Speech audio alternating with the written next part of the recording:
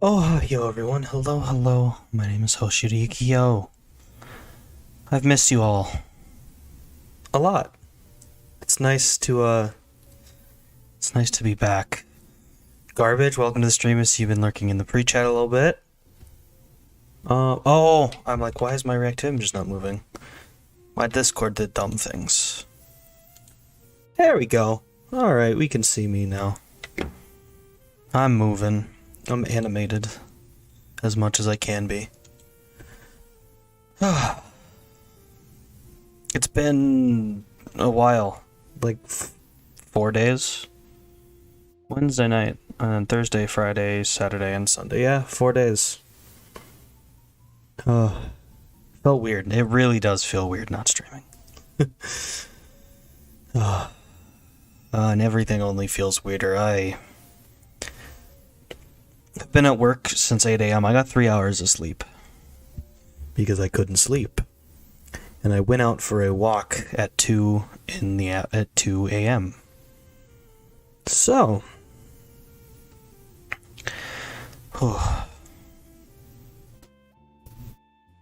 I say I worked like it was this big thing. I was just sitting at a desk. But waking up that early. I don't have a stream tomorrow. I'm gonna get home from work and pass out, then immediately play the Destiny 2 Solstice event, because that's happening. It's a thing that is going on. A lot of things happened while I was gone. Wait, no. Yeah. The Phase Connect had their Gen 2. Yes, because Lumi and Gary are Gen 1.5. Yes. Yes, I know how this works. And then, Keisan and Nazuna had their official VShojo debuts, which was fun. Hollow Stars EN is a thing. Oh yeah, that new Niji Sanji group, Volt Action. They debuted too. They seem cool. They have interesting names. Very, very interesting names.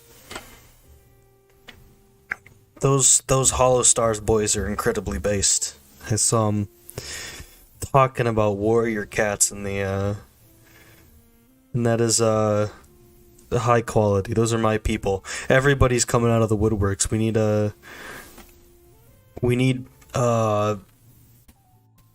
VTuber book club for warrior cats. I need Novella in on that too. Gotta get Novella in there.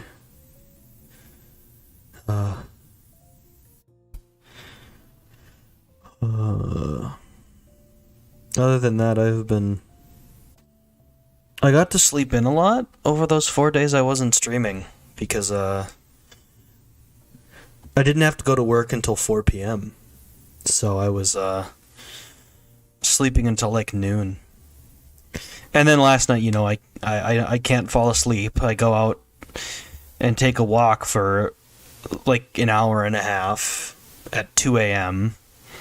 Then I come back and I get to sleep a whole 3 hours. I got back at like 3:40 and I woke up at like 6:40. So it was amazing, Just fantastic. I am a well-rested individual who is not running off of coffee, a Qdoba burrito, and cherry Coke. No, that's definitely not what's happening. I don't know how you could ever assume that I would be so irresponsible to do. Yeah, no, I did that. It's absolutely what I did. Enough about that, though. Today's a fun, exciting, special day. Because, if you remember, not the last stream before I went on break, but the stream before, well, I took 4 days off. But, what day was that? It would have been,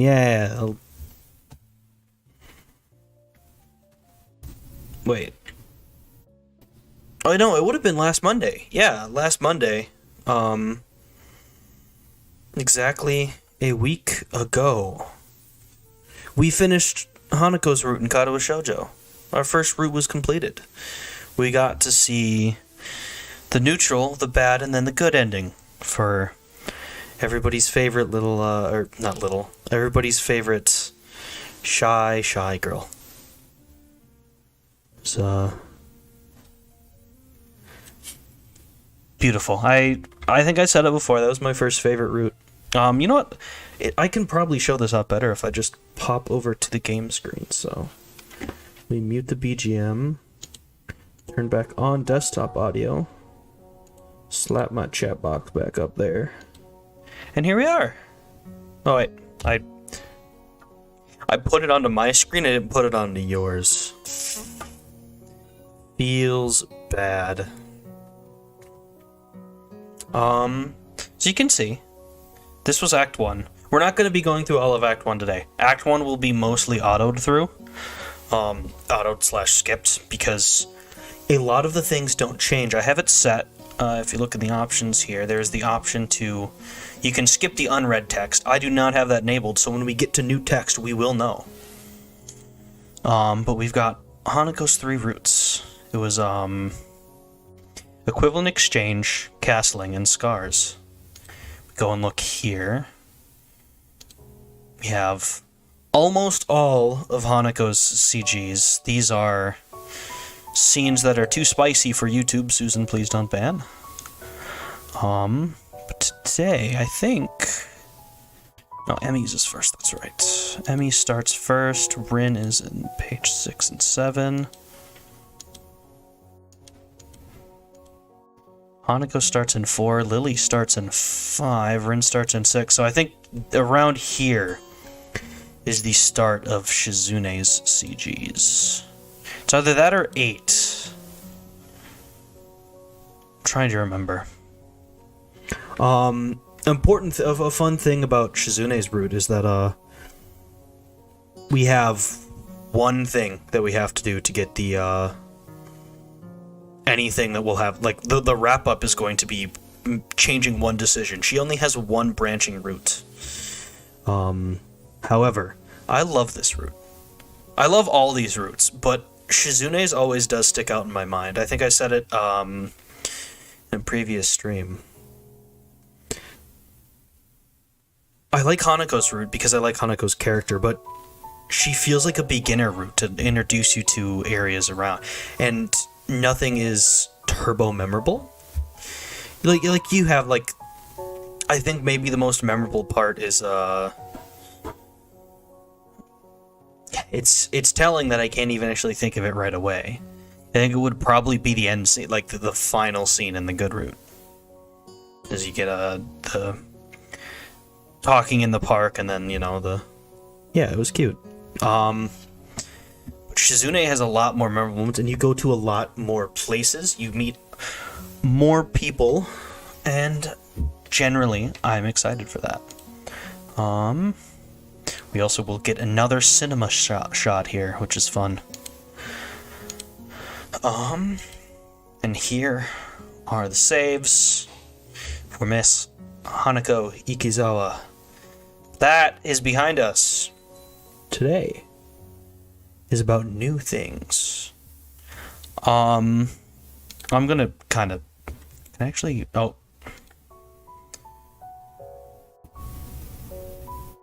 I wanted to not skip as fast, but... I think I will just start going through the skips. I can recap this, so... This is Hiseo being confessed to by Iwanako. He's been in the hospital for a couple months. His parents tell him he's going to Yamaku, a school for disabled students. So, first choice, always the same. Well, actually... No, this is always the same. This choice is always the same. So... Alright. I think this is the first change we're gonna see. Yeah. So this is them taking us around the school. So in this one, we ask about Shizune's deafness.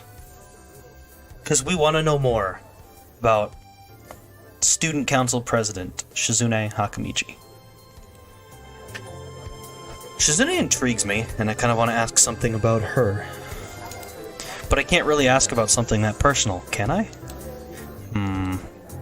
I can't come up with anything else to ask, so I just focus on my food while the girls talk between themselves. Misha and Shizune sign back and forth very animatedly, throwing sideways glances at me, but Misha refrains from translating. Maybe they are talking about secret girl stuff or something. I quickly notice a conversation sign is not enough to fill a silence. Yep, alright. This is all new stuff. The nurse. Voices are going to change between routes, by the way. I have to... I can't keep them straight in my head.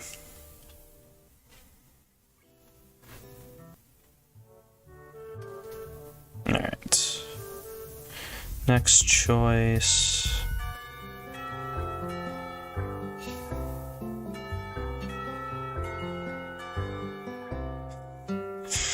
Oh yeah! The board game with the student council. This is fun. So, this point is also the same.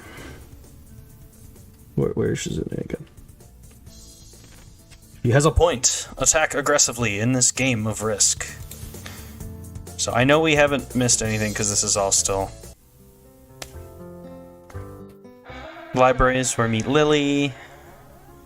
Our first introduction to Lily, and then...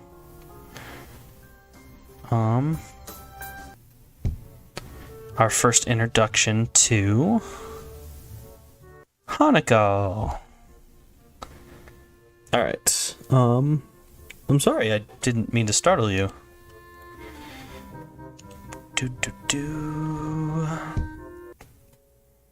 There might not be that many new things in this, thinking about it. More Kenji conversations. This one also stays the same. She was cute. Kenji's insane conspiracy theory. Oh, hell no.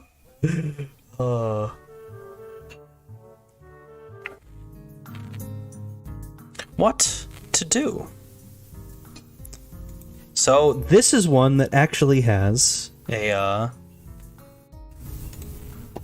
create a new save state, our first one for this route. Right there, lunch evolution theory. So this one... Wait for Shizune and Misha to come to a decision. Misha and Shizune are still arguing about their choice for lunch place, incomprehensible for a pair of high school students who have to take a taxi, at least to make it downtown and back in time. Haven't you finished already? Oh, sorry, Hee-chan. Were you waiting for us? You don't have any plans. Plans? For lunch? Well, I don't, so I thought I could hang with you guys. Misha smiles victoriously at my lack of plans and excitedly translates my response to Shizune. If you don't have anything specific planned out, do you want to go eat lunch with me and Shi-chan? We're gonna go town for lunch, though. Don't worry, Hee-chan, it's not that far. Sure, I'll come with you. And with that, we leave the classroom. Just around the corner of... Okay, so I think this... Oh, no. I forgot this stuff actually does change. Completely forgot. Just around the corner of the hallway, something hits me in the chest with the force of a runaway train. Ouch. Opening my eyes, I see a pair of saucer-like green eyes looking up at me. They belong to the perpetrator, a short girl who bumped into me and has now fallen down onto the hallway floor. She wears a PE uniform and a very worried frown. The former strikes me as a rather strange thing to have on during a lunch break. More striking than that, though, is that she doesn't have legs. Or she does, but they are not flesh and bone. Her pale and very much flesh and bone thighs, and in shins and feet made of some black metallic or plastic-like material. They look disturbingly artificial and unnatural. It almost makes me forget that my chest is hurting. The girl winces a little, rubs her nose, and jumps up. Aw, man. Hey, are you alright? I'm sorry about that, really. I wasn't looking where I was going, and you just came out of nowhere. Sorry. She's looking really apologetic in the hurt puppy way of looking apologetic. I quickly forget about being angry or anything, since hurt puppies are my weak spot. It's okay. Don't worry about it. Ouch. I say that, but there's a stinging pain growing in my chest, and I know that this is about the biggest possible danger for my condition. Don't overexert yourself, don't forget your medication, and most of all, don't get hit in the chest. I try to rub my solar plexus to chase the pain away, holding my breath in an attempt to hear my heartbeat.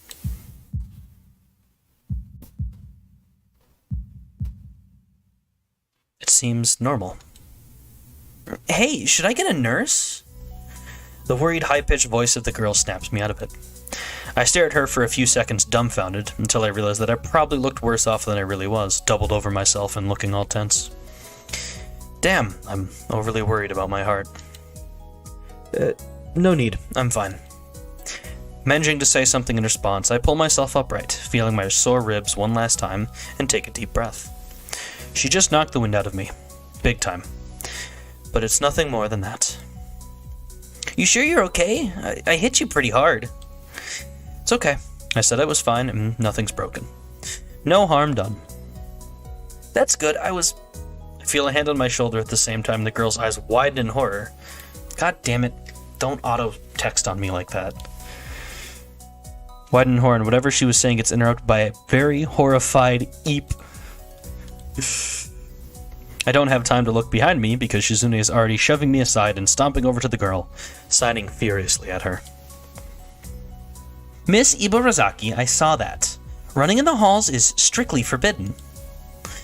Misha translates, right on Shizune's tail, but her voice is girlishly playful, not full of the divine fury Shizune's arm movements would seem to call for.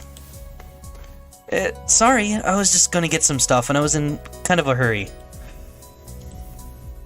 You've been told this 1,000 times before. Your reckless behavior endangers other students, and even worse, it's explicitly against the school regulations. The girl blushes and starts to fidget nervously like a little child caught misbehaving. It's so cute I find myself smiling. I know that. I was just... Make sure that this will not happen again.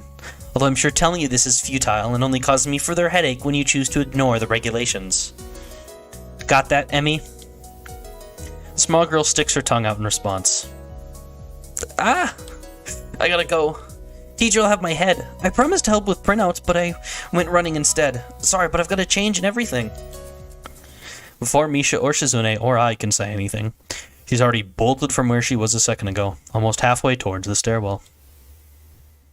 Shizune looks like she's about to go nuclear on the spot, so I smile at her in a vain attempt to calm her down. Are you okay, Hee-chan? That Ibarazaki girl is always like that, causing trouble to others. You know, I'm pretty certain Shizune wouldn't call me Hee-chan. Never mind. Yeah, anyway. I'm okay, just got the wind knocked out of me. That's great, Hee-chan. I wouldn't call that great, but I let it slide this one time. So, let's hurry, Hee-chan, to have lunch. We promise it'll be great. I'll take your word for it. What kind of a place is it? A restaurant or something? It's a tea house, Hee-chan. A tea house? That sounds kind of fancy. Why are you looking at your wallet, Hee-chan? It's okay. If you don't have any money, we'll cover for you. That's really nice of you. Thanks. Garbage! Hello! You haven't missed much. This is the first, substantial scene that things have changed for. We're still in Act 1, and all that really happened was that Emmy hit us in the chest again, and there was slightly different dialogue. It's okay, Hee-chan. After all, we're friends, right, Hee-chan? It's only been 3 days. Are we really friends that quickly? Yeah, but hearing that makes me happy. It's only for today, though, and only if you accept right now. Do you want to go, Hee-chan? I start wondering if this is some kind of trap. Is this Misha's suggestion or Shizune's? This is important. I'm still a little apprehensive about the possible motives of a girl whose favorite pastime is the game of world domination. No, I'm just being paranoid. Actually, they have grown on me already, and I do have to go to town sometime, so why not now, with them? I've never actually been to a tea house before. All my expectations are from what I've seen about them on TV, but those are just period dramas, and these are modern times. It might just be a regular cafe, and they're just calling it a tea house. Either way, I'm curious about that too, so there's another reason for me to join them. Sure. That's great, Hee-chan. That's great. Yay! Misha hops up and down briefly to show how happy she is, which causes a few heads to turn towards us.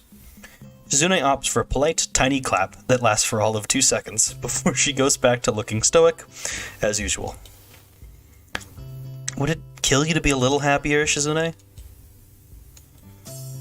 Oh, I wasn't aware that Hee-chan was a king. Shizune pushes her glasses up as Misha delivers her message totally without sarcasm. I guess it would sting more if she could say it with the intent Shizune meant behind it, so for once I'm happy to have Misha as a barrier between us.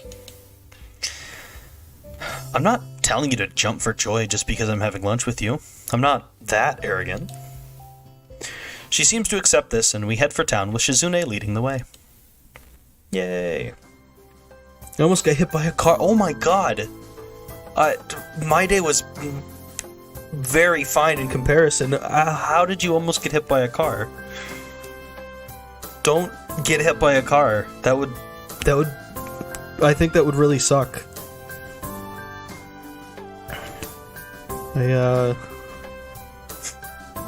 Please don't. Watching her walk in front of me, I notice that she walks very quickly, taking long, heavy, determined strides. Maybe if we are traveling through a snowstorm, it would make sense to walk like that, but it's a perfectly clear day. Anyway, it's making me feel exhausted just watching her. We arrive at the tea house in what Misha says is record time, likely because of Shizune's blazing pace. I feel a little let down seeing that it's not a huge feudal-era building with mats on the floor and women in kimonos pouring the tea. It actually is more like a cafe, as I thought. Not that it's a bad thing. It looks very nice. As soon as I walk through the doors, someone zooms in front of us, as if they had been lying in wait the entire time. Welcome! Thank you for patronizing this establishment. The top half of her body drops forward in a bow that looks like an axe chopping through wood. I'm surprised to see it's none other than Yuko, the librarian. Hey, I didn't know you worked here. Oh, yes, I do. I am a waitress. I've been working here for 1 year, 6 months, and 2 weeks now. Thank you for choosing to come here. Is there anything I can do for you? Hi, Yu-chan. Hello. Misha, you both know her too? Of course, Hee-chan. Yu-chan works in the library after all. I don't go there often myself, but Shi-chan knows her, and we both come here a lot, so it's like we see her all the time. Yes. Should I get you your usuals? And if there's anything you would want, please feel free to tell me at any time. You don't have to be so formal. We all know each other. It's also pretty empty today, so she can afford to take it easy. I was hoping she would stop looking so nervous, but my words have the opposite effect. No, I'm a waitress. This is my job. I have to do it properly. Okay. That works for Shi-chan. Yu-chan, please get Shi-chan what she usually gets, and I'll have some green tea with milk and honey. No pressure. Yes, but this is my job, and there's always pressure. I'm sorry I'm arguing with a customer. Sorry. Yuko takes another 100-mile-per-hour bow. I decide to give up and join Shizune and Misha at a table.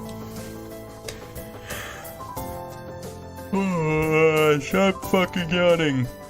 I know I got 3 hours of sleep last night, but I don't fucking care. As soon as I sit down, Yuko comes by looking even more upset than before. I'm sorry. I'm really, really sorry. I forgot to take your order. I'm not attentive to customers. That's not right.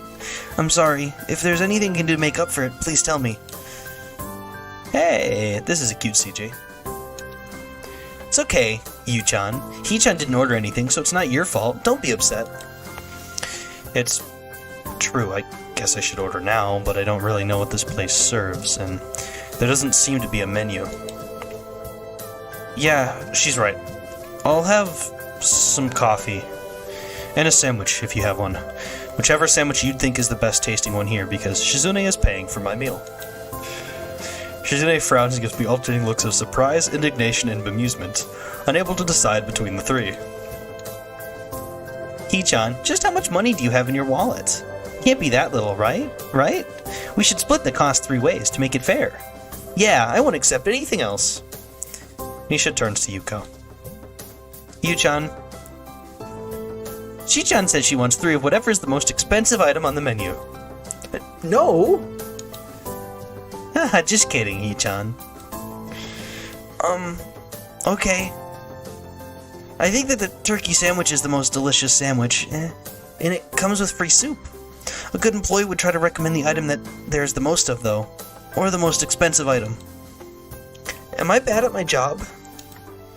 No, that sounds good. I'll have that. And some coffee. Okay. She comes back a few minutes later with our drinks and my sandwich. Shizune seems to be fine with just her tea. Free soup. Soup and sandwich.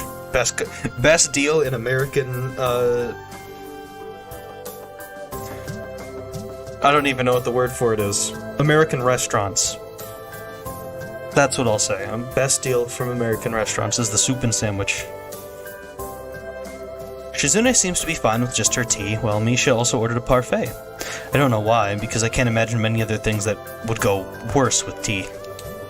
Cuisine? Possibly, but it's not like American restauranteering?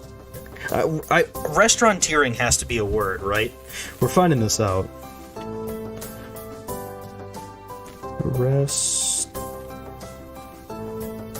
Restauranteering.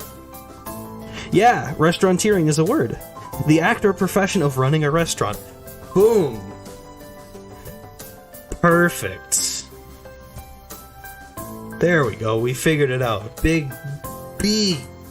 brain. Brain big. Also, I can see Pippa's talking about Warrior Cats too. Oh no. She's sharing Warrior AMVs. It's all going downhill. The pipeline's being exposed. VTubers are getting exposed.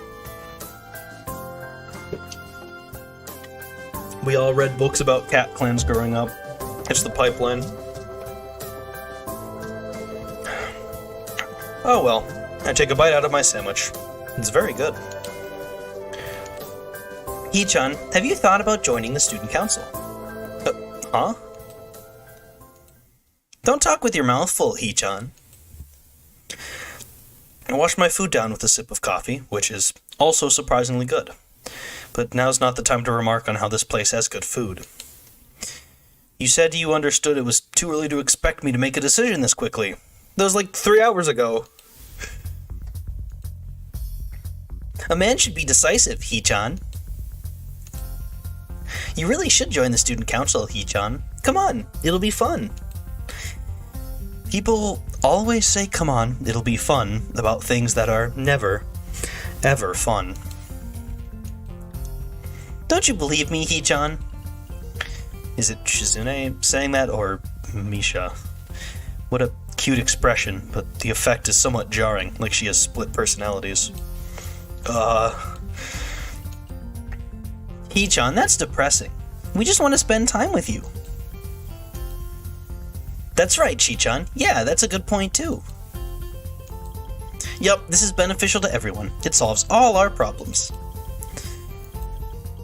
Yeah, I also thought Hee-chan would appreciate it. That makes me sad. Suddenly I feel really left out. It's rude to talk about someone without letting them in on the conversation. Shizune adjusts her glasses, laughing to herself. But it's true, Hee-chan, and you'll be helping us out. Membership has been really low this year. How low? That's a secret, Hee-chan. No, I want to know how low it was. How low is low? 5? Lower? Well... 0. Hee-chan, that isn't important. What matters is that the number is low, and that is why we'd appreciate you giving us a hand, especially with the festival coming up so soon, and it looking to be a busy year ahead in general. So you're not going to answer my question? No. I sigh and straighten up in my chair, trying to look as defiant as possible, because this seems like a big issue, and I do not want to let it go that easily. I feel silly, like a blowfish. Fine. At least tell me this. How many people are in the student council? Total. Well, Hee-chan, we're definitely undermanned, but we have enough members to get the job done. Yep. It's not just the two of you, is it? Hee-chan, that's funny. But it's definitely not just us. Are you sure? Are you absolutely sure? Yup. I stare at them both, trying to see if they will slip up and confirm my worst fears. Misha frowns, looking uncomfortable, but that is probably because I'm staring at her. Well. Hi, Alicia. Welcome to the stream. Glad you could make it. You haven't missed much. Shizune, on the other hand, returns my gaze with one of her own. Maybe she is challenging me, peering at me over the rims of her glasses like that. So teasing and surprisingly immature, like a little girl beckoning someone to play with her. Hee-chan, your two cute student council representatives have been trying to make you feel welcome, and are even treating you to lunch. You should show your gratitude by joining the council so you can at least help them out.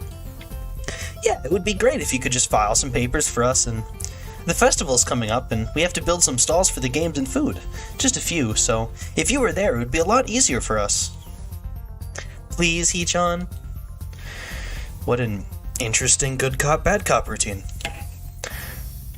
I'll give it a shot. Why not? Just a shot. Okay, I'll give it a trial run. Doesn't mean I'm joining or anything definite, just that I'll help out a little, and then I'll see. And this makes us even for lunch. I'm not doing this because I want to. I finish off the last of my sandwich, and this makes Misha notice for the first time in a while that she is a parfait. She starts digging in, much to Shizune's chagrin, because I can tell from the way she plays with her fingers that she had a lot to say. Every time I look at Shizune, she looks back with such focus and intensity. This time is no exception. Her face is expressionless. Maybe she is thinking. Eventually it gives way to a smile. She signs something, and obviously I can't understand it at all. She has to know that. Then she does it again. A childish playfulness showing through in the speed and energy of her gestures. Misha, what did she say? Misha looks up from her parfait, torn between wanting to help out and going back to eating. What does this mean? I try my best to make the same movements with my hands that Shizune did. I come to realize quickly that this isn't very easy. Imagine doing this all day as your only means of communication. Oops, sorry. Sorry, Hee-chan. I can't tell you. Why not? Is it an insult? No, Hee-chan. I can't tell you because it means something nice. Something nice, huh? Well, they've gone back to their tea and food, so I guess this conversation is over for now. I don't really understand. But this makes me wish that I could. Maybe I could even try learning sign language. The school might have courses for it. Would I really do that? I think about it as I finish the rest of my coffee. I wonder why I'd even be motivated to think about it. I'm enjoying myself so much that I don't even notice that we were supposed to be back in class 10 minutes ago. Even if I were to start heading back to school right now, it would take at least 30 minutes? Maybe. I can't risk running fast with my condition, so it would take at least that long to get there. Well, 10 minutes late already as I am, it wouldn't matter even if I could teleport. Something wrong, Hee-chan? I just realized lunch break ended 10 minutes ago. It's only my third day and I'm already going to miss a class. Yup, you are already late. Hey, that's not funny, so are you. And aren't you two in the student council? You're setting a bad example. Hee-chan is so moral. But Hee-chan is right. He is late for class, and it looks like you're cutting too, Hee-chan, because you're not making an effort to go. As your student council representatives, we're going to have to do something about this and make sure you're punished for it. You two dragged me out here. This is all your fault. Take responsibility. Hee-chan, we are just taking a prospective student council member out to try and recruit him. It's business. But you're not a member of the council, so there's no excuse. Yes, there is. That prospective student council member is clearly me. Yes. Are you going to join the student council, Hee-chan? She raises her teacup haughtily and wags her outstretched pinky finger up and down. Hee-chan, if only you were a member of the student council.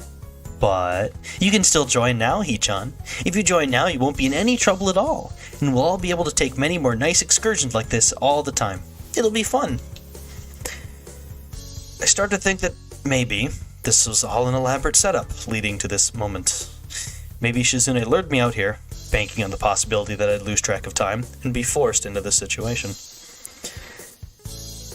Diabolical. Well, considering what I know of her, I should have been more on my guard, but to admit that I got myself into this, even slightly, would be unforgivable. I try to read Shizune's intentions in her eyes, but she just returns my stare blankly. Fuck. Innocently. She takes a sip of tea like she is mocking me. By the way, Hee-chan, I didn't plan this at all. Things just happen to work out this way. I was almost about to drop my theory as paranoia, but this puts a new spin on things. I almost fall over in awe. So it really was an elaborate setup from the very beginning. All just to burn me and force me to join the student council. You look so nervous, Hee-chan. Did you really think we were tricking you this whole time? You're not. Hee-chan, you really thought? Misha frowned, looking heartbroken. Shizune quickly frowns as well, following her lead. Stop it! I don't want to yawn. This fucking sucks.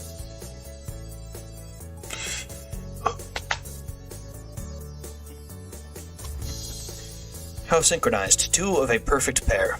They must be twins. Shi-chan says she's flattered, Hee-chan, but doing that kind of thing would be a grossly inappropriate abuse of power, and imposing on your free will. And it would be blackmail, too. Shi-chan would never do anything like that. Never. I think about asking Misha, are you sure, but resist the urge to. Oh my god, can we not? Anyway, Hee-chan, what Shi-chan said is true. Since you're with us and we're doing student council work, it's okay if we miss a class or two. Not that this is a good excuse to do so, or one that should be used more than 3 times a month, or something that can or should be abused. So, we must definitely return to class. Eventually. Shizune waves Yuko over and points to her empty teacup, indicating that she wants another one, as Misha scrambles to finish her parfait so she can order something else. Maybe I should as well. I am still hungry, and the portions here are a little on the small side. Most importantly, Shizune is paying for everything. With that in mind, I ask Yuko for another sandwich. By the time we leave the tea shop, I've missed not just one class, but 2. Shizune and Misha seem content to let the whole day pass by, stalling for even more time by suggesting a tour of the town that turns out to cover a whole 2-block radius from where we start. Eventually, we do go back to school, and the rest of the day is business as usual. When classes are over, Shizune and Misha pack their bags and leave the room before me. Come to think of it, this is the first time they've left me alone. It's strange. I almost missed them. The room empties quickly, and I'm the last one out the door. When I try leaving the lobby, however, an arm lowers itself in front of me like a toll bridge gate, stopping me in my tracks. Oh, hi, Shizune. A pair of hands from behind cover my eyes, followed by a sharp burst of laughter. Hi, Hee-chan. Guess who? Misha asked the question completely without sarcasm, meaning she doesn't think that I instantly knew it was her for many obvious reasons. Cringe.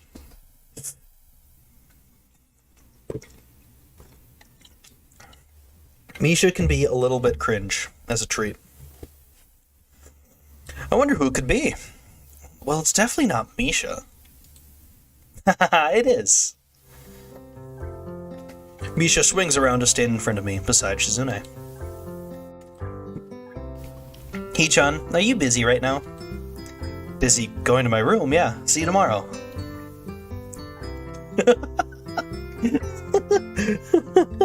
I love the moving of just the static models. I try to make a break for it, but Shizune is too agile to get past. As someone who used to play soccer, this is embarrassing. Not to mention that this behavior is drawing some odd looks. I should just quit while I'm ahead. Hee-chan, could you please go upstairs and get a few things for us from the art room? Why me? Shi-chan thinks that if the art teacher sees us, he will say hi, and she doesn't like him. Ignore him? She tried, but even though Shi-chan is deaf, he'll still try to say hi anyway. Run away?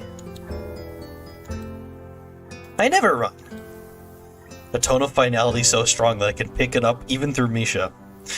I can see there is no use pursuing this further with Shizune. Misha, why can't you get them? Stairs make me dizzy, Hee-chan. Shizune nods as if to confirm it. Please, Hee-chan, we need these things to build stalls for the festival, and you said you would help out a little, right? Right? I really shouldn't, but I guess just this once would be alright. Okay. That's great, Hee-chan. Thank you. This is what we need. Fills out a piece of paper for me to take. I'm sure this list was made by Shizune. It's handwritten, but each letter is perfectly formed and uniform, as if it were typed. Not just that, but it's exhaustively detailed, complete with numbers, bullet points, and even little checkboxes. What it boils down to is that she wants paint, paintbrushes, poster board, and an easel. Just different types and specific numbers of each. I wonder how I'm going to carry all this stuff down the stairs without breaking my neck.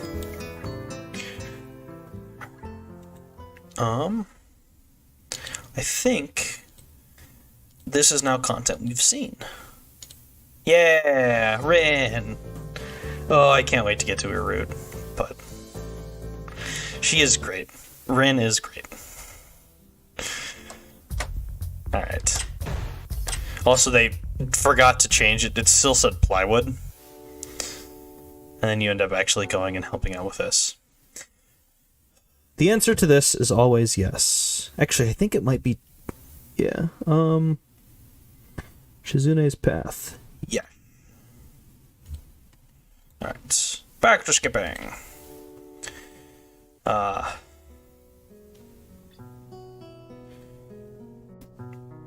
really looking forward to showing off Rin's route, but... Oh yeah! Missy Murazaki! She imitates Misha, imitating Shizune, failing to get the same kind of subdued lilt into her high-pitched voice. I think this is all new stuff now. Yeah, this is all old stuff now. It's funny that those two lines change. Oh no, Naked Kenji. Oh no, Naked Kenji, Naked Kenji. Naked Kenji lecturing us in the... Oh no. Yes. Boom, boom, boom, boom. Yeah. I love that CG still.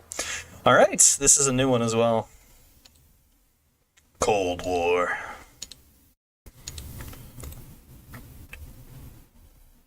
Don't drag me into this. I've done my part. So, we're already almost done with the choice list for this, I have to tell you all. Why am I being dragged into this again? I've done more than enough, I think. If you're angry with Lily, that has nothing to do with me. Now, wait just a second. Are you implying the president is no more right in scolding me than yourself? Damn. I think I could have worded that better. No, I don't know about that, but, I mean... What are you saying, Hee-chan? So they hardly think it's fair that you can say that, seeing that I've helped you guys. The mood has changed. This is like a showdown between two gunfighters now. Well, it was like that before too, but this time Shizune's focus is on me. And so is Lily's, though she keeps quiet. I'm afraid I've inadvertently pissed her off. Are you saying I'm wrong? What a dangerous situation. It's too early to argue with you. Yes, I think it's unfair of you to get on my case. Hee-chan, you want too much, but you have a point. Okay. You're not lazy, Hee-chan. Ha ha ha ha. Shizune pushes her glasses up with her thumb, almost approvingly. I had to push my own glasses up. That's good. If you're not useless, you shouldn't let anyone say you are. But the next time I say it, it'll really be because you are disappointing me like Miss Class Rep here, so don't let this go to your head. Lily takes the jab silently, a venomous visage frozen on her face. Class Rep, Shi-chan says, don't forget that report, please. I won't. Would that be all? Yup. Then, good day to you all. Her voice would cut the air of the classroom into half if it was more tangible. Lily leaves the room, understandably in a bad mood, but still managing to be as poised and calm as usual. Shizune, you really did go a little too far today. It's true, Shi-chan, just a little. If I'd been expecting Shizune to begrudgingly admit I have a point there as well, I think I was expecting too much. She doesn't respond. Shi-chan thinks you should mind your own business. Hee-chan, we have a few last-minute things to take care of before class. We might be late, so can you please cover for us? Yeah. Perfect. Yay. Okay. Thanks, Hee-chan. They walk outside even though there are only 10 minutes left before the bell will ring, signaling the start of class. I think this is new. This is old stuff now. Oh, no. This is new. Hanako doesn't come to the morning class at all, leaving her seat looking empty and lonely in the back of the classroom. I have to tell her that Lily was looking for her if I see her later. After the events of this morning, class is pretty boring in comparison. I turn the pages of my textbook lazily. We've been covering the same amount of pages each day, so reading ahead is more or less giving myself a preview of what tomorrow's lesson will be about. The clock at the front of the room sounds unbearably loud. The teacher hasn't said anything in over 7 minutes, instead opting to cover the board in rows and rows of equations taken directly from the book. The rhythmic clashing of chalk on the blackboard seems to synchronize perfectly with the ticking of the clock. I start to copy down the equations just to pass the time, not noticing Misha's head poking over my shoulder till she's almost on top of me. What are you doing? I try to strike a balance between being quiet enough to not draw attention to myself, but loud enough to draw hers. What are you doing, Hee-chan? Panic shoots through me as Misha starts talking at her normal volume, and I sputter out a hasty reply, still keeping my voice down despite the fact that she just blew any hope of being discreet I may have had. I'm copying down that stuff. What are you doing? Why so loud? Aw, really? But it's all in the book. That's why no one else is copying it down.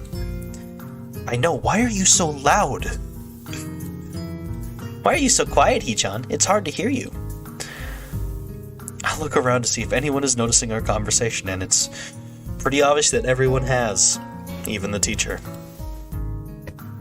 Shizune smiles coyly, and I start to wonder if Misha's doing this because she told her to. Is it because of what happened between her and Lily earlier? This is what I get for trying to be reasonable. For trying to take the middle path? Shizune is way too prideful, although by now I should know to expect that kind of behavior from her. Why are you doing this? Huh? Misha is totally oblivious to the awkward stare the teacher is giving both of us, while trying to balance her textbook on one finger. For a brief second it looks as if things could get ugly, but the teacher simply looks away, as if it's not worth the trouble. I guess this is a good thing, and I slump back in my seat in relief. The rest of the day passes by uneventfully. Oh my god!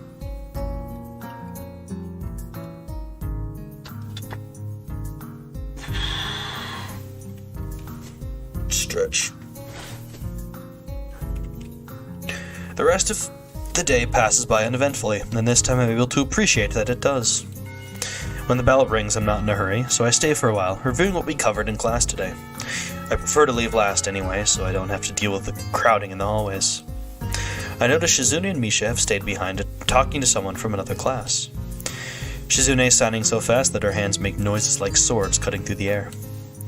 Misha is trying desperately to keep up, but it's clear that she can barely manage to even understand her. I put my head down.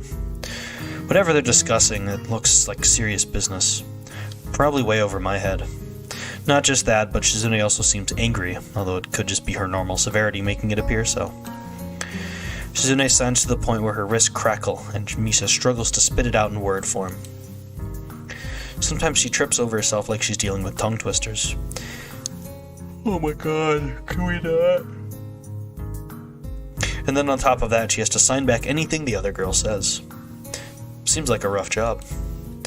Misha looks tired, like she's about to faint. Luckily for her, their business is soon finished, and the girls sit down on their seats again. I'm so tired. She's hanging her head limply on her desk, looking exhausted.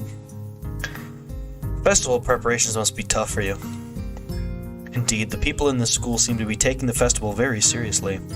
Whenever I see people idling around before and after classes, they're always talking about their plans for it. It's kind of neat to see everyone being so enthusiastic about it.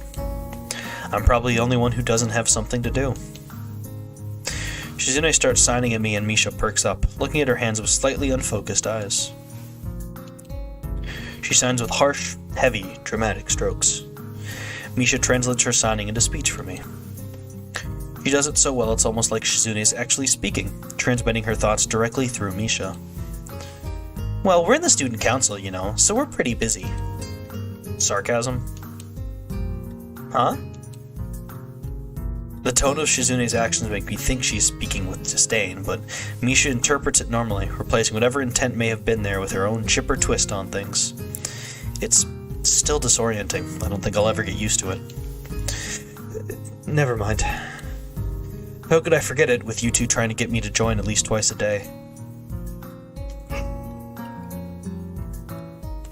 Haha, but Hee-chan, some could say that the work is too much. It'd be nice if students were to show a little more support for their leadership, some appreciation to the ones who are working so hard to make it all possible. Maybe, for example, a little help. That's asking too much, is it? Yep, help would be appreciated. From students like you. If students could show their dedication and school spirit, and offer some help, well, I don't exactly need it. But I wouldn't necessarily refuse it, so it would be nice if someone would... Oh, hello. I look over my shoulder and see Hanako peering timidly into the classroom, most of her body hidden behind the door. Is this still... Yeah. Hey, playing delinquent again? Hanako blushes hard at Misha's straightforward jab, even if it was only in jest. Shizune stares at her probingly, causing Hanako to look down and start backing away to the point where only her fingers can be seen wrapped nervously around the edge of the door. Maybe she's showing her dislike of Hanako by association of her dislike of Lily. It appears so, and Hanako probably knows it as well. They seem to have momentarily forgotten about trying to get me to stay for the rest of the day. What is it, Hanako? Has Lily been here? Sorry, Satoya's not here. She came by in the morning, though. Hanako keeps looking uneasily at Shizune, who stares back at her with her usual studying gaze. What's she trying to do? Of course, Shizune isn't going to look away, and she's intimidating enough as it is, so I can only imagine how terrified Hanako would be. It is a little funny, though, watching Hanako's reaction to Shizune's normal behavior. This is what happens when two people of two different extremes meet, it seems. Do you know where she is? If she has any sense in her head, she's in her classroom, working on their festival project. But who knows where that woman is loitering at? She might be slacking off somewhere. What a useless woman. Hanako nods quickly and retreats with haste, obviously to avoid any further contact with Shizune. Unfortunately, this turns their attention fully back on me. But Hee-chan is not useless, right? Right? He said so himself. I can see where this is going, and I do not want any part of it. Not after that experience yesterday. Well, good luck with your preparations. I start packing my bag, ready to make a break for the exit. Unfortunately, I'm all the way on the other side of the room. The short distance to the doorway seemed like a vast no man's land to me now.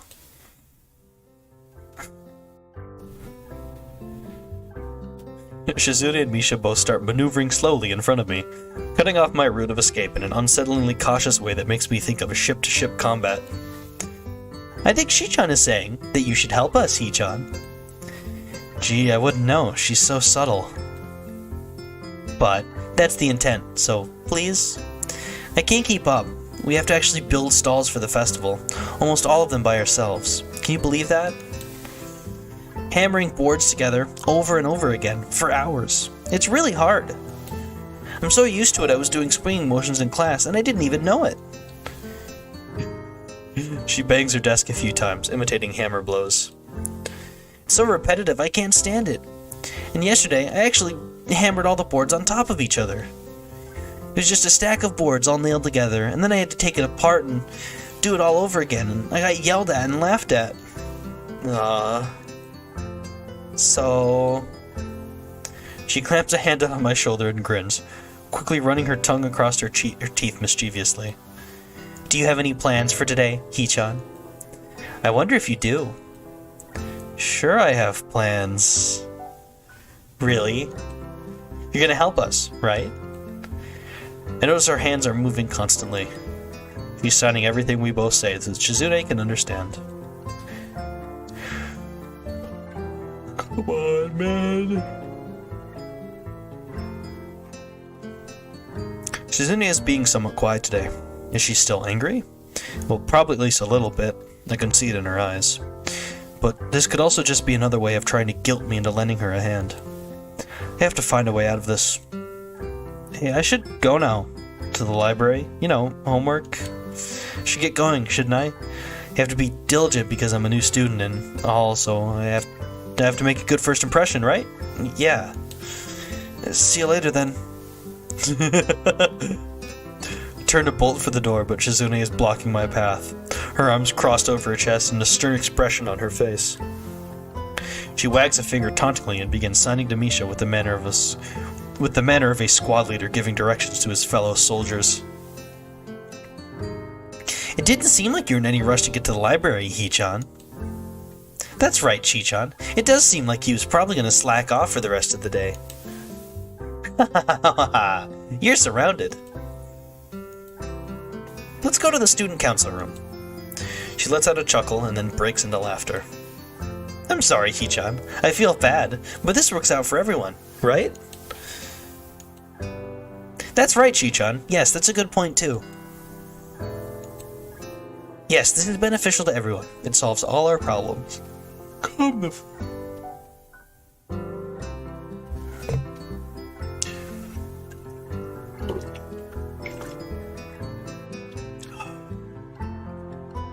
It's been a while since I took a drink.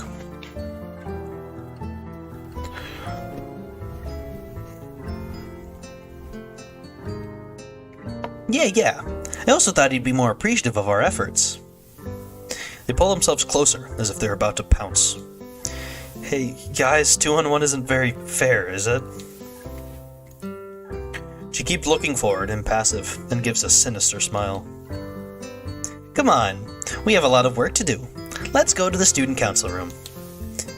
Gee, I don't know. Misha laughs. Deja vu? She chortles before letting out another laugh. You know, my horoscope said it'd be a good day for me today. And now that you're gonna help...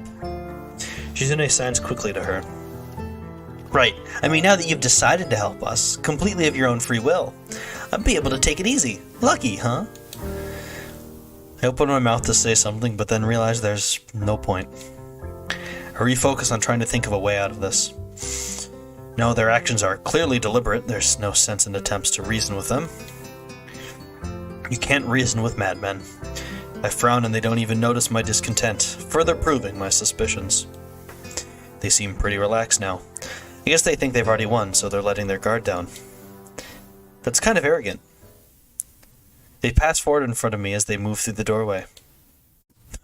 And I stealthily walk backwards into the classroom as they step into the hallway, turning towards the stairwell. I let out a sigh of relief and quickly pack the rest of my stuff so I can make my escape. The classroom door slams shut.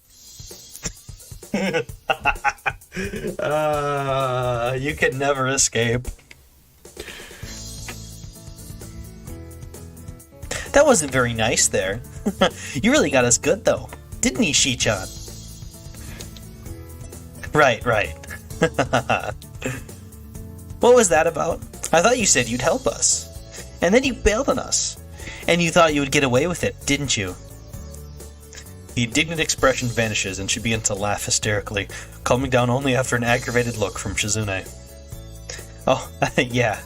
You thought you'd get away with it, but a criminal always returns to the scene of the crime. Didn't even manage to leave the classroom in the first place. No, wait, I didn't even agree to help in the first place. Not very bright, are you, criminal? Think you can just shirk your duties like that? How low, Hee-chan? I'm a criminal? What did I do? What's the charge? What am I guilty of? That's for the courts to decide, criminal. I don't think we have to tell you that. Besides, you're the criminal. You know what you did. Have you ever read The Trial by Kafka? Oh no, this nerd's recommending Kafka. No, what's that, Hee-chan? What does that have to do with this? Read it a few months ago. It's about these people who run a kangaroo court on a guy who just wants to live his life. They refuse to leave him alone, and he can't fight the power. Hee-chan, what does that have to do with anything? Hey, what does that mean? She turns back to me after signing back and forth for a lengthy amount of time. You know, we're both a little disappointed in you. You've let us down, Hiseo. Dropped the ball. Left us hanging, and out in the cold. Is that any way to treat a person? To run away from your responsibility? To abandon your comrades? We think you owe it to us to honor your commitment. What? What I did to commit to anything? My breathing catches in my throat and I momentarily start choking. That's not true, Hee-chan. You said you are not useless. You definitely said it, yes? Definitely. We are calling you on those words now. You better prepare to show you are not a useless guy. Your honor will be soiled forever if you try to get out of this. So for the rest of the day, we are going to hang out together, just the three of us, and work hard. You can't fool us. You should be happy. You're doing your school a great service. Ask not what your school can do for you, but what you can do for your school.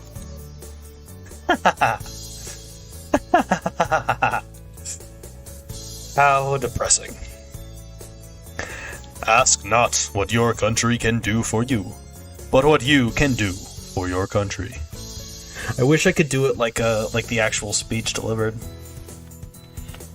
Like the speech expert used in Cult of Personality.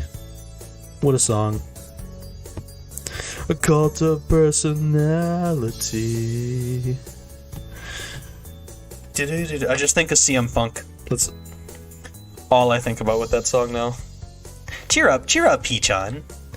She slaps me hard across the back with enough strength to knock the air out of my lungs. I gasp to breathe. Besides, aren't you happy you get to spend the day with two cute girls?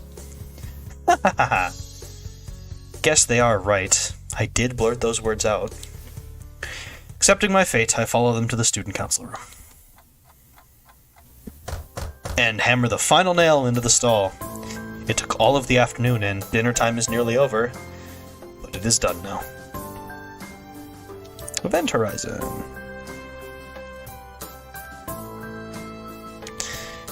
Shizune pulls out a roll of measuring tape and a small level, and inspects it thoroughly.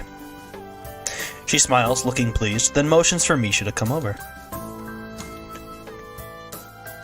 She says you did a very good job. In fact, you might actually have a gift for this. Wow, I'm impressed too. And that was fast. Have you done this before? No, never. Never before. And I never will again. Well, our quota for the day is 6 stalls. In a few minutes, me and Shishan should finish this one. That means 4 more to go. We're making good time, she says. Isn't this great fun? What? I could think of a million things I'd rather do, but I suppose everyone has to do their share for the festival. Even me. You're both lucky that I'm helping you two out. If I really didn't want to, I could have gotten out of it easily. Really, Hee-chan? Wahaha! Shi-chan thinks you're just running your mouth. Japanese people have no fight or flight reflex, Hee-chan. Shizune tenses her fingers deviously. Definitely. If you really wanted to escape, you would have taken immediate action. That is how you know someone is serious, when they have no doubts, no regrets. Maybe it was a bad idea to tell you that, since now Hee-chan knows what to do next time. But just the fact that she's alright with telling me this shows me that she doubts I'll be able to act on it. That only makes me want to do it more, and I almost want the opportunity to do so to arise again. But if that happens, she might get me again somehow.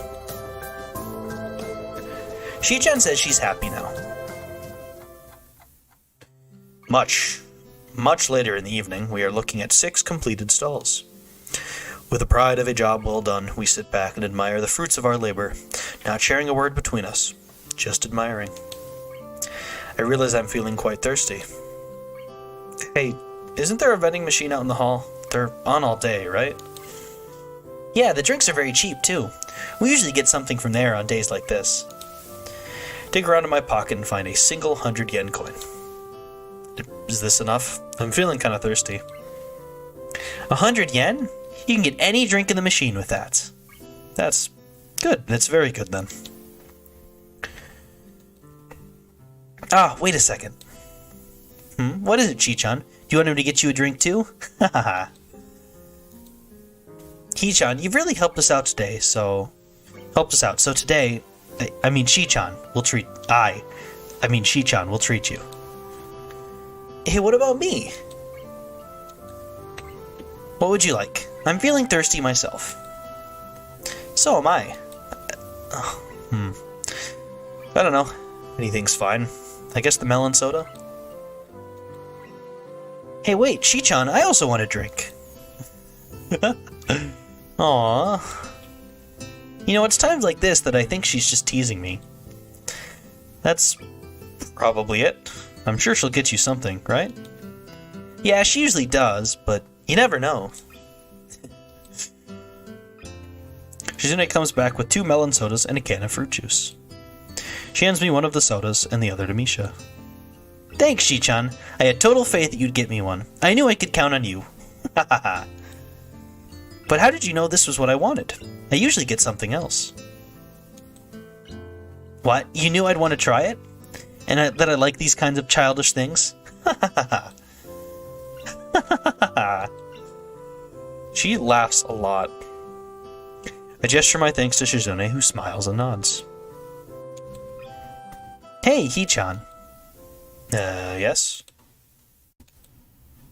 We've been spending a lot of time together. Already, in such a short time, we've done so much. We should both stop beating around the bush. What I'm trying to say is... It sounds a lot like she's going to ask me out, but that can't be it. Nevertheless, my heart is beating like a jackhammer. Damn, this reminds me of another similar scene earlier this year. Tried to say something, but my brains can't decide whether to stop her or to tell her to continue. I feel myself blushing all the way to the ears. What I'm trying to say is...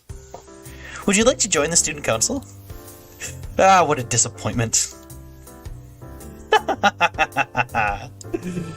Did you think she wanted to ask you out, Hee-chan? I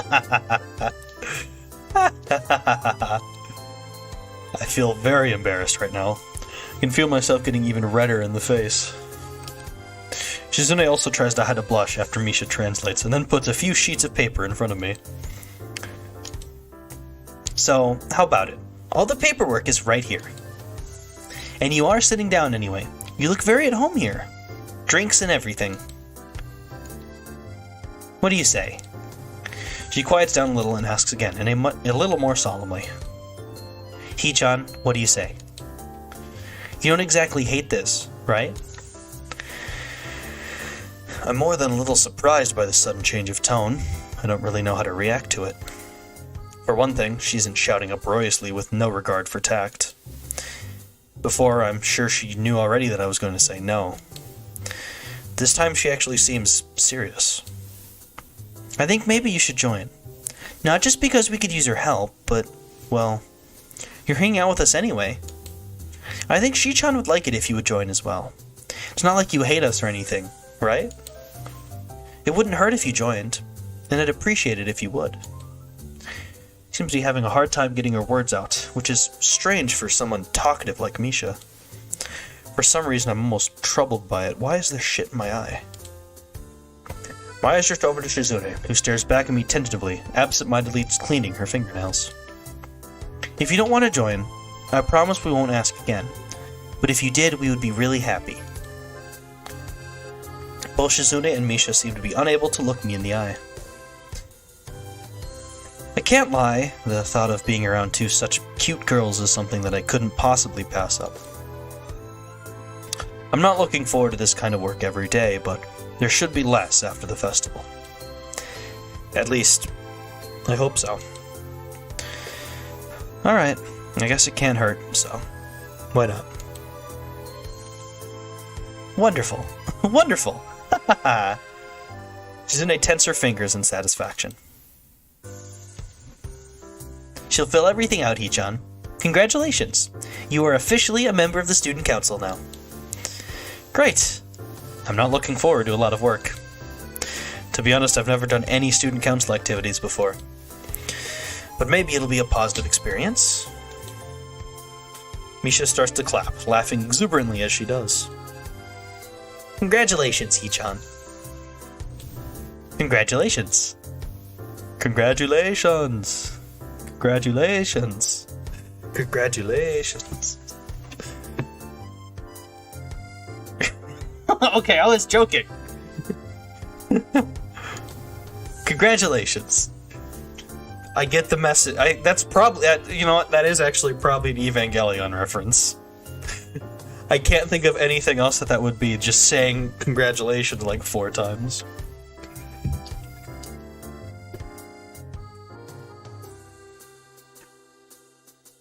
Congratulations. What they should have done is put in a penguin squawk sound. That would have made it complete. You can't help but smile, finding such a display childishly cute. The student council's always busy, you know, but for today we're done. See you tomorrow, Hee-chan. We still have work left, so we'll be counting on you. I leave the room, feeling totally wiped out. The grounds are totally deserted, and the school looks pretty ominous with this late. The council office is the only one with lights on anymore. Only window. Is this what the student council will be like? My body might not be able to take it. Adhering to the nurse's nagging... Okay, this is, yeah. The same end scene. Yay! We have officially joined the student council. Dun dun dun dun dun dun dun dun dun dun dun dun. Oh. Oh no, I feel like I'm gonna sneeze. Oh, I can feel it. Alright, well this is a scene we've seen before, so... This is where we break off the ME route.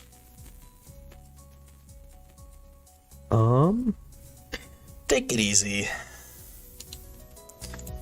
Alright. Ugh.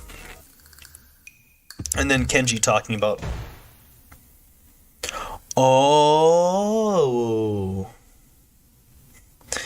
The door down the hall opens with a crack as it swings forward from being pushed open too strongly and crashing against the wall.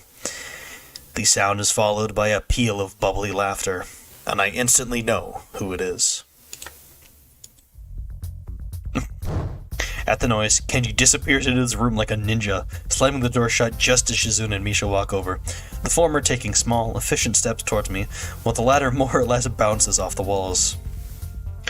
I try to do the same as Kenji, but it's too late. Misha puts her foot between my door to prevent me closing it, so I have no other choice but to let them in.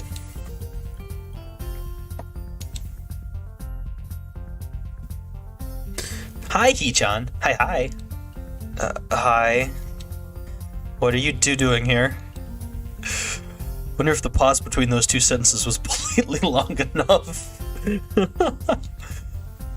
Hee-chan, that's rude. We came to pick you up. Did you think we thought you were going to escape and came to make sure you didn't? Surely not, Hee-chan. He didn't say that's what you were here for. But now I know it's exactly what they were here for. It's time for student council work. Yes, it is. Aren't you happy, Hee-chan, to be able to help the whole school? You are like a hero. The future generations will tell stories of this day. Interesting. I didn't think joining the student council would be a heroic deed worthy of Hercules. Well, I guess I did promise, so... I've neglected Shizune, and only now do I notice her in the corner of my vision, peering around my room over my shoulder, her analytical eyes darting from object to object. This is kind of intrusive. The feeling of being exposed crawls in my... No, why? Why is that the expression you went with?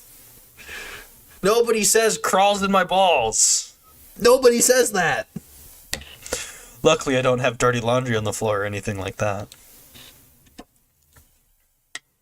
What is it, Hee-chan? Yeah, this is Hee-chan's room. We haven't seen it before. I didn't even realize. It's kind of plain, but Hee-chan hasn't had time to decorate it yet. Isn't that so? What are those? She points at my collection of medications on the night table. I don't really want to talk about it with these two. I don't know if you're going to believe me when I tell you this. This is the last choice before the branch split. Like, literally. We have no choices through the second act. One choice in the third act and no choices in the fourth act. That's it? You're free to make the second to last choice of this entire route an hour and 22 minutes into the stream? It's nothing. Quickly step in front of them, trying to hide the stuff behind my back. Shizune takes a step back, looking suspicious, but it's an expression not without concern.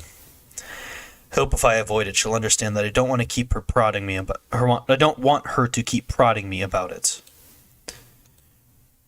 Really? What are you hiding, Hee-chan? Nothing. Is that so? Realize I can't really squirm my way out of this. They are nosy by nature, and hiding it is just going to pique their curiosity more. Yeah, okay, it is something, but I don't really want to talk about it, okay? Not yet. Can we just put this aside for now? Misha translates. Shizune stares at me hard with her eyes focused and analytical as ever, peering at me curiously over the rims of her glasses. Her fingers press against each other, thoughtfully, as if she's weighing the value of pursuing this further than necessary against the insult of disrespecting my wish. Her expression finally melts into a slight smile, and she signs something to Misha. Okay, then we'll wait and become better and better friends, and one day, when you feel like it, you can tell us about it. Both of them smile widely at me, and I feel shocked and a little stupid about being like this. They are not stupid, and probably can at least halfway guess what's going on with me. And such simple, kind words. I feel relieved that they don't think any worse of me, even if I'm like this. Even if I'm not like the rest here. Even if I can't be at ease about it. Seems that behind the obnoxious, mischievous acts, both of these girls are really kind and good people. That's what I think. Thanks. So, you want me to help you out today, right? Since I'm one of you now? Yup. After class? No. Now. Now? But what about class? You're gonna skip again? Haha, it's for the common good. So we sacrifice our math lessons, and maybe the social studies too. Well, I guess I'm fine with it. Awesome, Hee-chan. You said it, okay? Remember, I'm fine with helping out. That's what you said, right? Yeah. That tone. I suddenly regret saying it. Okay.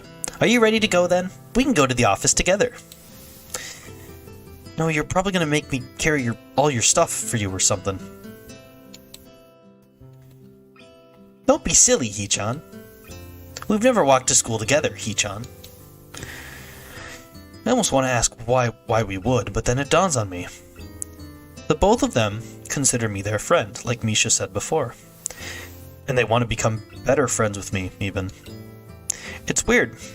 I've never really thought about them that way, or any of the people I've met so far this week. Is it really so easy? Just like that? Okay, let's go then. Shizune grins craftily and puts her hands behind her back. Whoops. Haha, that's great, Hee-chan. Okay, but first, you had a really great idea. Shi-chan liked it a lot, so... It's time for a game. Oh no. Shi-chan is holding a 1,000 yen note in one hand, Hee-chan. If you guess which one, you can have it. If you don't... You're carrying all our books to school, right, Shi-chan? Right? She and Shizune exchange nods. Okay, Hee-chan, get ready. Carrying 3 bags instead of 1. I think about the day that's ahead of me. Of us. I can see students walking back and forth through the courtyard, probably in preparation of their own projects. The festival is practically here. That means there are only 2 possible reasons that my help is required. Either there's only a small amount of work left, and they just want a helping hand to wrap up the mundane final checks they are obligated to do. Or, there is a ton of work left, and Shizune is putting on a calm face, as a torrent of built-up, procrastinated work threatens to kill us all. Once inside the office, I look around and see that it's deserted. I guess this means there isn't a lot of work left, huh? Since there's no one here and all? It's always like this, Hee-chan. This confirms what I have thought before, but have never actually been able to confirm definitively. Shizune and Misha are the student council. The whole student council. Damn, so it's true. The student council is really only you two. It's such a good Shizune expression. Me when I get 3 hours of sleep. Shizune looks as if she's stuck wondering whether to be ashamed or explode with anger, and Misha's equally divided between laughing and trying to stop her. Well then, Hee-chan, you'll be happy to know that since it's just us 3, we have a lot to do. A lot. That does not make me happy. But it seems to make Shizune very happy. Just kidding. The work turned out to be sorting and double-checking a considerable amount of paperwork necessary for an event such as the school festival to get done. Bureaucracy is a mind-boggling thing. But we managed to finish it just when the lunch bells ring. Okay, now that we are done, we can relax a little, but not too much. We have lots more to do in the afternoon. It's actually not that much work, Hee-chan, so we can afford to enjoy a little lunch first.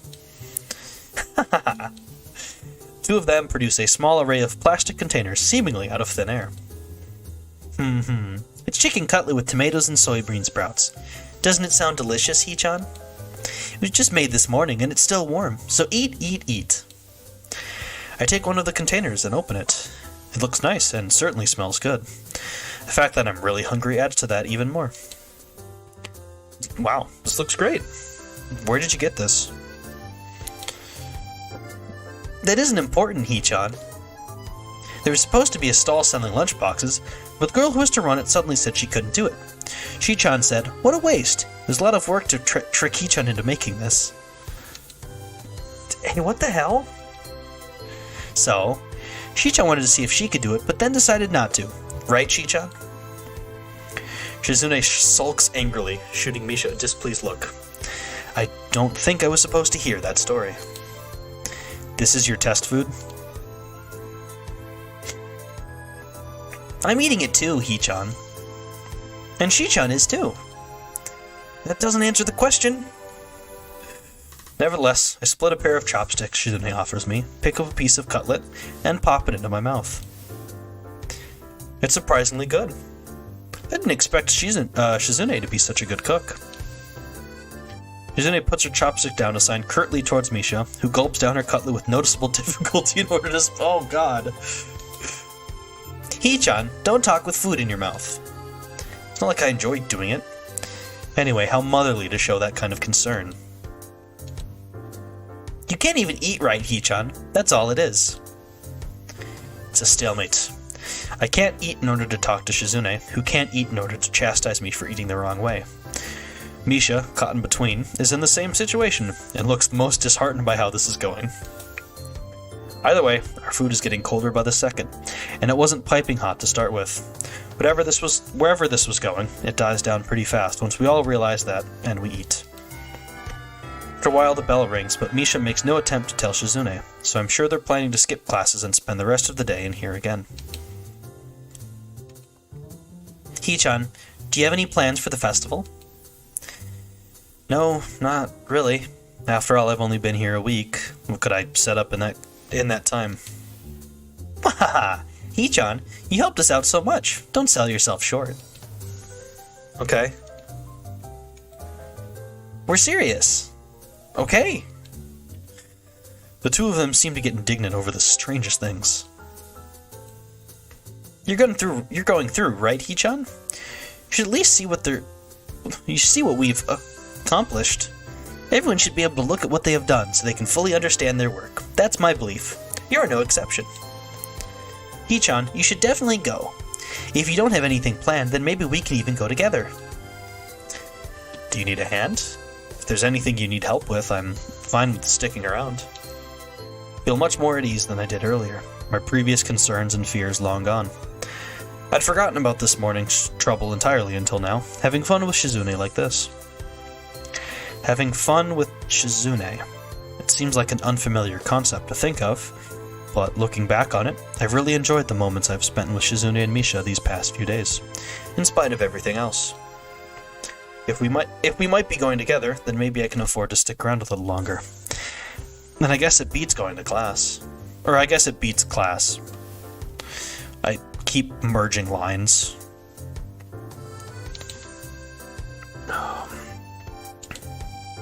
Really, Hee-chan? Okay, we can consider this you repaying us for the free lunch. Great, this is great. Really, really great. Shi-chan was hoping to bring this up again later anyway. Wahaha.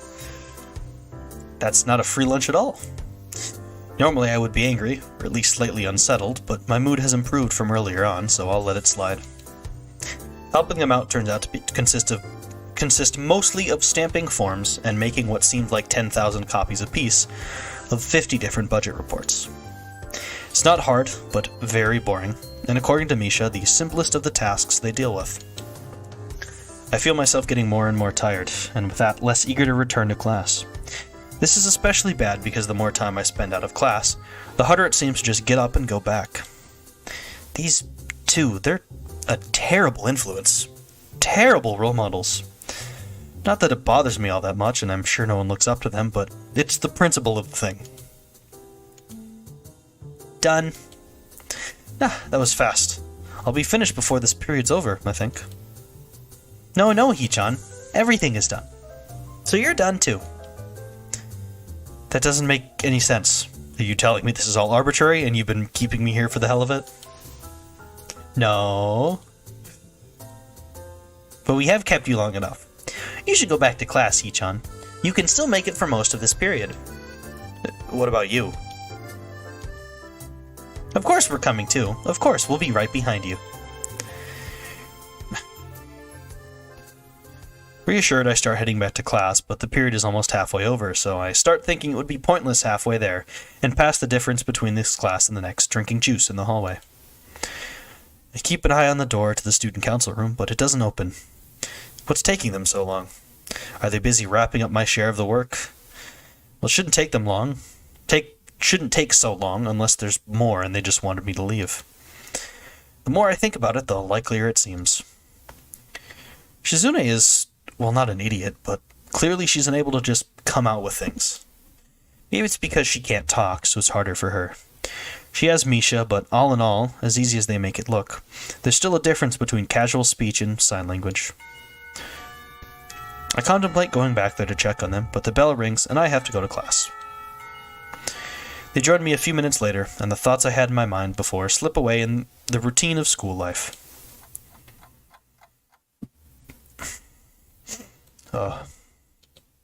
No free lunch.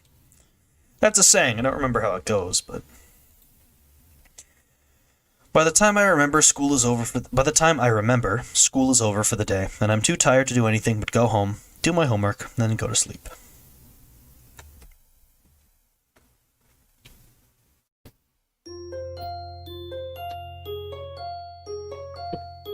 I think this is the festival day.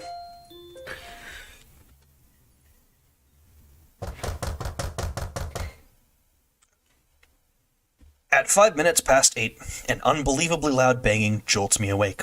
It's coming from outside my door. Quickly, I open the door to see Shizune and Misha standing side by side before me. Both of them look a little worn out, although it's more noticeable on Misha. Which one of you knocked? I ask, echoing the question that must be on the mind of everyone in the entire building. That's not important, Hee-chan. She quickly dismisses it without even batting an eye. Oh, you're still in your pajamas, Hee-chan. So you don't wake up at 8? I notice her hair is wet. Her curls are barely holding their shape. No, I thought I'd sleep a bit later since it's the weekend and all, and I've been seriously sleep deprived this week. I wonder if she missed the poison in my words. Then it's a good thing we came to wake you up. Anyway, Hee-chan, I guess you would like to know why we're here, wouldn't you? It's not hard to guess, but I wish she wouldn't say the words she's going to say next. Would you like to skip class and go somewhere nice with us? Come again? Would you like to skip class and to do something fun? I was certain they'd force me to help them again with some slave work. Seriously? Misha grins and nods enthusiastically. I like this new approach they're taking, although I'm somewhat surprised that they would suggest skipping class, even if we only have half a day since it's Saturday.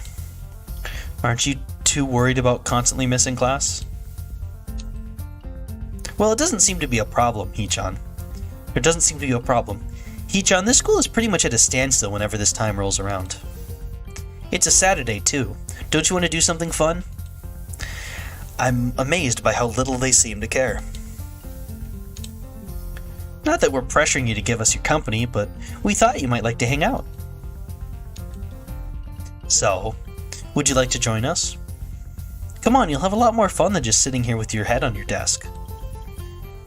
I guess I won't be missing anything important, nor will I be missed. Alright, then. I don't think I'd be missing much. What do you have in mind? My eyes narrow with suspicion as a thought crosses into my mind. Wait, this isn't just some trick to get me to do some more student council stuff, right? No, of course not. And that's a really mean thing to just assume like that, Hee-chan. And besides, you're in the student council now, remember?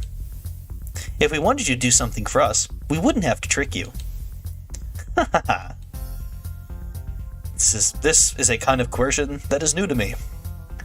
Only two pretty girls could pull it off. I allow myself to relax a bit. Maybe I'm being too paranoid. It seems like they may really just want to hang out. Nevertheless, no tricks.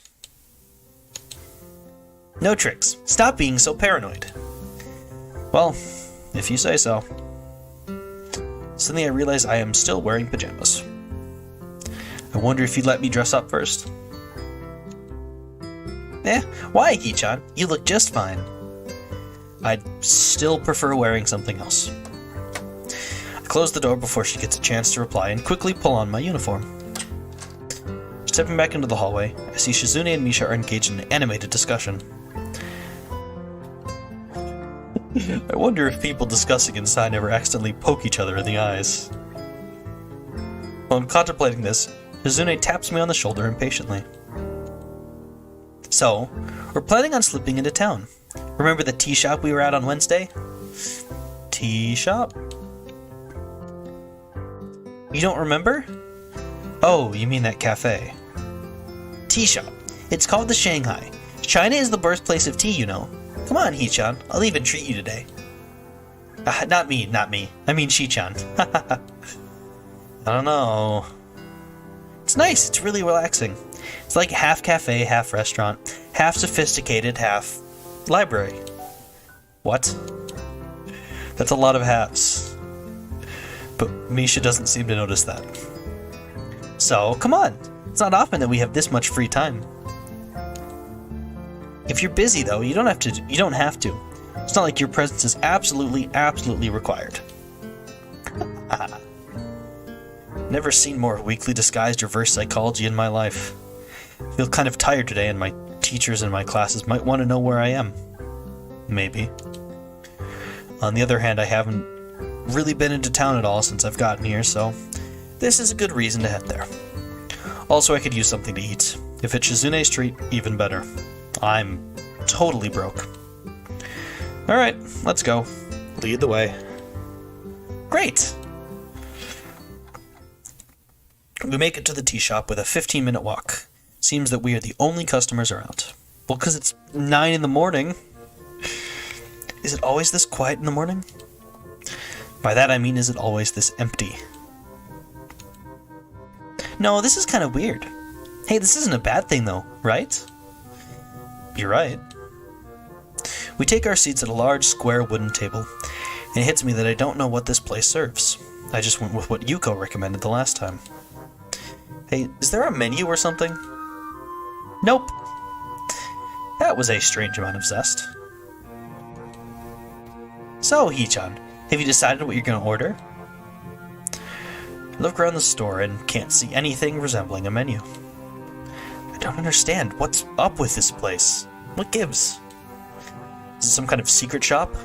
Can you normally only enter here with a secret handshake? Some kind of a wink and a nod? Do you need someone to vouch for you? A blood oath? Damn it was nothing like this last time. I don't know, the last time I think I just got coffee? What do they serve here? Tea. Ah, well that's not just tea, right? Not only tea. There's other stuff too, right? Clearly. Clearly? Like what? There are no menus here. Where are the menus? They're playing another joke on me. There is no way out of this. All I can do is brace myself for the inevitable oncoming burn. I almost want to walk out of the store, but I'm already sitting down. It would be improper to leave now. The unspoken rules of polite social conduct block my exit like a wall of fire. I decide to play it safe. Order what they order, if it's acceptably manly enough. Why don't you two order before me? Ladies first. Well played, Hichan, but we already ordered. How is that possible? When? How? From who? We're regulars. We come here so often that we don't have to do that anymore. Well, I guess you've had enough. We're sitting on the menus, of course. I look around at the other tables. There are no menus on any of them. That means they must just keep them in a big stack near the door or something. What a thing to sit on, and what speed to grab them so quickly. Well, whatever. Can I have one then? You can take one if you want, but you're not the kind of person who would do something that lascivious? Isn't that right? I tell them that I'd just like some coffee and put my head down on the cool tabletop. Coffee? This is a very high-class establishment, and you're gonna order coffee? I can tell they're messing with me again. In that case, I'll have whatever you're having. Hee-chan. Hee-chan is drinking a special tea that is only grown in remote areas of India. The tea is still handmade by a tribe of tea makers who have passed the methods down in their family for generations.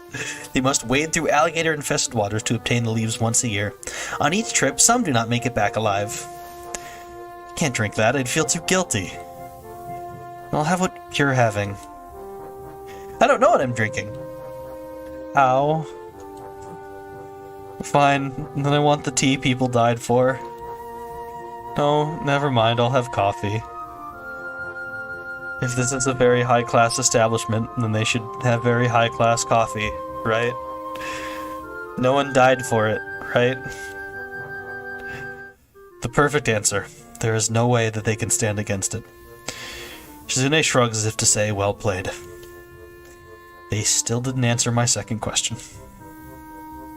Misha calls for Yuko, who brings over our drinks and a single, incredibly tiny yellow cake with a little black plastic fork stuck in it for each of us.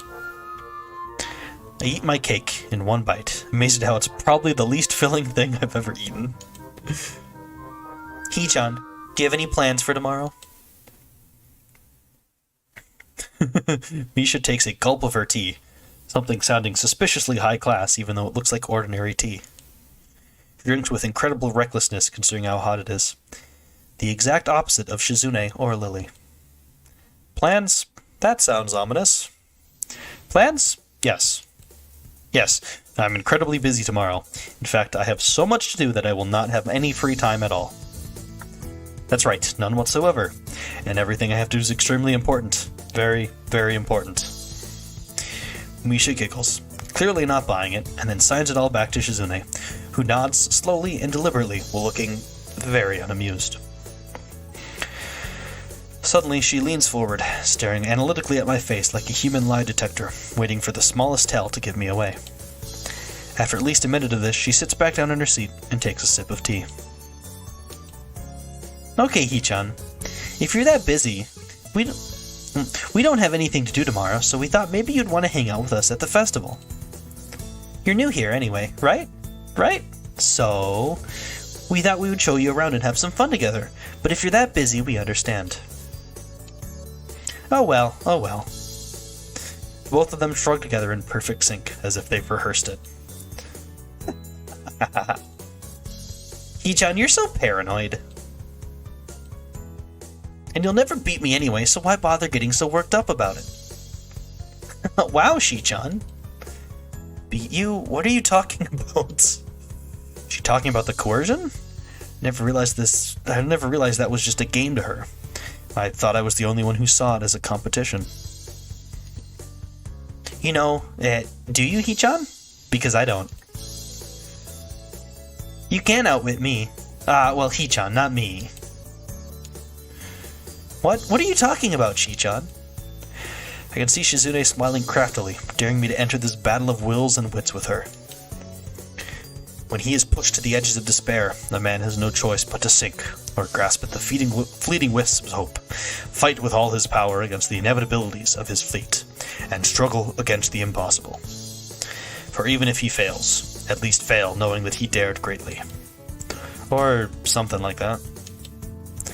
Well, we'll see about that. Don't underestimate. Don't you have to follow through to make good on that, Hee-chan? Well, I could get lucky. Don't count out that possibility. You won't. Oh, my eye scratches. Itches. Oh. I will. Wait. Let's make a wager on it then. I don't care about competition.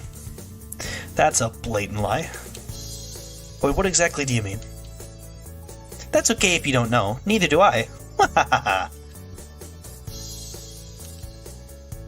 So it's settled then. Alright, alright. What? Didn't you hear what I just said? Now all that's left is the stakes. What the winner wins, or more interestingly, what the loser loses. Hey! This is a very dangerous game I'm playing. Shizune herself is a very dangerous girl. She can only think in terms of winning and losing. She views every time that I talk with her as some kind of battle of wills. I don't think I could take it. That kind of thing drives people insane. She's too Machiavellian. Before this, I'd assumed she was just kind of stoic. But nevertheless, I'm interested. In hindsight, I realized that I just challenged her to what is essentially a duel without any rules. That won't end until one of us... What? I guess that's it. That's so vague. What are the conditions for winning or losing? The first person to feel stupid loses? I don't know. I've never had to think of anything like this before. Never? Never. So you have never gambled, Hichan. I'm surprised you two have. Oh, come on. It's just for fun, anyway. Between friends. It's about causing humiliation, suffering, and absolute despair. Isn't that the point? Shizune puts a finger to her temple thoughtfully. How about this, Hichan? If you lose, you have to go to school one day without any pants on. Are you insane? Well, in comparison to what I was afraid she would say, it's pretty mild. Can we just bet money like normal people? It's not like you could match my wager if we did. Now it's your turn. But nothing perverted, understand? Ha ha ha ha. I think I need more time. Gonna have me constantly on edge for weeks. Okay, come on. You should both hurry up. Your drinks are getting cold. Quickly down the rest of my coffee as Shizune does the same, staring at me with a fierce look of competition in her eyes. Seems like a waste for her to be gulping down something that someone may have died for her to enjoy. Hichan, are you sure you don't want to hang out tomorrow? A lot of people are looking forward to it. You don't want to miss out. I mumble unintelligibly at her. I don't really understand. It's time to think. Shizune's drink is smaller, but I can consume mine faster.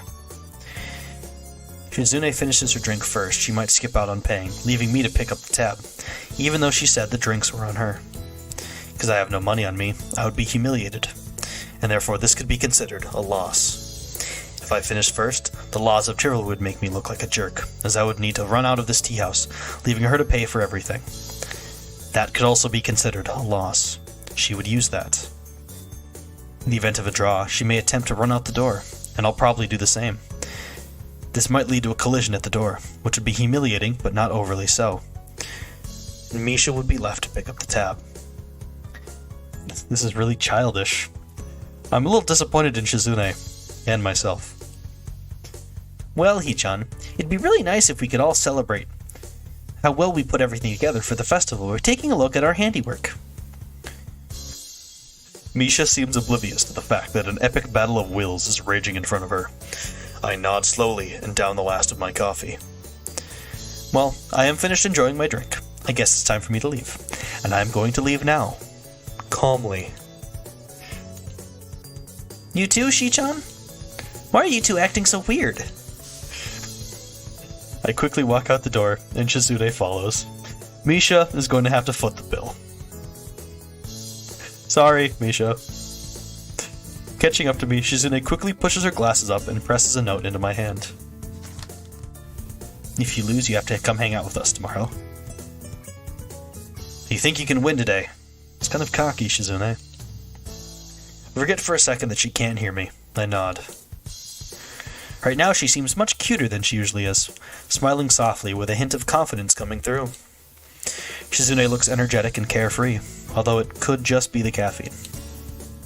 She winks and extends her hand for a handshake. I wonder if there's a buzzer in there and she plans to shock me, but that doesn't seem like something she would do, so I accept. With a squeeze, she pushes another note into my hand. I momentarily think that it's a buzzer, and wonder if the shot could kill me. Shizune smirks and then runs off. Probably don't know how to get back to school from here. There will be work waiting for you when you do. See you then. I crush the note in my fist dramatically, but no one is there to see it, and that makes me sad. Wonder if it's too late to go back to the shop and ask Misha for directions. Then again, I gave her a hard time for not knowing the way here, so I can't allow her to score off me for not knowing the way back. If I ask her, Shizune could see it as a victory. No, it's not necessary. School is on top of a damn hill. How hard could it be to find? Famous last words. I may be slightly directionally challenged, but I'm sure that even I can do this. About an hour and a half later, I walked the long paved path leading from the gates to the main building. Haha, just the person we were waiting for. So you made it here eventually, Hee-chan. Good. Now it's time for work, work, work. Misha and Shizune had laid an ambush for me in the main lobby of the ground floor, and I walked straight into it. I should have just circled around the school like I had originally planned, but I thought that I was overreacting and being silly. Misha is waving a thick stack of printouts in my general direction, taunting me. We sort of need your help. Sort of? We need your help. You will help us. Misha speaks with her usual playful, carefree manner, but even so I can hear Shizune's unnervingly hard severity behind it. That sounds like an order. Really? Is it? It is. Oh.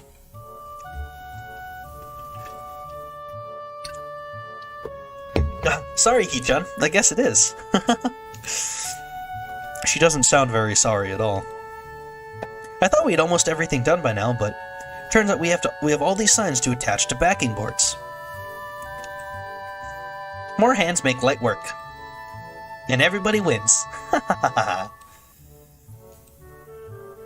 This is your duty, after all, as a member of the student council, which you are a part of. As a member of the student council. It's a simple task, so getting out of the way now would be good. It's not that much work. A small thing, really. And we'd really appreciate your help. Really, really appreciate it. Besides, it's time to pay back for treating you so nicely. So the tea-trap was it the blah, blah, blah, blah, blah, blah. So the tea shop was a trap after all. You two-timing scoundrels. Don't say that. It was completely unrelated.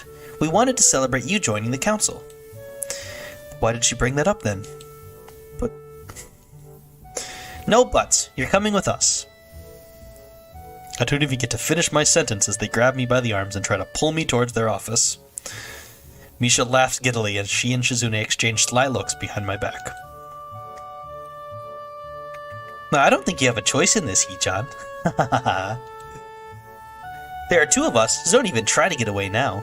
Don't take us lightly. Hee-chan, it's your duty to help us anyway, as a member of the student council. All right, how could I forget? But seriously, aren't there other people who can help you? Like who, Hee-chan? You were fine with helping us yesterday. Yesterday is not today. And anyone who isn't me. Why don't you have anyone else in the council?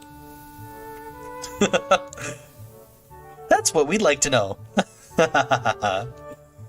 Misha's laughter explodes through the hallways. She doesn't notice the grimace on my face at all. That's right, it's just the two of them, isn't it? Oh, right. Okay, I'll help you. Misha runs her tongue over her teeth, looking quite pleased. That's my Hee-chan. I knew he could trust you. So predictable. When we get to the student council room, my jaw drops. The number of signs, backing boards, and signposts is insane. They're stacked all over the place like building materials at a construction site, something I let Shizune and Misha know right off the bat. There's so many signposts here you could probably build a second wall around the school with them. Really? Well, there are a lot of them, so maybe... Yeah, no? How do you know that, Chi-chan? Really? Don't tell me she's actually considered it. Shizune hesitates, then pushes her glasses up a bit as Misha lets out a very uneasy-sounding laugh. So she has considered it. That's irrelevant. Hee-chan, can you get on with making the signs, please? Alright. Feel sort of lied to, though. Thought you said it wouldn't be that much work. Well, Shichan meant it wouldn't be that much work for us. Someone has to supervise while you do this, you know, to make sure you're doing it right. And those people will be us. So what are you two going to do? Watch you! No, that was just a joke, Hichan. We'll help out too, of course. The student council is really supposed to have a lot more people. This is just a bad year. Fewer people than usual, even though we already didn't have many the year before. And then there's just a lot more work than before, too. Besides, Shichan likes working with you, and so do I. We've accomplished a lot more than we normally could, you know? I can accept that. Lately they've been looking a little fatigued every time I see them. Student council work is apparently a 24-hour-a-day thing, and from what I've seen and heard, there are just the two of them. Well, I guess I make it 3. They must work almost non-stop. Wonder how much time they spend working in this room when I don't see them. I've even glimpsed Misha taking naps sometimes without Shizune at her side. By herself, Shizune has to be working 60-hour weeks doing her student council duties on top of regular classes. 2 hours pass, I reach for attack, only to find the box is empty. Shizune grabs it before I can even say anything. She smiles, tossing it expertly into a trash can along with another empty box of tacks. So you're out too, Hichan? Don't worry, Shichan says she'll get some more. We went through a box too, but me and Shichan decided to wait until you needed a new box as well, before getting a new one. Something about that strikes me as odd. Wait, we both ran out of tacks just now? Wow, what a weird coincidence, huh? Well... Actually, Hichan, we ran out 20 minutes ago, and there's only one spare box of tacks. The ones we gave to you. And you were flying through those pretty quickly, so... We thought that we should wait until we both had no more tacks before getting more. Then, Shichan could get fresh boxes of tacks for all of us at the same time. You know, for efficiency. Shizune nods, preparing to step out the door. Wait a second, so what did you two do for the past 20 minutes? Nothing, of course. What could we do? We had no tacks, Hichan.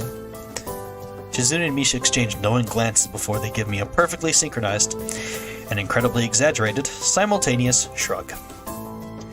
I see. So you decided to take a break. Clever. Oh, we know it was clever. Whose idea was it? The both of us, of course, of course. Well, Hichan. It was all Shichan's idea. I turn immediately to Shizune, who gives me a curt wave and surprisingly cheery smile, before quickly vanishing out the door. Well then, why didn't you just say you wanted to take a break? I used to think that Shizune and Misha were polar opposites. Misha always seemed so energetic and playful, like any other girl. Shizune, on the other hand, always seemed distant, aggressively manipulative and vaguely scary, but distant. There were times when I thought that she had no sense of humor.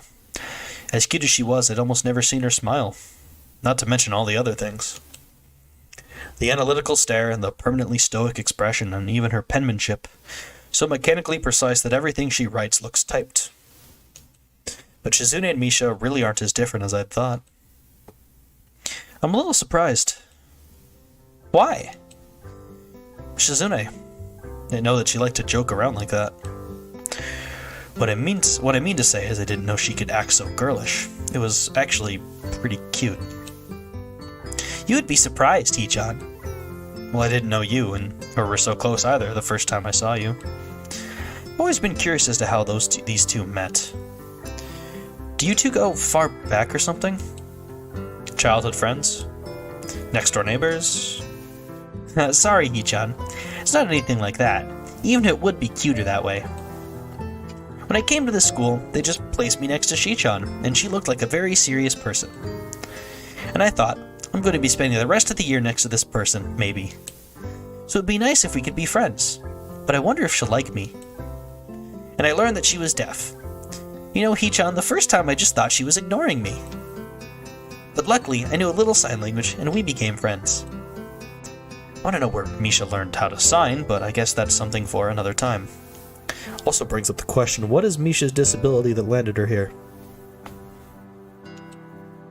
No, I guess we're always together. It's nice. I've always wanted someone to listen to me, and I think Shi-chan likes having someone to talk to. So everybody wins. Yeah, that's nice. That's it? You look disappointed, Hee-chan. What were you expecting? You know, Hee-chan, I don't think that me and Shi-chan thanked you properly.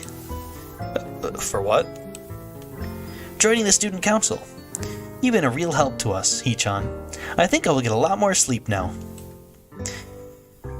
Well, I'm glad I could help if it means a young woman sleep at night. Or if it helps a young woman sleep at night. That's an interesting thing to say, Hee-chan. Shi-chan really appreciates you helping us out too. At that moment, Shizune steps back into the room, looking slightly annoyed and sipping offhandedly from a juice box. She throws 2 boxes of tacks on the floor with a wry smile. Ah, Shi-chan! Misha opens her mouth to speak, but then quickly closes it as Shizune suddenly crumples her juice box with a crunch like the sound of breaking bones.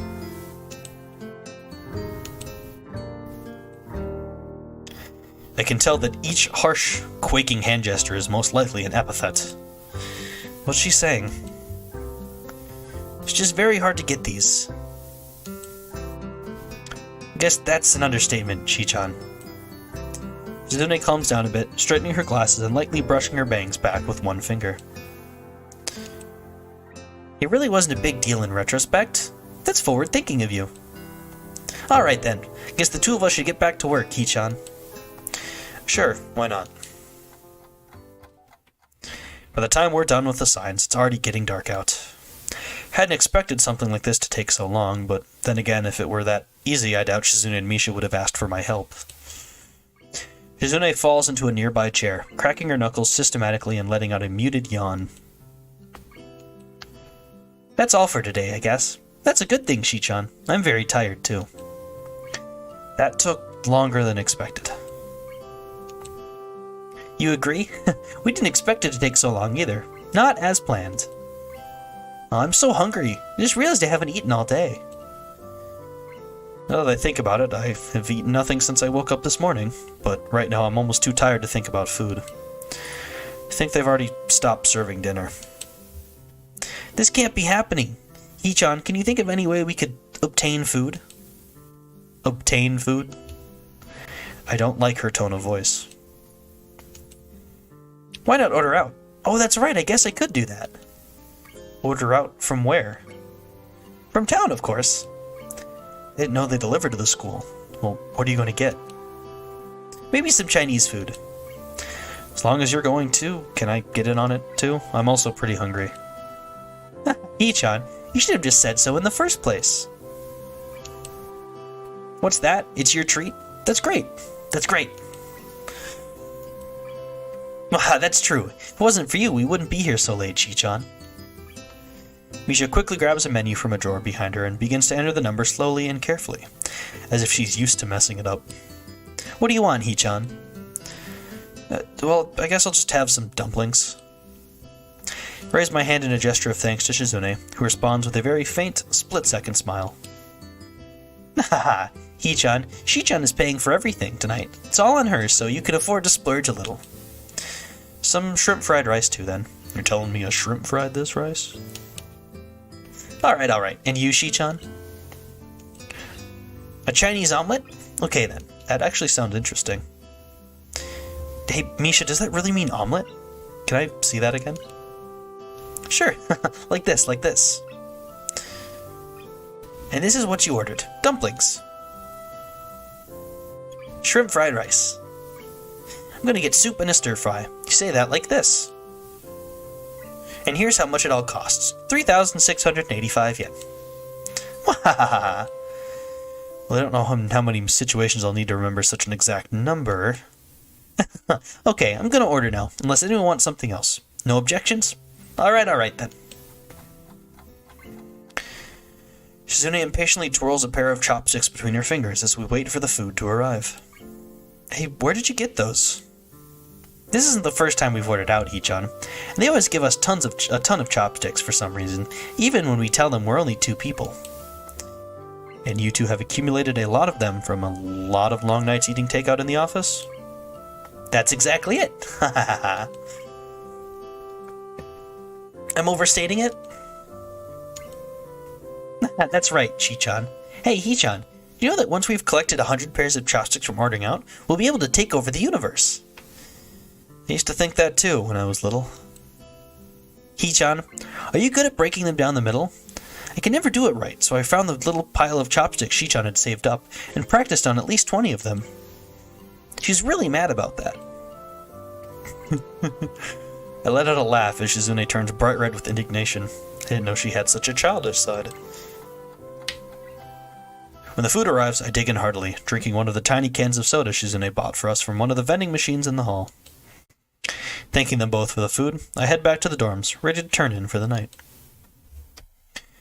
The dorms are eerily quiet except for the sounds of portable TVs and radios murmuring unintelligibly behind thin walls. It's quiet here at night and very peaceful. I can hear the crickets chirping outside my window and see actual stars when I look up. Tired, I try to fall asleep as quickly as I can, only feeling slightly robbed of my Saturday.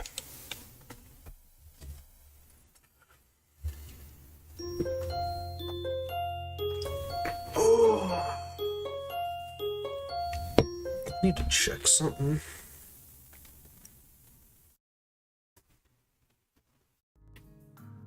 I'm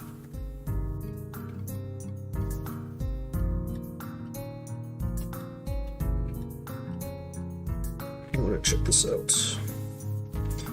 9 scenes in the next route. I don't think they're that long. Yeah, we're gonna do Route 2 as well. It's only two hours. We've got the final scene of Act 1. The next day, I wake up feeling a little lightheaded. It's almost noon already. Oh, I'm gonna skip this. This is stuff we've seen. The start of the festival is always the same with Kenji. Oh, except for this. I'm gonna have to hang out with the student council, since I lost a bet. I realize that we didn't agree on when and where. I'll just wait for them rather than risk us missing each other in the chaos outside. They must be busy running around and organizing things anyway. It's funny. I would have assumed the price for losing to Shizune in her stupid game to be a lot more severe. This is just a pretense for spending time with her. In that case, I guess she just wants me to have fun. Even though she can't just come out and say and make her intentions clear, they may be good intentions after all, and I think I'm starting to like her more. I can skip going, but it'd be a waste. I want to go too. I mean, you know, today does seem pretty exciting. If anything, it'll be interesting. The student council? What, that's still around? Isn't it like 2 dudes? They're both girls. Really? Are they cute? Damn, no, wait, are they cute? No, it doesn't matter. Here the student council president is insane. Whoever it is never talks and only gives orders through flunkies. Shit, they're the same in every school. Sounds like a cold-hearted bitch. Bitches everywhere. If it's 2 girls, they outnumber you 2 against 1. That is a dangerous situation, dude. Who knows what can happen. Damn, the student council is just 2 women. But they hold so much power. They must be stopped. This is becoming like a Randy Savage voice. I can see them plotting ways to push their feminist agenda. I can't trust an administration like that. This is not cool. Not cool. Damn. Shit. Damn. Fuck. Shit. Bitch. Ah. He fingers his scarf nervously, faster and faster like he's trying to start a fire. Slowly begins to calm down once the panic attack finishes running its course. We've seen that. Skip it. I ponder what I'd like to do with Shizune and Misha. Deciding it's best to be extra prepared, I duck back into my room to stock my wallet with money. I wonder if they have that game where you try to catch goldfish on a paper net. It seems way easier than they make it look. Then again, if I were to catch a goldfish, I'd have no real reason to keep it. What am I going to do with a fish in my room? In my tiny room? Cook it? I could give it to Shizune or Misha, but that might be overstepping my bounds. It's a real problem. Both of them are cute, but I don't think I have a chance with either of them.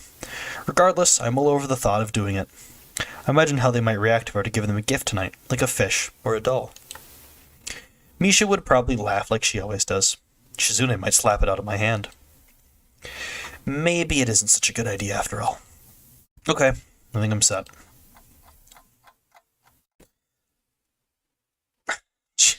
A good while later, I decide that this could be another psych-out test devised by Shizune. Even if it isn't, it's starting to get kind of late. I resolve to just go out and search for them, even though I don't know where I could look. They might be really hard to find today. Shizune jump scare, Shizune jump scare. As soon as I step outside, I almost bump into Shizune. Hi, Shizune. Where's Misha? Try to sound as best I can, but really I'm just making stuff up. I've got to ask Misha to teach me some of this. Here! Misha pops up from behind Shizune, grinning widely. We just came to make sure you're coming along with us to the festival. Don't renege on your promise. Promise? I don't think I promised anything. Stop trying to get out of it. Come on, Hee-chan, it'll be fun. You need this anyway. You'll become a no-good person. You don't want to become one of those people who just stays in their dorm room all day being paranoid, do you? I find myself staring over her shoulder at the door to Kenji's room right across from mine. I hope he didn't hear that, but I think Misha wants the opposite. No, of course not. I was just playing around a little and was right about to leave anyway. You didn't have to come here. Really? Haha, Shi-chan is worried you try to get out of it somehow. We need you, Hee-chan. Huh? I think my heart just skipped a beat. I don't have the aim to knock the dolls off their pedestal in that one game, and Shi-chan refuses to throw things. Oh. Shizune stares at me, immediately noticing my disappointment. She uncrosses her arms and adjusts her glasses. What did you think we meant? I refuse to throw anything. Why, Shi-chan? That is weird. Well, anyway, Hee-chan, you've thrown a ball before, right? Right? So, you have to come with us. I'm amazed by their logic. I don't know if they're joking or if they're not. I'd feel offended if I didn't know you guys were joking. You're joking, right? It is what it is, Hee-chan. It is what it is, what it is, what it is, what it is. Well, that's reassuring. Come on, let's go. The deaf band is setting up outside your window. Misha grabs me by the hand and tries to pull me out the door, but it's clear that she isn't trying at all. Shizune looks at the both of us, blushing slightly and fiddling with her glasses impatiently. I'm not used to this kind of casual contact, but I have nothing against it. How could I object? It's still light outside, but the sun is getting ready to set behind the trees. It looks like half the school is out here, and I can even see some faculty members standing off to the side, helping themselves to some punch. They're about to empty the entire bowl, to the dismay of the girl working the stall. There are some fortune tellers chatting idly with their friends, while others have already gotten started slinging horoscopes to anyone who walks in range. I think that kind of tactic is a little too aggressive, but it shows that they're into it. It's refreshing to see, but I don't know if I'll be able to get used to it. Well, we should get something to eat. Hungry, Hee-chan? Come to think of it, I haven't eaten all day. I don't really want to eat fried noodles. That's okay. There are other fried foods. Are there any foods that aren't fried? Candy. Junk food is the essence of celebrations. Wahahaha. Come on. I mean Shi-chan will treat you to one thing. One? Just one. Only so you can build up your energy for your throwing arm. But it doesn't look like all the booths are done setting up yet, so you might not be able to get what you want. Take a look around, surprised by the number of stalls.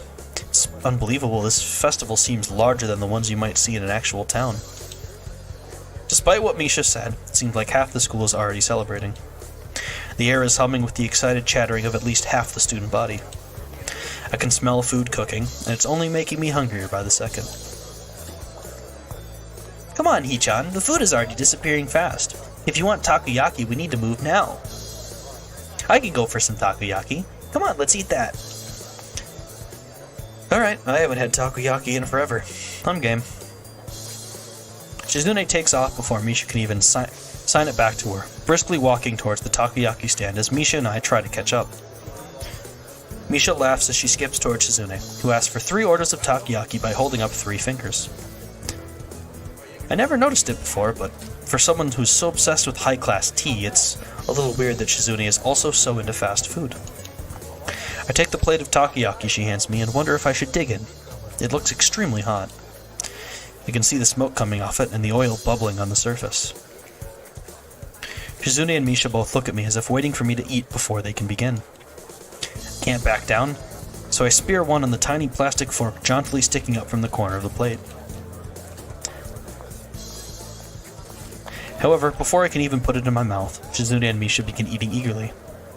Shizune taking quick but delicate bites out of the takoyaki, while Misha eats with relish like a small child. Because at the end of the day, both of them are just kids like any other student here. It was kind of nice. I don't think I've had a chance like this in a long time. Just hang out with other people and enjoy their company. Even before coming here, I'd been going through a very busy year. So busy that I hadn't realized what I'd been missing until now. Here, I feel at peace. This is a soothing atmosphere. I didn't know these kind of festivals still existed. Yeah? Kichan, you aren't going to eat your food? No, I'm going to eat it. I hope you aren't chickening out because it's too hot. That's not it. Even their teasing is beginning to become endearing. I eat quickly before my food can get cold, thinking that the dimly lit paper lanterns glowing warmly against the sunset make for a beautiful sight. Before I can finish my last bite of takoyaki, Shizune steps in front of me, standing perfectly straight with her arms rigidly behind her back. I can see she's trying her best to look as serious as possible, but even she can't hide her good mood, as there's a slight smile on her face. Come on, Hee-chan, let's go play some games. Are they even done setting up? No, but it doesn't matter. Doesn't matter. Come on, Hee-chan, before it gets too crowded. Misha puts her hand on my shoulder and laughs very loudly. Come on, come on. The prizes look really great this year. Really, really. Wouldn't you want to win some prizes for 2 cute girls like us? Misha flashes her best cute look, which is admittedly pretty cute. I look at Shizune, expecting her to do the same, but she just looks at me like I'm insane. Misha, stop doing that. Wait, I'm Misha. Hee-chan, hurry up. I've been holding that piece of takoyaki for like 1,000 years. I like to savor everything I eat, even this. Without warning, Shizune picks the takoyaki from my hand and plops it into her mouth with a smile. It happened so fast that there was no way I could have stopped her. Before I can even fully process what happened, Misha bursts into laughter and Shizune smiles at me, probably the closest I've ever seen her come to laughing. Well, that takes care of that. Shizune grabs my right hand and Misha grabs my left. You're coming with us. There's a lot to do tonight, so you should try harder to enjoy it. Running through an already sizable crowd of people, we play game after game, from ring toss to whack-a-mole, games I've never even heard of. We rarely win, but it's fun nonetheless. Hey, do they have that goldfish scooping game here? Of course! I didn't know you liked that game, Hee-chan. I always wanted to try it. It doesn't seem too hard. Are you sure about that, Hee-chan? Okay, we'll see. It should be around here somewhere. But where are you going to keep your fish? Do you have a bowl for it? Well, no. Maybe he'll eat it.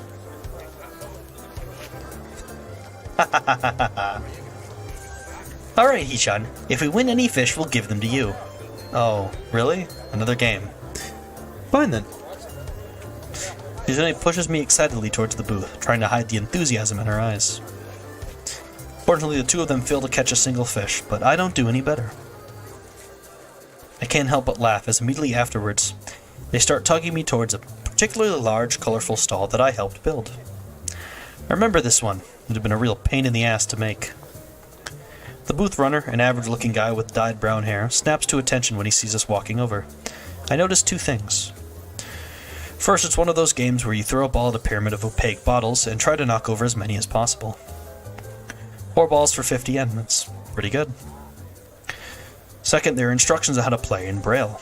I almost want to say something, and look to see if Shizune and Misha see it as well. Either they don't, or they don't find it strange at all. Hey, it's good to see you, Hakamichi. Thank you so much for your help with this booth. Having fun? Shizune glances toward Misha, who signs everything to her in a flash, then beams at the operator. It was nothing at all, really. Yeah, this is great. I think the best festival we put together yet. Shiraki, we'd like to play this. That's okay, right? Of course, it would be really great if you could just give us your cute, hardworking student council representative prize for all the hours we put in to make all that's possible. No. If anything, Shiraki has balls. Hey, I built this stall. It was a back-breaking job, too. Wasted 2 hours of my life. I think I at least deserve a free round. And me. Me too. After some hesitation, he eventually gives in and hands us each 4 balls with a shrug. Barely a second later, Shizune and Misha dump theirs in front of me. What gives? Don't tell me that after making such a big deal out of it, you two aren't going to even play. Not after the way we ganged up on Shiraki. Yeah. You stay out of this, please. Shizune turns to me and begins waving her hand dismissively. Misha appears torn between translating for her and consoling the booth operator. Hee-chan, where's your sense of chivalry? Besides, I, Shi-chan, have a policy against throwing balls. Sorry, Hee-chan. I don't know if my aim is that good either. You must be pretty good at these things, though, right? Right? It shouldn't be a problem for you. This looks simple enough. The bottles aren't even that far away. The only challenge is that these are wiffle balls. I throw one at the bottles hard, and it bounces off unceremoniously. What the hell? Yeah, it's not as easy as it looks. There's water inside the bottles. Trade secret. That's not very fair. This must be why it's 4 balls for 50 yen. How devious. Come on, Hee-chan. You can knock them down. You have 11 more chances. Go! Maybe you should do it. Shizune, do you want to try? Shizune emphatically shakes her head from side to side. I laugh. This is actually pretty fun. Winding up, I throw another ball at the pyramid of bottles and manage to get them to budge just slightly. Both Shizune and Misha are casting longing glances toward a doll shaped like a cat. All in all, they really aren't that different. Sometimes I wonder if Shizune would sound like Misha if she could talk. No, they're not that alike. I throw another ball, realizing that it's actually quite simple. If I can hit 2 bottles in the bottom row at the same time, it's an easy win. Already a small crowd is beginning to gather, so the pressure really is on me. 9 more shots.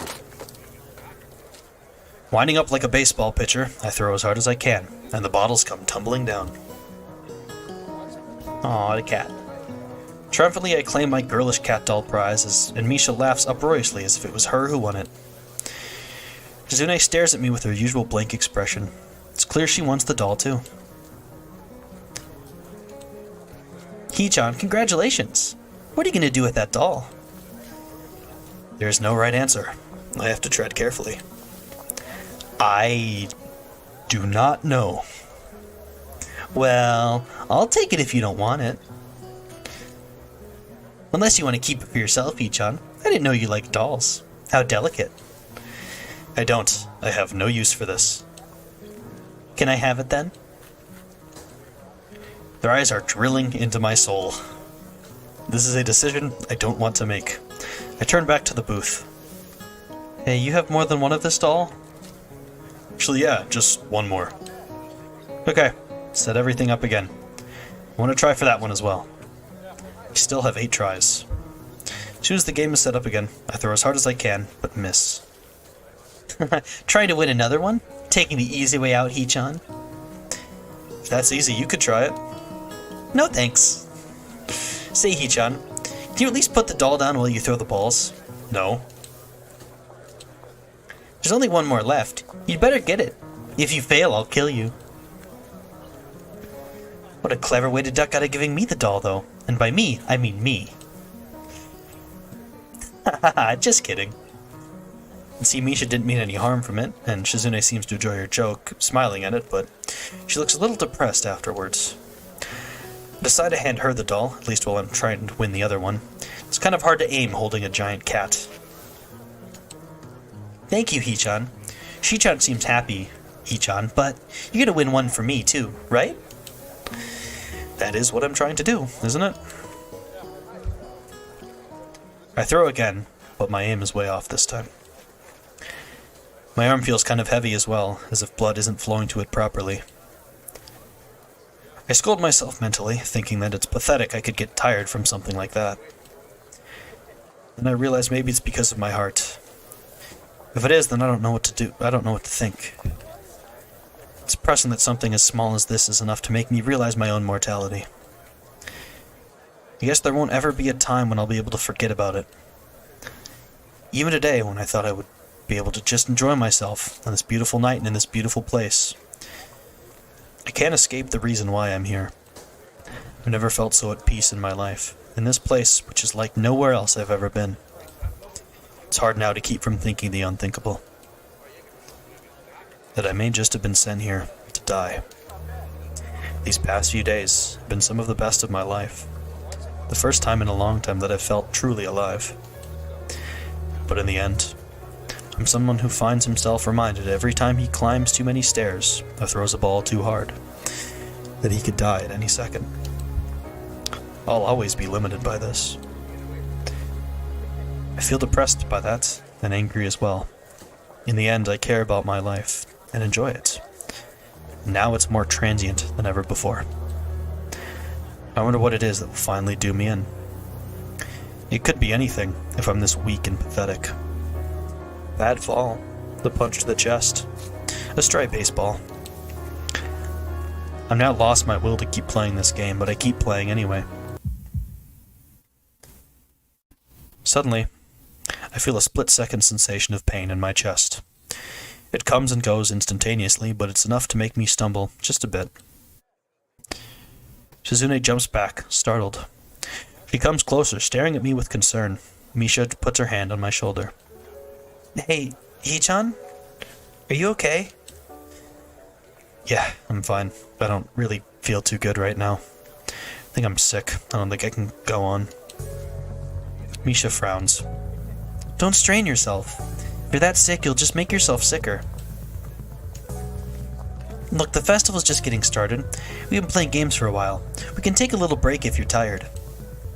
Good idea, Shi-chan. I'm feeling a little tired, too. I think we're all a little worn out, running all over the school, Hee-chan. I nod. They don't seem to notice anything unusual. That's good.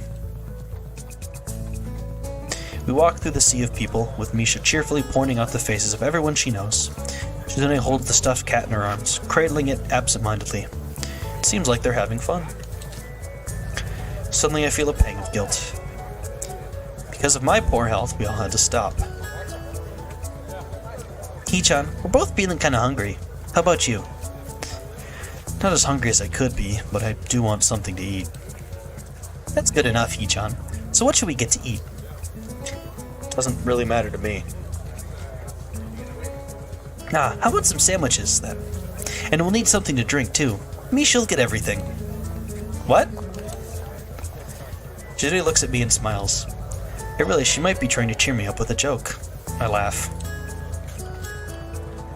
Hee-chan, it's getting kinda crowded, so we might not be able to eat here.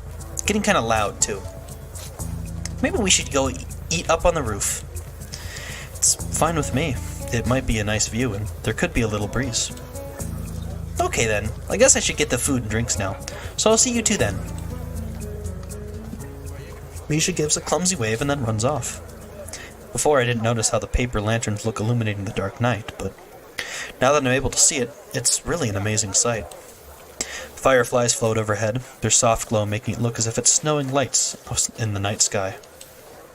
This type of thing would be impossible to see in the city. Shizune tugs at my sleeve impatiently and crosses her arms, frowning as if to show displeasure at me for getting distracted. You know, I don't know how to read sign language. Come to think of it, isn't it kind of stupid for me to have said that to a deaf person? She wouldn't have heard it.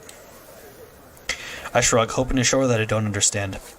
Shizune shakes her head and dismisses it with a wave of her hand. Maybe I should get around to asking Misha for some lessons on sign language. Climbing up onto the roof, I find myself in awe again at the sheer size of this school. The grounds are so expansive I can't believe I hadn't realized it before. As I walk across the roof, trailing behind Shizune, I can't help but be taken in by the stars shining in the sky. Shizune and I sit down on a bench. She seems like she's in a good mood as she smiles softly while the breeze blows through her hair. We look down at the festival, which looks like a sea of glowing amber lanterns and waving paper fans teeming with people, some of them festively dressed in yukata. In fact, most of the girls seem to be wearing yukata. I wonder why Shizune and Misha didn't dress up today. The two of them would look nice in yukata. I briefly think about what types they would wear. Shizune would likely go with something traditional. However, Misha is a bit harder to place. Misha arrives, panting as she runs to us, trying to keep the food in her arms from falling. Settling everything on the ground, she lets herself drop backwards. That took a while. Come on, you two didn't tell me what you wanted, so I got some rice punch, some sandwiches, and some candy, too. A little bit of everything. That's great. Let's dig in. Misha takes a bite out of a small, triangular sandwich. So, Hee-chan, what do you think of the festival? It's nice, isn't it? Yeah. Stars are nice tonight. This couldn't have been a more perfect day. The sound of people below us is like faint music alongside the chirping of crickets in the distance. Take a sip from the can of punch and look over at Misha. Looks as if she's sleeping comfortably with her back stretched out and a half-full can of apple juice balanced on her stomach. Shizune sits with her legs drawn close to her, rocking back and forth slowly like an impatient child as she stares up at the sky. The two of them are so cute. I look around and can see many students holding hands with their girlfriends or their boyfriends. Not too far from us on this roof, there are couples gazing up at the stars or down at the lights of the festival, holding each other's hand. A part of me wants that. Looking at Shizune and Misha, I wonder if maybe I should ask one of them out someday. I wonder if it would be worth the risk. The golden hands moving across the face of the delicate watch on Shizune's wrist catch my eye. I see that it's getting kind of late.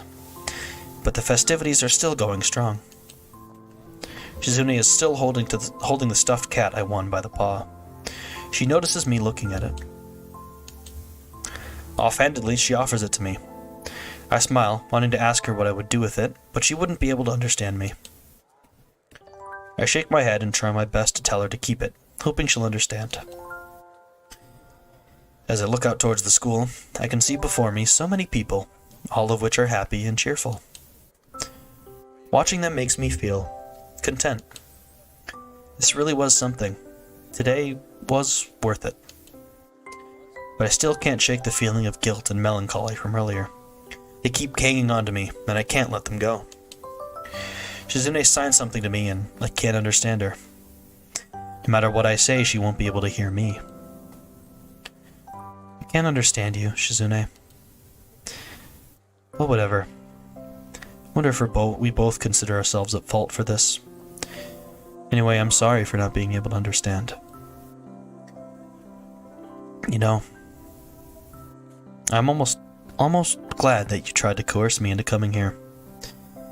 If I attempt to date you, though, I might have to think more about that side of you.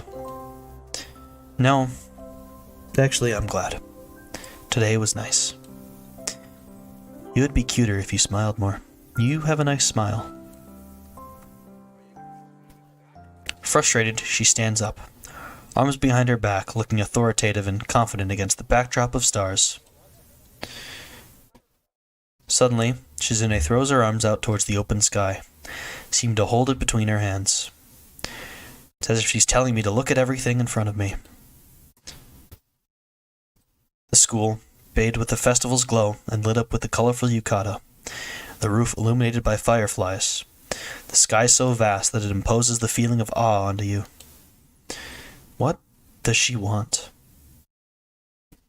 It slowly dawns on me with time. This beautiful scene before me is proof that there are things wonderful enough that spoiling them with a bad mood would be unforgivable. And I can feel the weight of Shizune's personality pressing the point further. Thanks, I guess. I look away, but then Shizune grabs me by the shoulder, her watch brushing against my cheek. With her left hand, she points up at the sky. Oh, it's flashing lights. 2:39.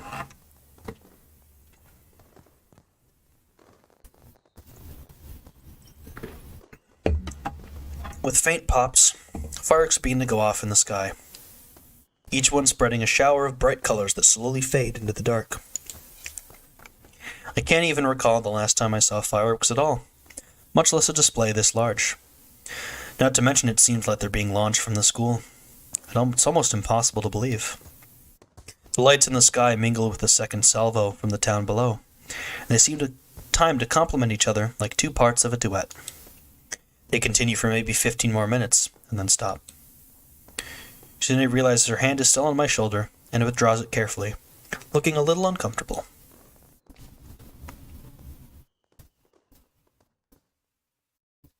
Regaining her composure, she grins. Alright, like 2:39 to 2:40. Regaining her composure, she grins with her hands on her hips, and her chest thrust out in front of her. It's in these moments that she seems the most like a regular teenage girl. Energetic, happy, and carefree. I eat thoughtfully with Shizune, the two of us looking out at the gradually thinning crowds below in silence. She sits leaning forward, slightly, her chin resting softly on her hands, and a contented look on her face with just a hint of wistfulness. All the while, she's still gently holding onto the stuffed cat's paw. I start feeling tired, and I tell her that I'll see her and Misha tomorrow without even realizing that she can't hear me. Then start walking back to the dorms. I feel warm and alive, even in this chilly night air. The image of Shizune standing forcefully before the stars themselves, denying my self-pity, does not leave my mind easily. If it only takes a moment for there to be love, I think I may be falling in love with her. Just a little bit.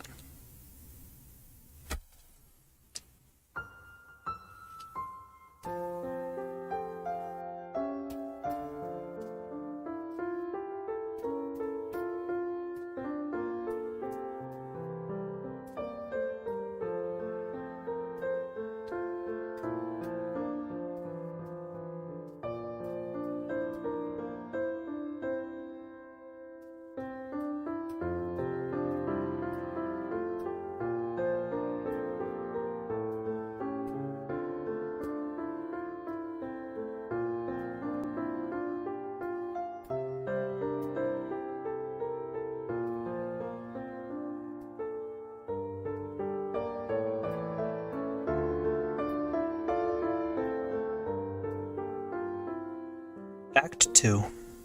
Learning to read. I think that is one of my favorite transition cutscenes. It tells a lot with very, very little. We're gonna go on to do Act 2 now, but I need some more water, so I'll be back in just a little bit.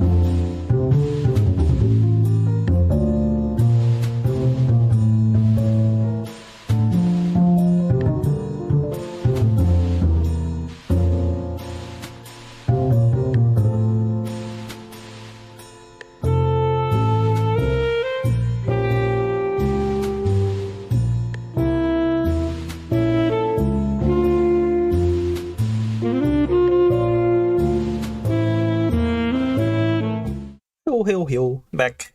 Sorry, it took a little bit longer than I expected. But it's time. We have, Act 2. We're going to do all of it. This is a short one, so if you remember Hanako's Act 2, which ended up being an hour and a half long stream, that was 8 scenes. This one is 9 scenes, so... hour and a half? Hour 45? We'll see. Now, this one starts with message passing. The next morning, I recall what a perfect night last night was. So much so that I can't stop thinking about it. It's probably not the most appropriate time to reminisce since I have a test first period. It's so unfair. How can they do this? They hold a festival that is the culmination of what is to be at least a few weeks' worth of work on a Sunday, and then follow up with exams starting the very next morning. It's gotta be some kind of sick joke. I'm not too worried about it, but I wonder if they really couldn't have held off on this for at least another week. Well, at least the weather this morning is nice enough that I can study outside before class. It's a lot more refreshing out here than it would be in the classroom. Not to mention with how quiet it is, I'm starting to think that everyone else will be sleeping in pretty late today. I put down the notes I'm reviewing for a second and stare out at the school grounds, still littered with festival stalls. Looking at them now in the daytime, without proper lanterns or crowds of people to draw my attention away from them, I notice something peculiar. A lot of the stalls that Shizune, Misha, and I visited last night also happen to be ones that we worked on. That's cute. Did Shizune come up with this? It had to be intentional, especially knowing her. Did she hope that I would catch on and see the fruit of our labor? I hear footsteps crunching the grass behind me, and turn around. I feel slightly paranoid, but all I find is Shizune standing there with an innocuous look on her face. Good morning. Why do I keep forgetting that she can't hear me? It's probably because I've gotten so used to Misha translating for both of us that I haven't actually run into many situations where I was forced to acknowledge Shizune's deafness and the problems that could stem from it. I think yesterday was the first.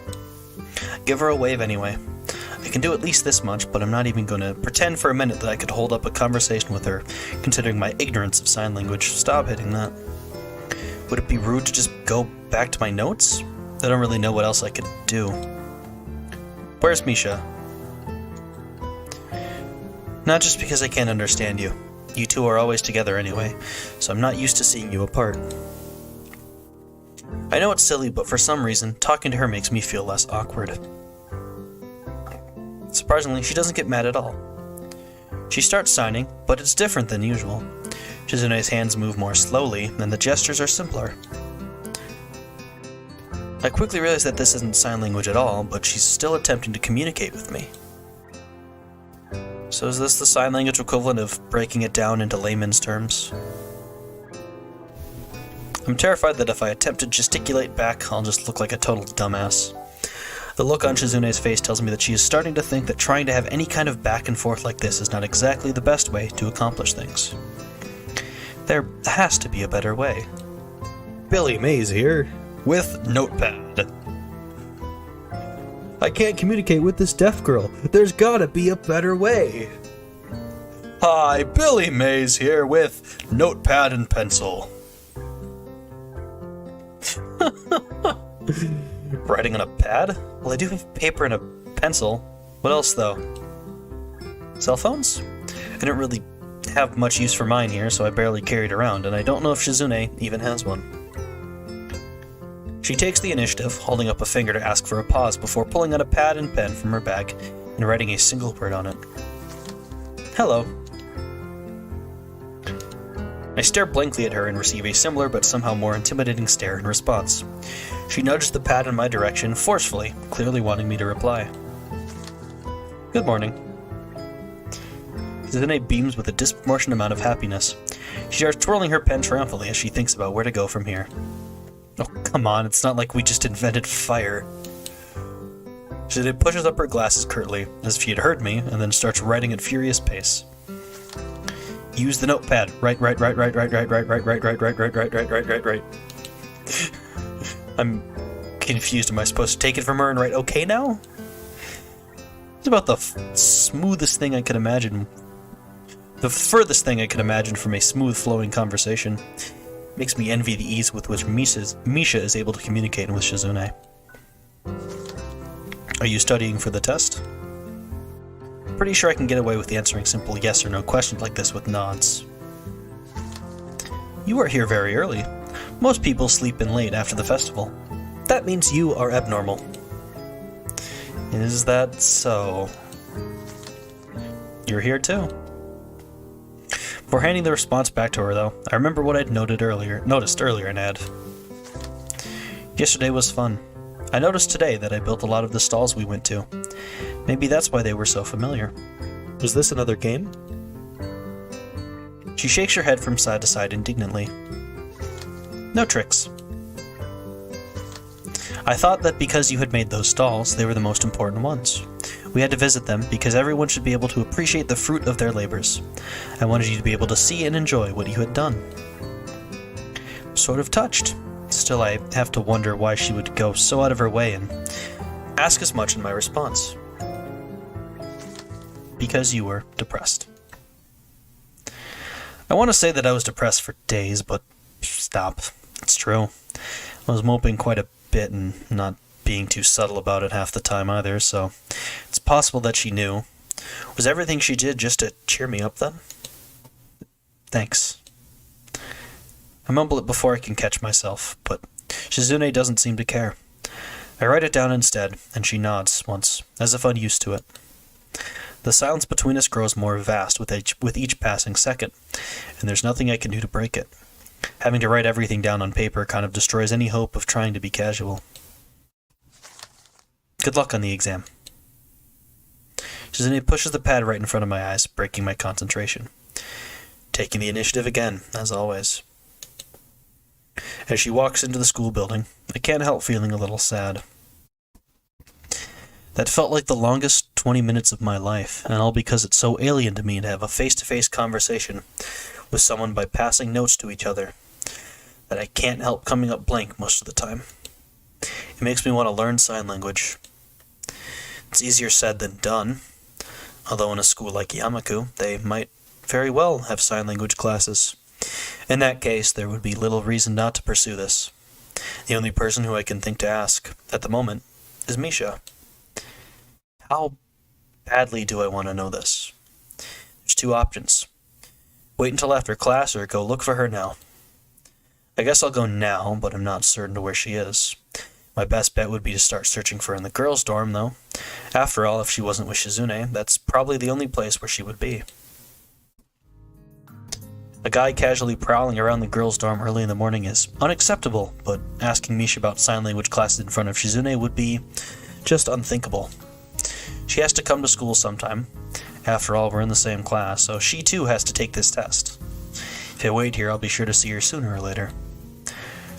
I just hope he doesn't walk past while I'm flipping through my notes. It's turned out to be a pretty long wait. As students file into the school, I wonder if Misha is going to be late. Eventually I catch sight of her. While she bounces across the grounds, it hits me that I'd have to be blind to miss her with her incredibly distinctive hair. Hi, Hee-chan. Good morning. Morning. I don't have a lot of time left before class starts, so I cut directly to the chase. Hey, can I ask you a question? A question? Okay, Hee-chan. Sure. I have time, but only because I'm late. What does that mean? I should have woken up earlier, but I was so tired. If I had, I would have to study, but since I didn't, it won't hurt. What is it, Hee-chan? Well, there are sign language classes here, right? Yep, they're electives. Why do you want to know, Hee-chan? For some reason, that question briefly makes me panic. No reason, it just sounds interesting. But I guess it's too late to sign up now, right? I'm not exactly being too subtle here, but Misha never seems to pick up on things like that anyway, so I'm probably being more cautious than is necessary. Well, Hee-chan, I've heard there are fewer and fewer students taking sign language every year, so if you want to, I'm sure they would let you in. Are you thinking of learning sign language, Hee-chan? Yeah. If you learn sign language, Hee-chan, that would make Shi-chan really happy. If you want, we can go to the teacher's office after school. They'll probably let you in. That would be great. Don't tell Shizune that I want to learn it, though. Why not? So it can be a surprise. Besides, it'll look bad if you tell her this morning, and then I find out in the afternoon that I can't take the classes. Aw, you're right, Hee-chan. Still, this will be hard. It's such good news. I'm in the student council, so I might as well try learning it. Even if it's just the basics, it'd be a step up from nothing. Besides, Shizune and I can't keep relaying everything through you as if you were a phone or something, right?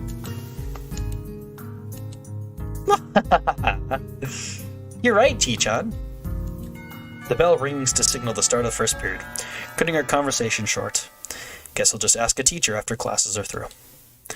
Her reaction was a little strange, but I forget about it as the day goes on.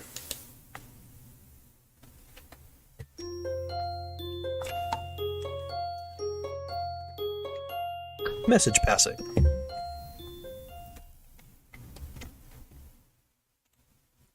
Talk to the hand. Talk to the hand, because the head ain't listening. I like these, the scene names. The bell rings and the teacher at the front of the room gestures that classes are over for the day. Although getting into this class was surprisingly easy, it's only been a few days and I'm still not used to the experience. The actual signing is easier to pick up than I expected, but most of my classmates are hard of hearing. On top of that, the teacher favors immersion. I haven't heard her speak since I asked if I could take the class. It's an alien concept and really unnerving, but also the best way to learn a language. If you want to learn a language quickly and well, you want to have those kind of immersion times. I remember I took Japanese in high school. I remember very little of it now, but I can still kind of write it. Or, well, type it. Regardless. I think we do it at least 2 or 3 times a week. We might actually, toward the end, we started doing it like once a day. Where 5 to 10 minutes, only Japanese. You only speak Japanese. Try to hold conversations, you talk to people, talk to friends, but you have to do it in Japanese. And it's a really, really good way to actually learn it. So, she's right on the money there. The moment I step out of the classroom, I hear a familiar laugh explode through the air, a short distance to my left. Hi, Hee-chan. Misha's not in my sign language class, so this is the first time I've seen her in this context. I still don't know whether her not being in my class is good or bad. It would be more interesting with her in it, but the potential for awkward situations would increase drastically. Hi. It's a surprise to see you here, Hee-chan. Oh, that's right. You're taking sign language, aren't you? Right. What do you think of it so far, Hee-chan? It's not easy to learn a new language, but I think I'm getting the hang of it. Despite how different it is from other languages, it's still easier than English. Really, Hee-chan? I agree. I was just joking, but she's apparently totally serious. I wonder how Misha can effortlessly translate things to me while simultaneously having a conversation with Shizune in a different language like she does. Until now, I've taken for granted how amazing it is. Someone bumps into my shoulder and apologizes. It's getting kind of crowded here, what with it being the end of the day and all. I think we should talk somewhere else instead of the hallway. Let's go to the roof or something. Okay. So I had to continue talking on the way. It's surprisingly quiet enough to carry on a conversation while doing so. It's still taking me some time to get used to having to look at the teacher constantly. I guess I took all those years of simply listening to the lectures while I doodled for granted. It makes taking notes a lot more difficult, too. The introductory class is small and I'm already behind. Guess I have a lot of stuff to do. Yeah, this is much better. I turn around to look back at Misha and see her staring at me with her hands on her hips and her cheeks puffed outwards. Hee-chan, you're behind? That's not good at all. I started the class a week later than everyone else. It's not that bad. Okay, Hee-chan, let's review what you've learned then. I'll tutor you, okay? It's the first time I've heard "I'll tutor you" used outside of dirty English. God damn it. I'm not nearly as turned on as I'd have expected. Shut up, Hisao. Shut your mouth. Bonk. That's what I just need the bonk a Hisao emote. I don't know if I need a tutor yet. Aww. She looks more disappointed than usual. It makes me feel awkward to see her making that kind of face. I want to be a sign language teacher, Hee-chan, but it'd be really great if I could try tutoring someone in it first. Even if it's for a little while, the experience would be valuable. Well, yeah, that's true. I didn't know you wanted to be a sign language teacher. It's hard to believe she isn't intentionally trying to make me feel guilty, because she's very good at it. Still, it makes sense. She's very good at sign language already from what I've seen, and certainly has the voice for dealing with the hearing impaired. I never saw her as the teaching type, though. It's the reason why I wanted to go to this school. Oh, that's right. It's also really expensive to attend here, you know? Because I want to be a sign language teacher, I have reduced tuition fees.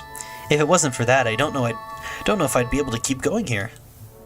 I see. It's not that I think you would be bad at tutoring, it's just that I don't know if I need it just yet. You're right, Hee-chan. You're smart. Well, no, that just makes me sound arrogant. Alright. Please tutor me. Haha, really? Okay.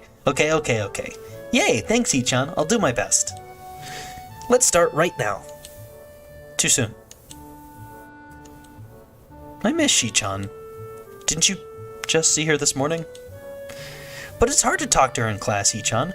There's no student council today either. Well, there have been exams all week. I'd be kind of mad if there was still student council. I'll be glad when they're all over. When it's back, you're not going to skip out, right, Hee-chan? Of course, I'm in it after all. Don't worry, I'm not going to just suddenly stop showing up. A promise is a promise. Misha pauses for a second, not looking very convinced. Shi-chan takes the student council very seriously, Hee-chan. Now that you've joined, she works harder than before, since she wants to make a good impression. Some other people joined at first, but they stopped coming soon after. Shi-chan tried to get more people interested in the student council, but wasn't successful. Even when someone would join, they'd stop coming eventually. They'd make excuses and just put it off more and more until they stopped coming altogether. However, I believe that you really mean it, Hee-chan. My eyes stay focused on her hands, tilting and moving almost of her own free will, softly signing everything she is saying to herself as she speaks. When you said you would join, she was really happy. Shi-chan thinks you're interesting, Hee-chan. An uninteresting person wouldn't have the drive needed to join. Even if they do, a person that isn't interesting will quit soon after. That's what Shi-chan said. So, it's my duty to make sure you keep going. Is that why you want to tutor me? You're kind of sneaky. Really, Hee-chan? That's the first time anyone has said that about me. There's no chance I would avoid student council work now. Thinking back over the past few days, I've started to realize that the only reason I joined in the first place was because of Shizune. Her competitiveness and force of will are alluring. I can't tell Misha that, though. Okay, Hee-chan, let's review what you've learned in class today. You don't even know what I learned in class today.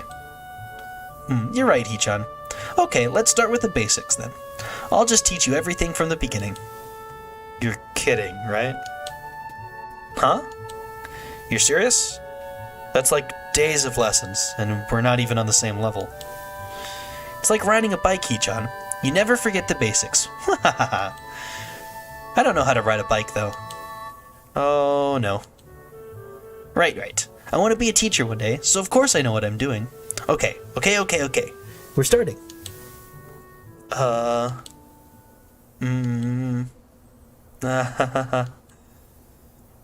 She looks like she's trying very hard, so this could be bad.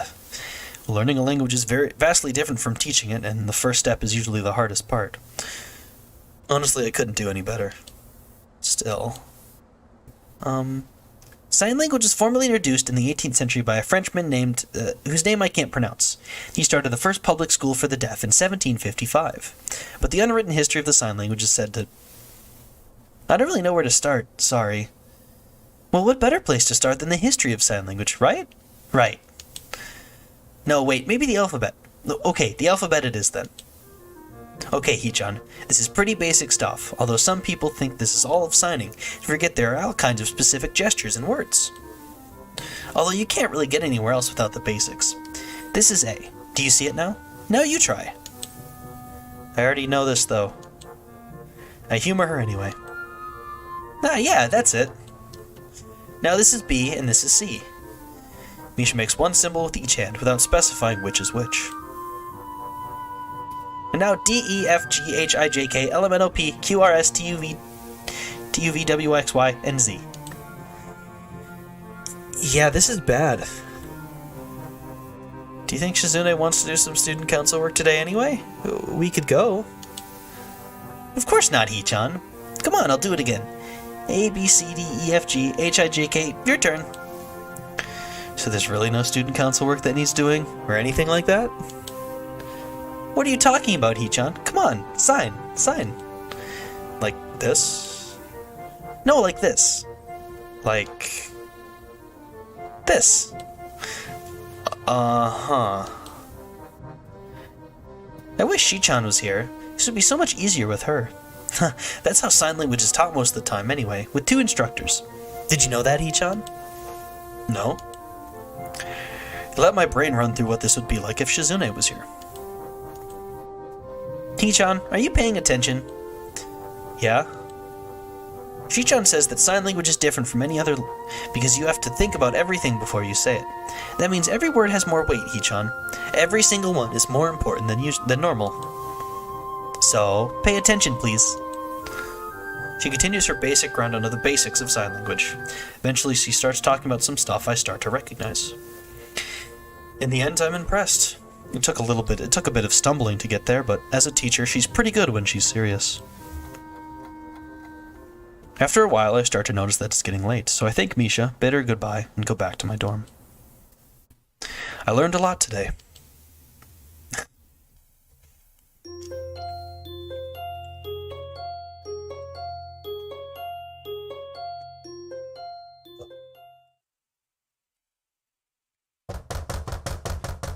Jolted awake by a thunderous banging sound coming from my door.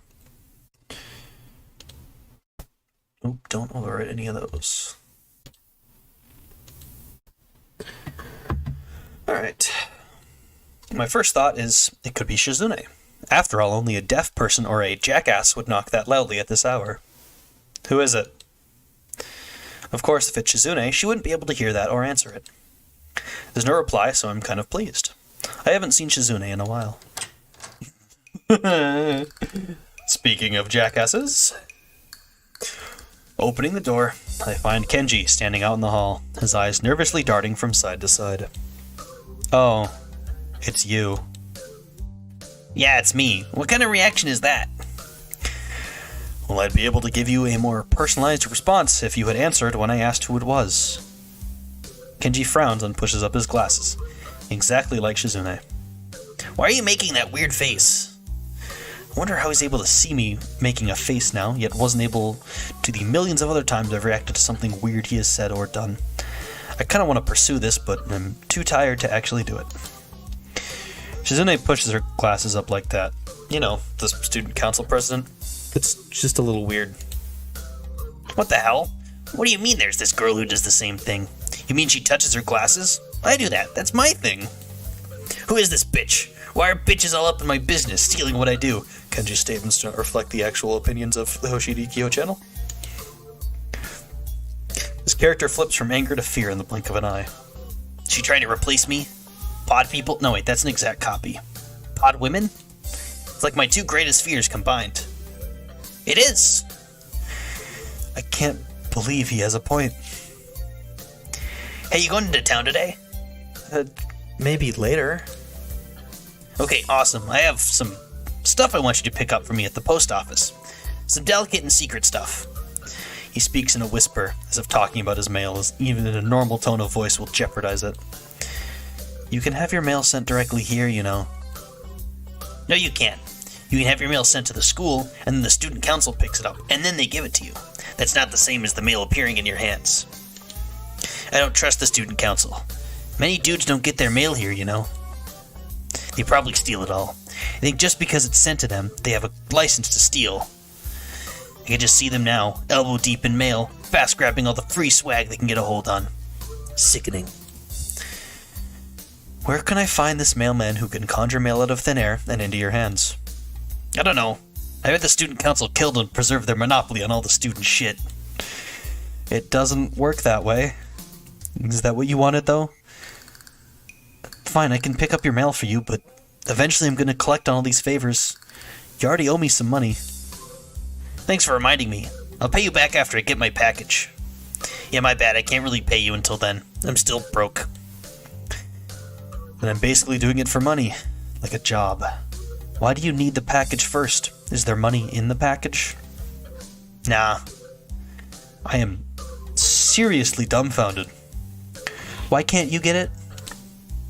Because I'm going to remodel my room today into a war room. As the day goes by, I realize more and more how dangerous feminism is. It really is everywhere, even in places like Iran. You can't tell how far up it goes. When the war begins, if we haven't transcended the concept of nations to fight for our genders, it will be chaos.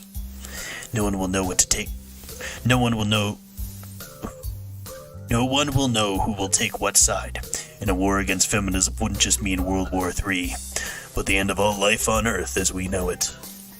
If we lose, all our Japanese women will be raped and enslaved by sociopaths. No! Absolutely not! Shut the fuck your mouth. Shut the fuck. Stop talking. Meanwhile, the handful of men that didn't die in the war will be castrated and forced to repair toilets and build massive monuments commemorating the feminist victory. That's crazy. You're crazy. I think you're overthinking this. As the days go by, I realize more and more that you are not ballin'. We've only talked like 4 times. Oh, sorry. Yeah, whatever. I'll get your package. Awesome. Close the door and jump right back into bed. The second my head hits the pillow, a painfully loud ringing assaults my ears, and I realize it's my clock. The alarm going off means that right now is the time I'm supposed to wake up in the first place. On weekdays, at least. I pick it up and throw it without looking up. It gets wedged between the bed and the wall, the noise not stopping.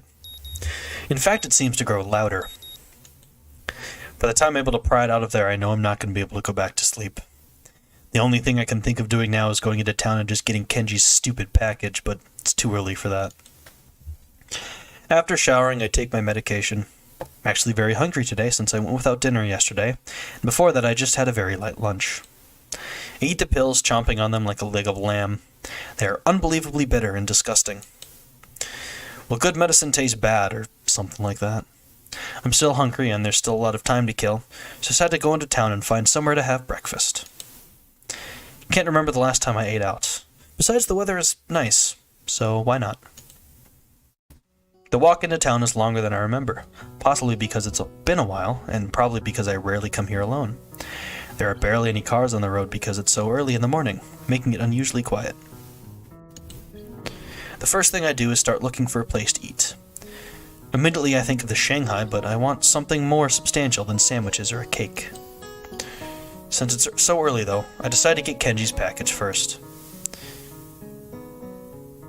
Picking it up at the post office doesn't take very long, but the moment I see it, I'm enraged about what a pain in the ass it will be to carry this thing all the way back to the school. The box is huge, you'd need 2 hands to hold it. Insultingly, it's not even very heavy. I was thinking of wandering around for a little while, but with this thing in tow, that's going to be a real problem. Guess the Shanghai is my only option now. Everything else is closed, and the ones that aren't all have about the same menu. That fact also makes me want to throw some more business Yuko's way. Before I can even open the door and enter, someone taps me on the shoulder from behind. I turn around and see Shizune. Instantly, I look for Misha, but she doesn't seem to be here. Good morning. I need to think of a Shizune voice. Shit. Oh, we gotta get this one.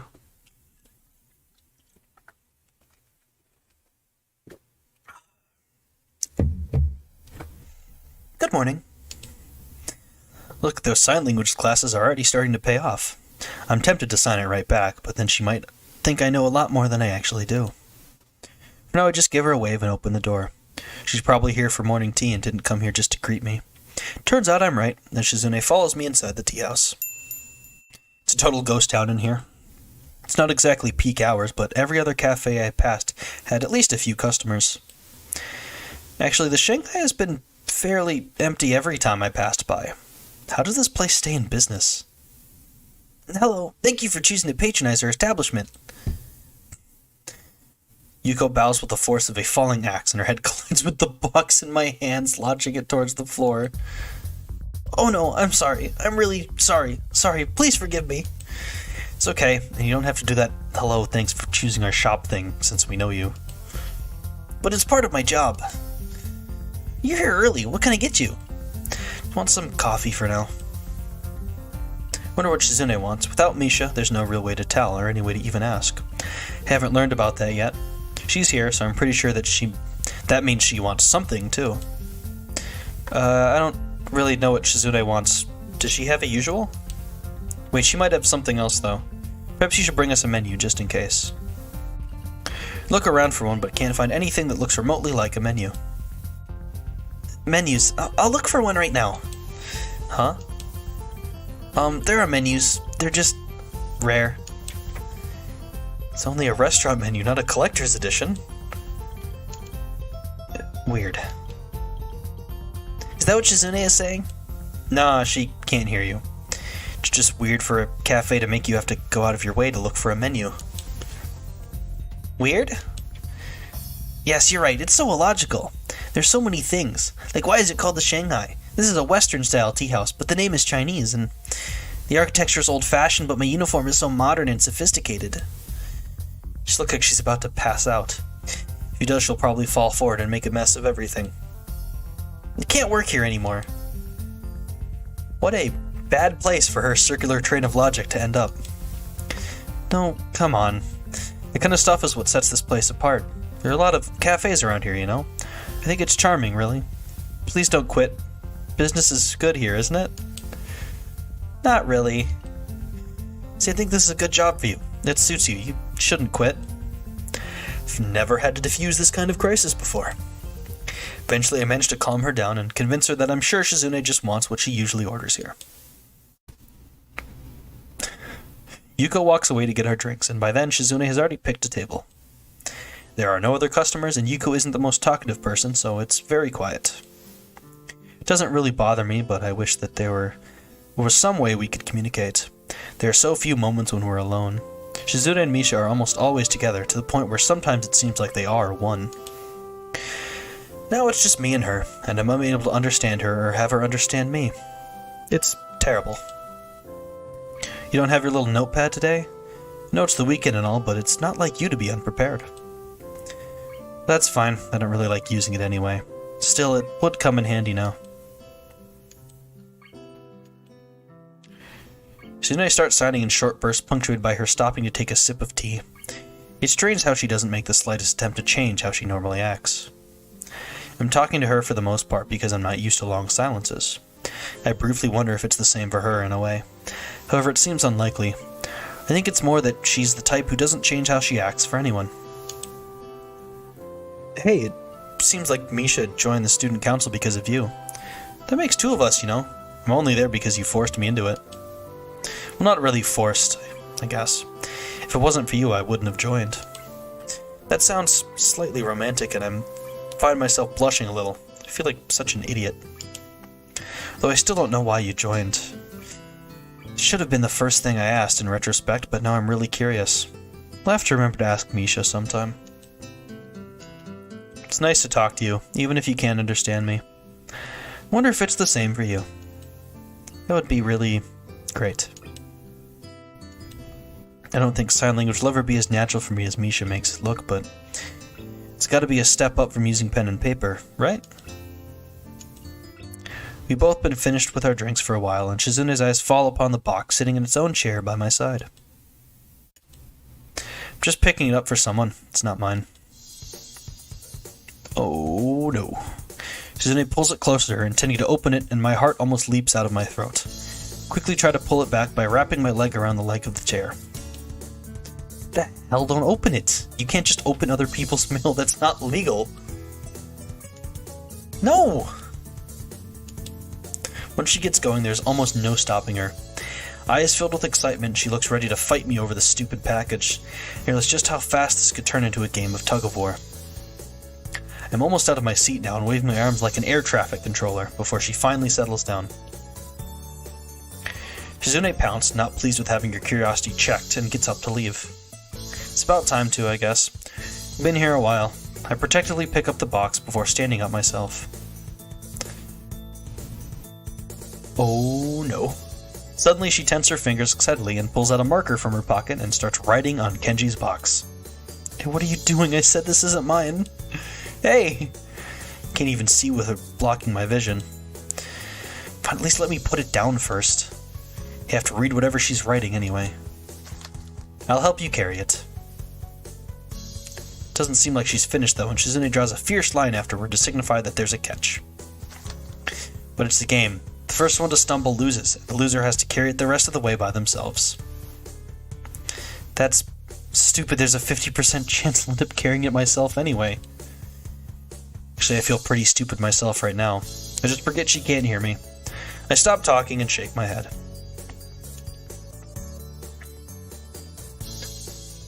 I can't understand her at all, but she's coming across very forcefully. It's clear that she thinks this is a great idea. Well, if she drops the box or something, she'll have to carry it. That would make things a lot easier for me, obviously. The odds are 50-50, so they're probably higher than they would be for any other plan of hers. Alright, I'll take it. Thinking about it, I'm not sure how we should do this. Then Shizune grabs hold of one end of the box and lifts it up, and I take the side that she isn't holding. Is this even right? It's very uncomfortable to walk like this. We leave the cafe, and I find myself hoping that the streets are still devoid of people. Yuko seemed confused as to what we were doing, and I imagine it'll only get worse as more people see us. Shizune doesn't seem bothered at all while walking with her arm in this unnatural angle. She just grins confidently and periodically makes some kind of weird gesture. There are people staring at us as time passes, and the usual morning crowd begins to fill the streets. I feel silly, but I'm sure that if I give up, Shizune will take it as a sign of surrender. I can't allow that because I think I'm doing well so far. Initially, I just write Shizune's little hand signals off as her preemptively gloating, but I catch on quickly that she's actually signaling where she wants to go. It dawns on me that this isn't a competition. It's not much of a challenge, first of all, and second, it's really more of an exercise in teamwork. It's just that Shizune has made a punishment for failing instead of a reward for doing well. Our fingers touch under the box, and Shizune moves her hand away, almost dropping her side of the box in the process. Well, that's game over for her. She doesn't look very happy. Does she think I did it on purpose and to make her lose? If she does, she isn't making a big deal out of it. All's fair in love and war. I feel like I should take it from her and carry it myself, but she pushes me away when I try. She glares at me to tell me off, but she can't. With that box in her hand, she is basically gagged. A sad expression flickers across her face for a second. Maybe on realizing that and having to acknowledge that there are some limitations she has to deal with, after all. However, she is still as prideful as ever, even when it's to her detriment. She wouldn't accept letting me allow her to skip out on the consequences of her bet. Anything is fair during the game, but the results have to be honored to the letter, huh? Shizune is an interesting type of person. The march back to the dorms is uneventful. Shizune passes the trip by shifting the box around like a giant Rubik's Cube. Looks like another game she has invented to amuse herself. It can't be good for whatever's inside, but I don't care enough to stop her.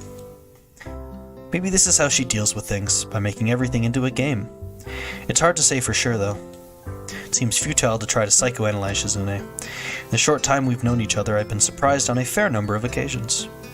I notice Shizune shivering. The wind is picking up and the school is pretty high up. It makes sense that she would be cold. If I gave her my jacket, though, would she reject it? I take off my jacket and drape it across her shoulders before she has a chance to protest. Her shoulders are slim and delicate, so much so that I want to let my hands linger on them. Shizune flinches when my fingers brush against her, understandably surprised. Sorry. Her fingers dance lightly over the surface of the box, and I think of taking it from her, but I doubt she would let me. Shizune makes a quick gesture with her hands as best she can, pausing a bit afterward as if wanting to say more. I'm sure that what she means is thank you. I'm glad I was able to catch that.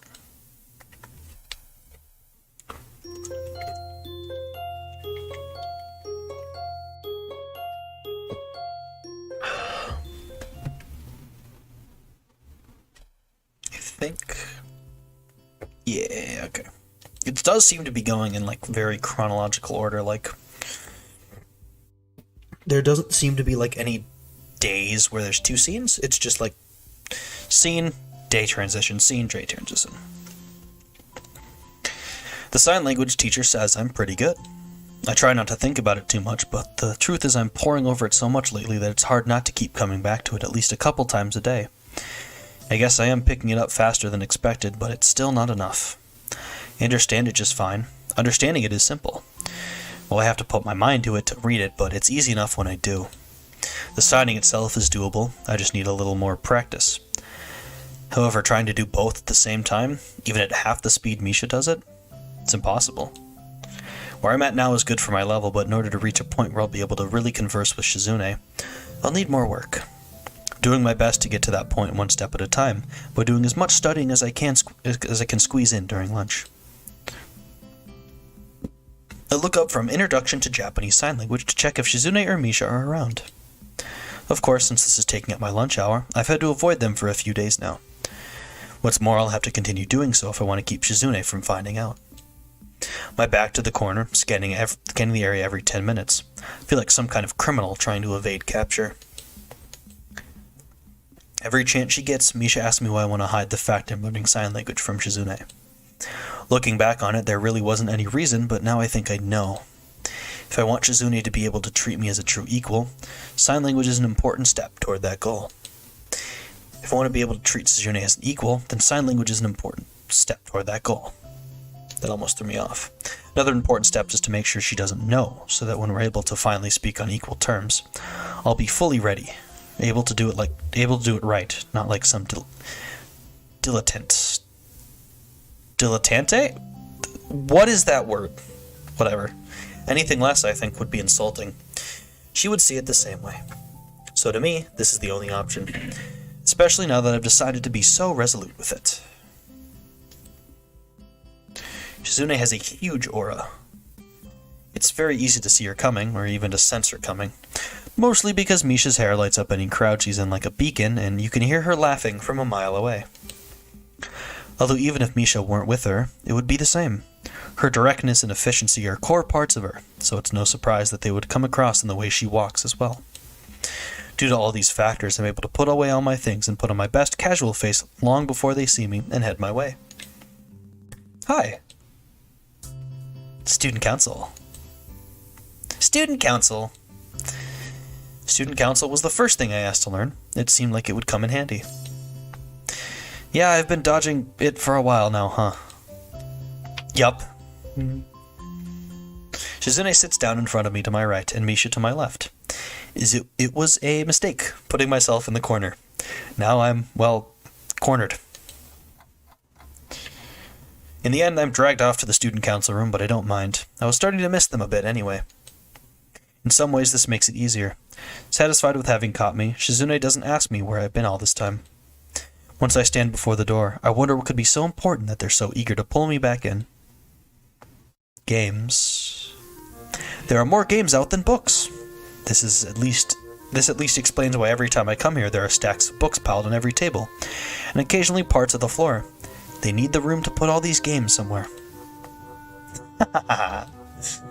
It's boring playing against each other so much, Hee-chan. So it's your turn, okay? Okay, it's settled then. I didn't even say anything. Hee-chan, this is one of the last days we'll be able to take it easy like this for a while. So it's especially important that we make the most of it, don't you think? Tanabata will be coming up soon, and we'll have to put in a lot of work for that, too. Uh-oh, plot point? I'm adjusting my volume, sorry. So for now, play with us. Come to think of it, it's true. Hadn't even noticed because I've been so wrapped up in wanting to learn sign language. Right on the heels of one festival, a bigger one appears. Wonder if Shizune will try and rope a couple new members in to help with that one as well. You're right. Yay! Hee-chan agrees. Let's celebrate. I know. We should play a game. Let's play a game to celebrate, Hee-chan. I don't know, that kind of thing usually ends badly for me. Hee-chan is worried about the stakes. Misha makes a very disappointed face. It's hard to tell if she's mocking me since her expressions are so exaggerated by default. She's an all-out kind of girl. Turn my head to Shizune. Now, this person, she is definitely mocking me. Hey, stop that. But yes, I'll play with you if you tell me what's at stake first. How very Japanese, putting the consequences above everything else. Hee-chan, have you ever heard of the expression, missing the forest for the trees? No. That's a lie, but I have my pride, which is currently feeling wounded. Okay, I'll play, but I want to pick the game. Misha nods. Additionally, I pick the punishment if you lose. Izune makes an X with her arms. That either means denied, or that she's about to use her special attack. Ah, now who's afraid of consequences? How vengeful. Still thinking so spitefully about a playful little joke. If bit you, you would probably bite back. Shizune signs a word that I don't quite catch. Hee-chan is so vengeful. Even though it's just a playful little joke, if an armadillo bit you, it would probably bite back. Armadillo? It's foolish to bite an armadillo back, Hee-chan. But Hee-chan would do it anyway, you see. I see. Izune adjusts her glasses with a small flourish of her hand. Hee-chan, we didn't have anything planned at all if you were trying to win or lose. Or if you were to win or lose, you just assumed there would be something like that. I wonder why. Me too. But oh well, there isn't. Does that change your mind, Hee-chan? Well, yes. Misha windmills her arms at high speed to show her joy. Weird habit.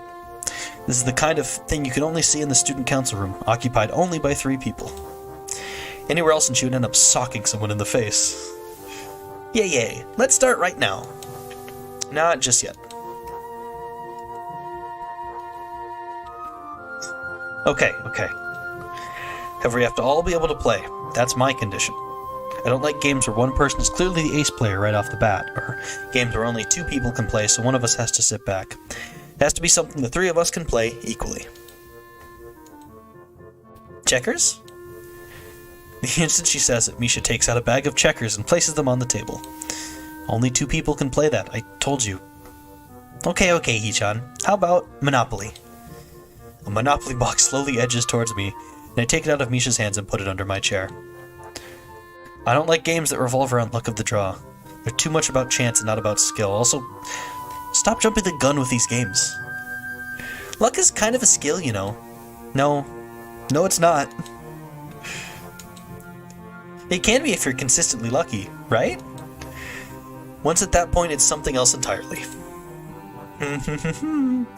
Baccarat, marbles, life, snakes and ladders, roulette, blackjack, paper football, Trivial Pursuit. Misha begins to excitedly name a bunch of games as she were reading from a list. With each suggestion, a new box, board, and pieces appears around her, a bizarre catalog of games ranging from children's fare to serious, polished-looking gambling instruments that look very out of place in this humble room. 3-way chess? Is that even possible? Let's try. Yes, let's try it, definitely. They pull a chessboard out from behind them with a flourish, like 2 junior magicians. Well, magic does require some deft sleight of hand, and they've got that in spades. I'm not surprised. Nevertheless, it is still somehow unsettling. Stop doing that! Excuse me? A very timid voice manages to make me look up. I lost my ID card, and someone told me I could find out where to get a new one here. If I'm interrupting something, I can come back later. Hanako's eyes drift across the room, taking in the landscape of piled-up record books, haphazardly scattered chairs, and overturned board games. I guess this isn't exactly the image an organized, tightly run student council like ours should be giving off. Hello. It's the only thing I can think of to break the ice. Unfortunately, it just seems to startle her further. My ID card. You're in art class, aren't you, right? So, don't be so timid, okay? Come on. Yep, even though we're your seniors, it's not like we'll bite. We're not her seniors, we're in the same class. So, I am grateful to them for stepping in. What is it you said you wanted? An ID card, right? Right. Yes. Her eyes slide away from Misha. Being shy, it's no wonder she's not the best at keeping eye contact. I follow where she's looking and notice her gaze stop on the chessboard on the table. Hanuko's eyes widen, just for a moment. Shizune notices as well. Do you like chess? Eh? You like chess, don't you? Yeah, you do. Definitely. Do you want to play? Do you want to play? Do. Extreme reference? Nobody? Okay. Nobody down with the extreme. I get it. Hesitation. She might make a break for it. I refuse to get involved in this. It won't end well. To my amazement, Hanako seems to be considering the idea very seriously. She touches the tips of her fingers together pensively, mulling the thought over. That level of consideration is more or less a confirmation. We're having our lunch break, so you'll have to wait anyway. Why not play with us in the meantime? Come on, it'll be fun. Really fun. You like chess, don't you? I can tell. Really, it's obvious, so... Please? Will you? Okay. Yay, success. Okay. That's great! The chessboard is set up. The opening move is important. However, Shizune doesn't seem to care. Hanako ponders her moves carefully, sliding pieces forward just a little bit, then pulling them back in uncertainty, second-guessing herself over and over again. She's really into this game. You can't call her a casual player. Definitely an enthusiast. Shizune can't take her lightly, no matter what she does. Hanako has an appropriate response. No matter what she does, Hanako has an appropriate response. Yet there's something wrong about the pacing of this game. Shizune moves too quickly. No, not even too quickly, but with illogical speed. It's like she isn't even thinking about what she'll do next. Either Shizune is in the realm of supercomputers, or she isn't taking this game very seriously. Or maybe Hanako just isn't very good. Shizune forces an exchange of pawns. Hanako's turn takes increasing amounts of time as the game goes on, and it hasn't even been going on that long. Suddenly it becomes all clear. Shizune has a lot more time to think about her next move because Hanako takes forever to move a piece. Despite that, it's an interesting game. Black Knight to f6. Bishop to d3. Since they're both playing seriously, no one is toying with the other. There is no clearly dominant player, at least for now. Maybe this is helped by the fact that they aren't very close to each other, from what I can see. Shizune is a mysterious opponent to Hanako, and Hanako is an enigma to Shizune. Hanako's furrowed brow shows that she's into the game. She wants to really win, and Shizune always wants to win. Their lack of familiarity is a little depressing, but it is giving life to the game, and allowing them to see each other as good competition. Maybe they might even end up being friends over it, or at the very least rivals in chess. It's an optimistic thought. Although remembering playing Risk against Shizune, she doesn't want to just crush people for the fun of it. The game continues.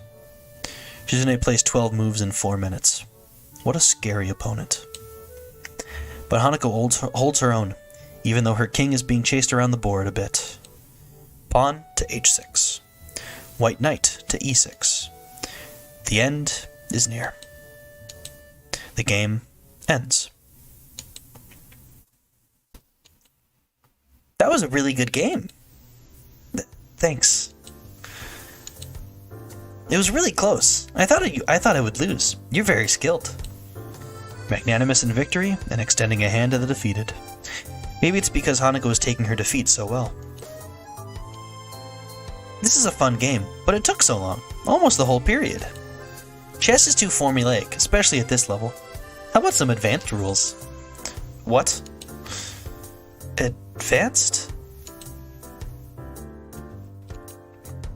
Yeah, like speed chess or chess with additional pieces, or maybe we can pair up and play tag team chess with 1 or 2 boards. Your choice.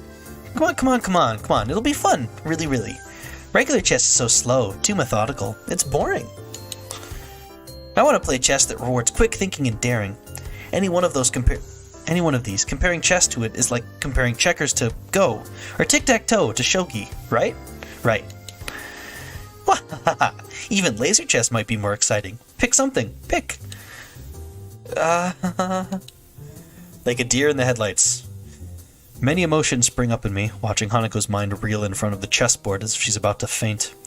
The dominant one is amusement, but I move a little closer in case she might really topple over. The board is set up again, but this time it's not even close. Hanako can't even make a move without a fear of her hand colliding with Shizune's. She's all over the board. It's an onslaught. Anywhere Hanako wants to put a piece, Shizune is already there. It's the fastest game I've seen in my life. Let's change the rules and play again. Best out of 6, like Kasparov in Deep Blue. Hanako excuses herself and flees from the room. Huh? Wait! Didn't she want to know where she could get a new ID? Excuse me, hello? Come back, please. Wait. Strangely, the farther Misha goes away, the louder the sound of her voice seems to grow. I couldn't catch her. Hizune pats her on the shoulder reassuringly. There. Yoshi.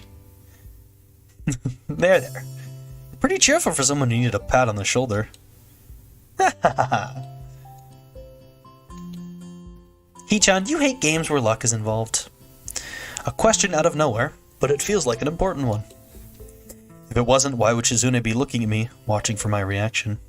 Even as I glance in her direction, she tries to pretend she isn't doing so, putting on a casual air by spinning a chess piece in her fingers. I don't like games that revolve around luck of the draw, right? That was you, Hee-chan. Yeah, revolving around luck isn't the same as just having luck involved, though. I don't hate games just for having an element of luck. Most games have an element of luck to them anyway. It's what keeps them interesting. I think a game where you know from the beginning how far you can go is boring. That's not a game, isn't it? Just going through motions. For a game where you have little to no control, I don't think I could get into something like that. I see. That girl isn't very good at chess. Chess is a formulaic game, so it's a game that isn't suited for her. There's nothing formulaic about her. Someone who plays chess like that, looking only at the next piece, playing so shallowly, can't be called a serious chess player. Anyone who loves chess to the point where their eyes sparkle like that when they see a chessboard will be the kind of person who would study the game. If you study it just casually, you can learn to see at least 2 moves ahead, even against pros. Why would someone who loves the game so much, with that enthusiasm, know so little about it? Even less than someone with just a passing interest in it. Hizune puts down the piece in her hand. It's a rook. Her feelings are real, but her feelings for the game aren't real. Do you understand, Hee-chan? There is no luck in chess. It's very important to realize that. Luck in games is good because it gives everyone a chance. Just enough to matter, but not so much that skill is penalized. Chess is boring because it's not a game to me. It seems like formulas. Hanako isn't the kind of person who would love something like that either. If you value something, you fight. Struggle is proof of preciousness? I think so, at least. Or, you concede immediately, since it's so precious that it stops your thinking. The first is a passionate love. The second is a gentle love. I tried to fight her, chasing around her king and trying to bait her. I didn't succeed, though, because she stuck to only what would work. The trickiest movements were when she moved the fastest. That meant she knew exactly how to deal with those situations. That means someone taught her. Do you understand, Hee-chan? Not really. If you love chess that much, but you can't give it your all, it's because you love the memories attached to it, and not the game. It's too precious to her to see as a tool for true competition. Due to that, you can't become friends over it. Not without words. Well, your way of making friends isn't the kind of way that works on everyone, Shizune.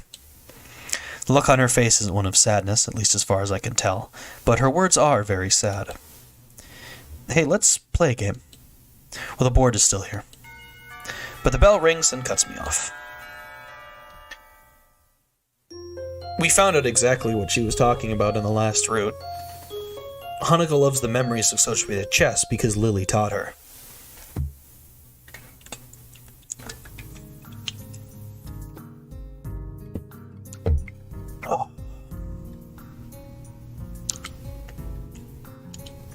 Oh, I'm gonna need some dinner after this, even if it's gonna be late. Things have returned to normal. Well, I transferred in at a pretty unusual time, and I can hardly say that I had a normal first few weeks here. I guess it's more like things have calmed down and reached normality. I've been here longer than I thought. It's hard not to think about all the stuff I must have missed in this school before my arrival, or the things that might have happened in my old school since I've been gone. I wonder where these feelings come from, since I didn't leave much behind. I have a lot more here that I like.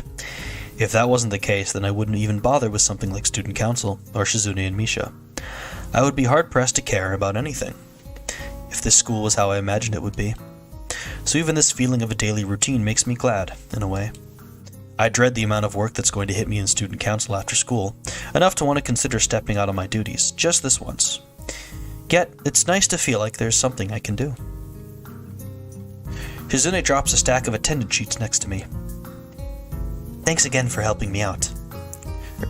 Okay, we gotta get the Shizune voice again. Thanks again for helping out. Thanks again, Hee-chan. Sure is a lot of work, though. I had to skip out on sign language class again, but now I'm at a level where I can understand most of Shizune and Misha's conversations with each other, so I'm not too bothered by it. Shizune still doesn't know that, though. I'm determined to keep things that way until I'm very sure of my skills. Perhaps it's a little childish of me. Tanabata is less than 5 days, but they're only going to start building the stalls tomorrow. Hee-chan, we might have to help out with building stalls again, starting tomorrow. Why? What was the point of taking them apart? That took days, didn't it? Yep, that's right. Even though Hee-chan wasn't there for it. I would have helped out if you asked. It wouldn't have made sense to bore you with cleanup duty after you enjoyed the festival so much. It wouldn't have made sense to bore you with making you clean up right after the festival. It would have ruined the fun. Besides... Hee-chan is lazy anyways. You'd have tried to run away again. Shi-chan doesn't like playing Foxhound. That stings.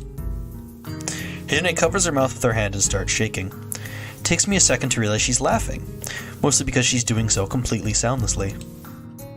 It's a little strange to see, but more or less the same good-spirited kind as Misha's, without being eardrum piercing. That's a good question though, Hee-chan. Huh? Stalls. It's a storage issue. The school doesn't have anywhere to store so many stalls, since each one is pretty large.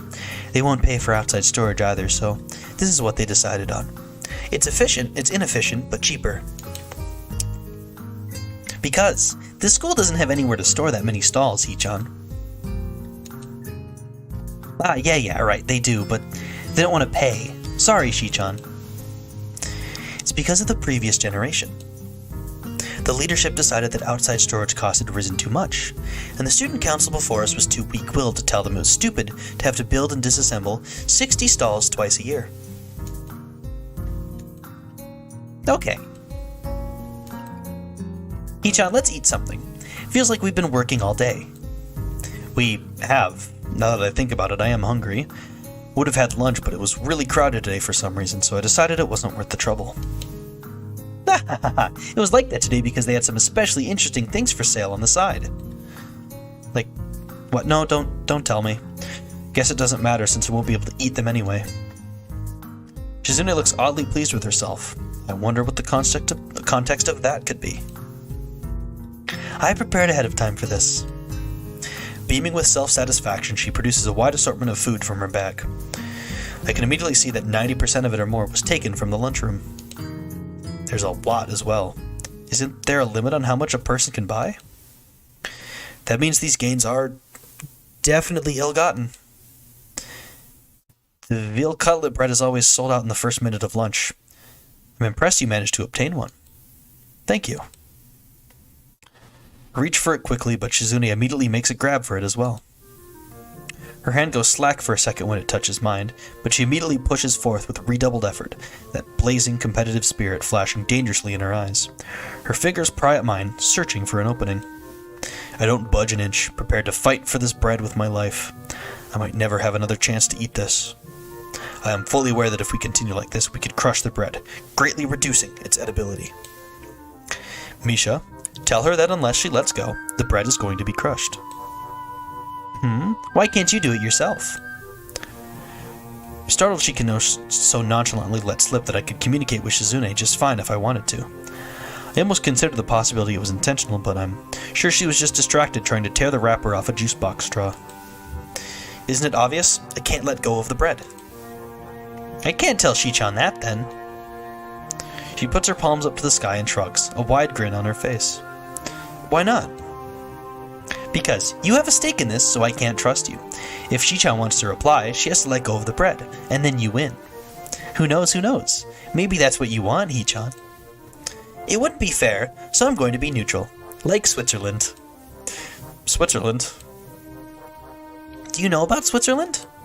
Of course I do. It's neutral. They're neutral. Yune stares at me cockily, tip of her tongue sticking out slightly from between her teeth as she continues to tug firmly at the veal cutlet bread between us. Suddenly she lets go and holds her hands up, palms facing outwards, the universal sign of peace, gesture of peace. This seems like a very poor way to settle this, doesn't it? And we might crush the bread. She glares and her passive expression quickly plummets into a disapproving grimace. Hichan, drop the bread. We are negotiating now. I drop the bread reluctantly. Misha's hand darts in from the side, her fingers drumming across the table as it makes its way over. Don't mind me. I don't even really like veal. I'll just take this sandwich right here, and something to drink too. Picking them up cautiously, she immediately retreats. She has the right idea. I could just pick something else. There are a lot of delicious things here. The chicken katsudon bread is also a popular seller, ranking high in taste and demand, but I've already eaten one before. You're so immature, Hiseo. This wouldn't be a problem if you would pick something else. The chicken katsudon bread is delicious. You're so immature, Hichan. Why don't you pick the chicken katsudon bread instead? It's delicious. But I have already eaten that. Hichan, why are you so obsessed with eating the veal cutlet bread, specifically? It's hard to get normally. Rare things are more delicious. You are acting like a child. You're acting like a kid, Hichan. Why don't you eat the chicken bread? That's not important. Turning bright red, she smiles cunningly and continues. There is no reasoning with you, so it looks like there's only one way to settle this. We are going to play for it. That doesn't matter. We'll play for it instead. Somehow, I expected this. It's the logical conclusion. Shune has been studying for a long time, pretty much continuously up until now. With our finals over, I guess that surplus energy has to go somewhere. Play what? The oldest game known to man, upon which the fate of nations has been known to rest. Rock, paper, scissors. We'll play rock, paper, scissors. Really? That sounds so serious, Shichan. There is no humor in her expression. She is dead set on this. Okay. She draws her hand back and I mirror her. Go. We both put out rock. A draw. I had thought I had the perfect plan. Rock is unbeatable. Shizune frowns, deeply upset by this unexpected turn of events. Not as planned? Again. 2 papers. Damn. Again. We both throw out 2 rocks again, but a third hand is among us representing scissors. This looks like fun. Can I play?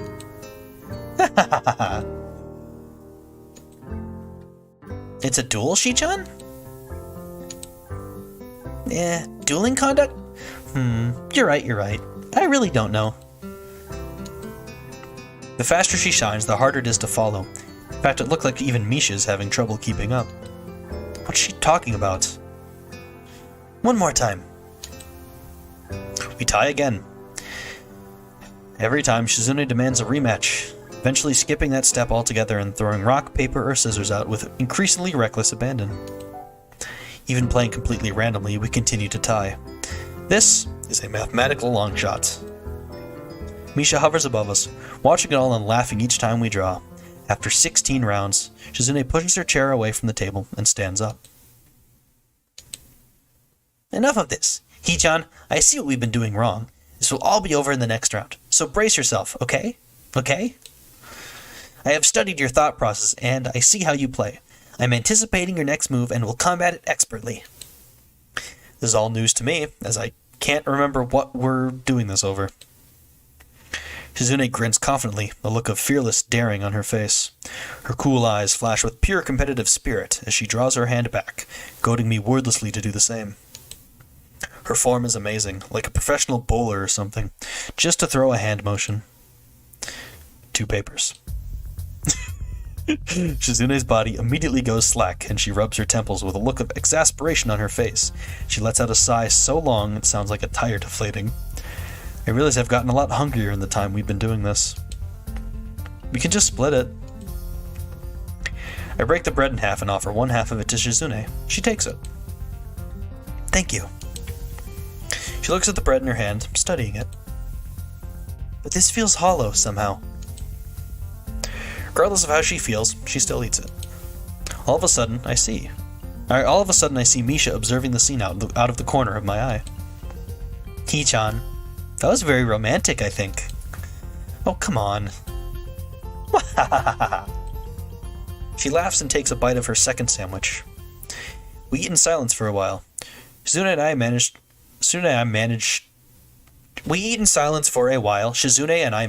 to avoid any other contests. And then we go back to work. This is the same scene. Nope, same scene.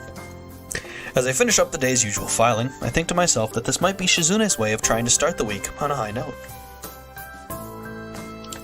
After all, tomorrow's when the real work will begin, and with her hands literally full building stalls, she won't be able to talk very much.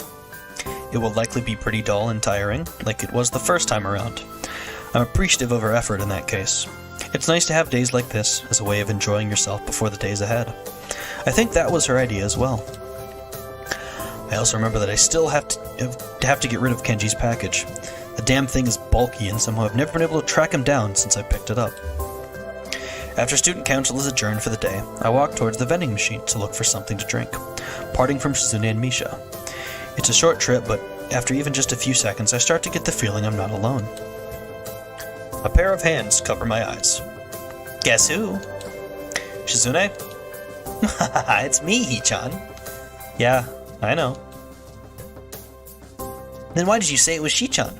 It's okay to be wrong sometimes, Hee-chan. You're too proud. Anyway, after student council, you don't usually have any plans, right? So you're just gonna go straight to your dorm? Where else would I go? Okay, that's great. That's great, Hee-chan. I wanted to talk to you today, so this works out perfectly. 2 high school students, alone after classes in a quiet, empty building. As the sun dyes the sky a romantic amber color, the cute girl says that she wants to talk. What a secretive and appealing situation. My imagination is buzzing. It's likely not going to be anywhere near as exciting as I'm making it out to be, but it's fun to play it up that way. The popping sound of my canned coffee opening destroys any chance of maintaining such a cheesy mood, sounding louder than I'd have ever thought imaginable, amplified by the context of the situation. I sigh in disappointment and relief. So, what is it? Oh, actually, I'm a little behind in some of my classes, and if I don't catch up, it could be a problem. I can't put it off any longer. My teachers say that I have to really start taking things seriously, so I should listen, especially because this is the 3rd time. I'm sorry, Hee-chan. Why are you apologizing? I won't be able to help you or Shi-chan with student council for a few days. It'll only be for 2 or 3 days, really. I'll definitely try and come back as soon as possible, but can't say I'm happy about this. It's supposed to be getting really busy this week too, isn't it? That's some unfortunate timing. For a second I want to ask if maybe Shizune could pull some strings to get her out of it. But Misha looks so genuinely apologetic about it. It'd be pretty It'd be pretty dickish of me to say something like that. Besides, if she says it's something that can't be put off any longer, I'm inclined to believe her, considering how surprisingly serious she can be with student council duties. Yeah, I see. It's okay. You managed it with just Shizune and yourself last year, didn't you? So I'm sure I'll be able to as well. Don't worry about it. Really? Thank you, Hee-chan. Really? Yay. I didn't know Hee-chan would take it so well. I thought you'd be worried with how there's going to be so much work with Tanabata coming up and everything. Damn, she knows me oddly well. But Hee-chan is so composed. I'm glad. Yeah, you're sort of right. I was thinking about it, but it's not that big a deal. I'm not going to freak out over that. It's going to be a little annoying passing that pad back and forth to talk to Shizune, though. Hee-chan, just tell Shi-chan that you can use sign language, too. I don't understand why you won't.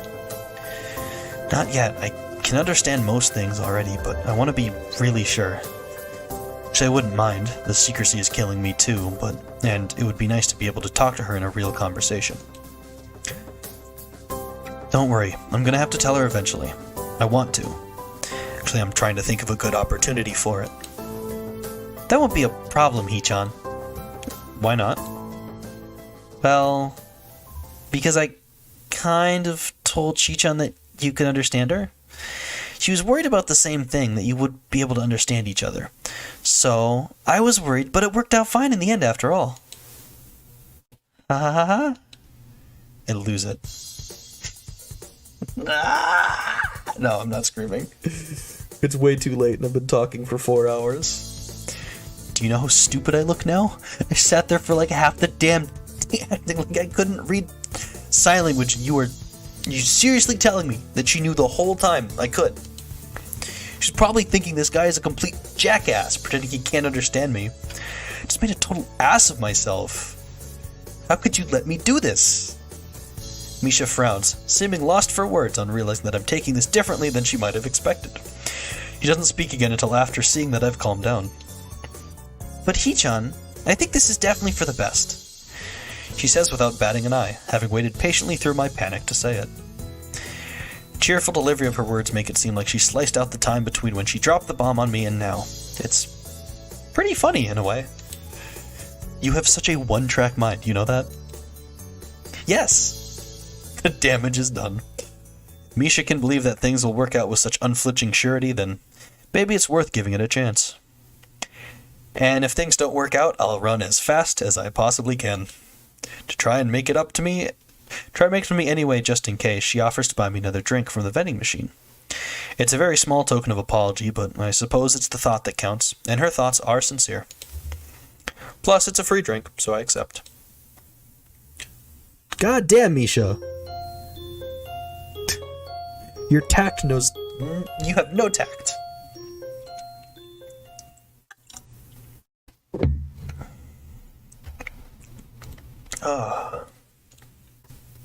Ba-dump. Ba-dump. Ba-dump. Oh, we're getting there. After this, there's only 3 more. I throw back my daily fistful of pills with a glass of water. After a solid 8 hours of sleep, I don't really know what I was so afraid of last night. As I chew a particularly large tablet in half, I continue to rationalize my worries away. Shizune knew I was taking sign language classes all day yesterday, and didn't make a big deal of it. She might be mute, but that doesn't mean she can't make her feelings known. No, in fact, it seems like she's all the more direct for it. She doesn't beat around the bush or hold back. She always makes herself clear unapologetically, so there can be no mistakes. So if she wasn't mad then, it's unlikely she would be at all. And on top of that, I didn't do anything wrong anyway. But as that fear of mine recedes, the thought of spending a couple days with Shizune without Misha takes its place. I hadn't really thought about it yesterday, but the idea becomes more and more intimidating. It's true I can understand sign language pretty well, but I would definitely hesitate to say I can understand it above a basic level. And if she were to speed up her signing, which she does quite a bit, I don't think I could keep up. Signing too is not my strong suit. Doing both at the same time like Misha can is still a distant dream. Hee-chan! What? Don't forget, you said you'd help out with building stalls today. Behind the school after classes are over, okay? I know. Last time you helped out, Hee-chan, we really appreciated it. This time it's even more important, so skipping out is unforgivable, okay? I want to ask why that is, but there isn't any opportunity to. Besides, Misha is behind in her classes, so it seems like a bad idea to distract her now that I know that. I can always ask her at lunch, which is what I end up doing. Because, Hee-chan, a festival that celebrates a town is exactly what it sounds like. It's to celebrate your home and its history. Tanabata is different. It's for wishes and lovers. That definitely makes it more important, doesn't it? Yeah, naturally it would be. Is that really what it's for, though? Yawn. Hee-chan, you have no sense of fun. She puffs out her cheeks in displeasure before blowing all the air out like a deflating balloon. You have to appreciate things like that, even if it's just an excuse to eat interesting things and dress up in the end. I'll be disappointed in you if you don't, okay? Before I can say anything, she turns to the side to inhale a croquette. After classes, I meet Shizune behind the school, where it seems she's already set up everything sometime yesterday. She greets me with a short wave, and then with a flourish of the hammer already in her hand, extends her arm towards the stalls behind her, some of them already half completed, others still haphazard piles of board bundled together with string. As time passes, I realize the pills can only do so much.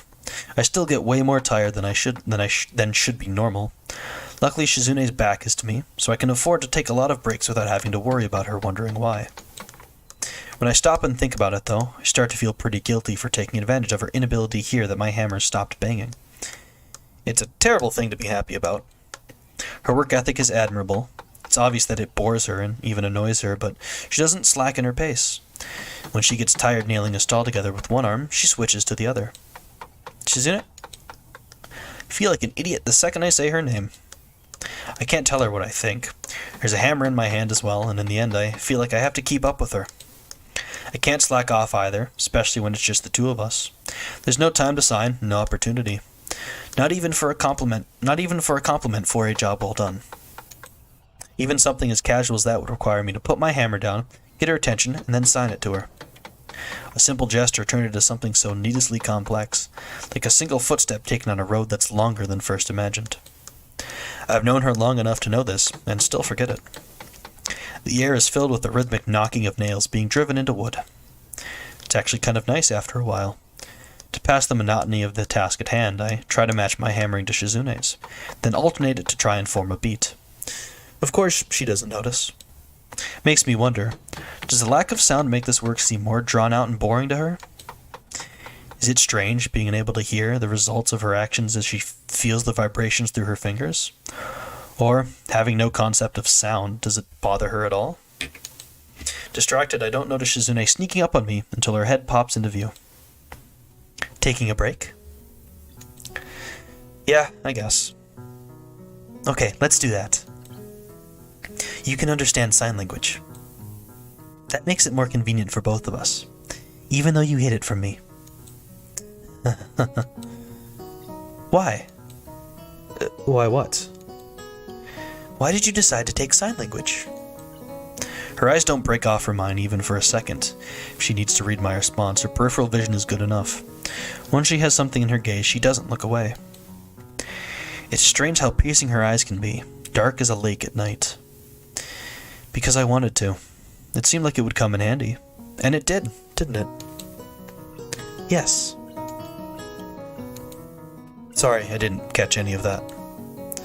See, this kind of thing still comes up now and then. I wish Misha was here. She has work to make up for, doesn't she? That might be partly my fault. Misha doesn't need supplemental lessons. Her grades aren't the best, but she understands how the decisions she makes affect others. That puts her ahead of other people. Of many people. Especially certain blondes. Ah. She doesn't forget things easily. Your sign language is very good. You're learning oddly fast. I've been taking classes for a while now, and it's kind of easy to pick up after a while through immersion or osmosis, that kind of thing. It's not too bad. And if I'm really stuck, Misha's there too. Guess I spoke too soon. I didn't understand any of that. Time to backpedal. But yeah, it's actually not that easy. It's actually hard as hell, like trying to pick up broken glass. But I guess in some ways it's interesting as well. Like an adventure. Well, no. Picking up broken glass is not an adventure. Sure it is. It's just as challenging. If you use a dustpan and a broom, it's not.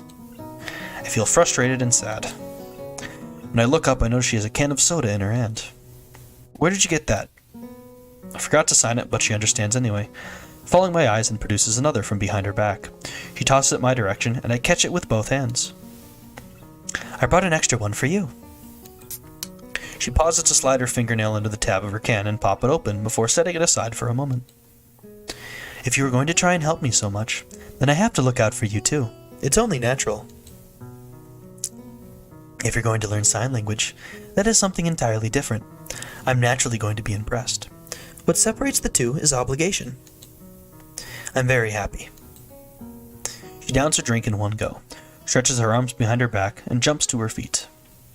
Okay, back to work. I have no clue how good my Shizune voice is, but I'm trying my best. And like that, it's over. Shizune returns to her work with the same energy as before, the lingering traces of a smile on her face, the only evidence that she had taken a break at all. As I do the same, I think that Misha was right in saying that everything would work out for the best. Everything so far seems to be going in that direction. Misha swings by as it starts to get darker, looking just as tired as I feel, and Shizune decides to stop for today. As we cover the day's work and go our separate ways, I look at how fluidly they talk to each other, and how easily they laugh together as they walk to their dorm. It makes me appreciate Misha's skill at sign language more. Wonder if I'll ever reach that level, or if I even will have the time to. 3 more scenes.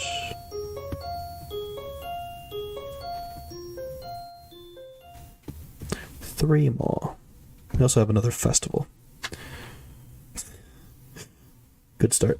Alright, water.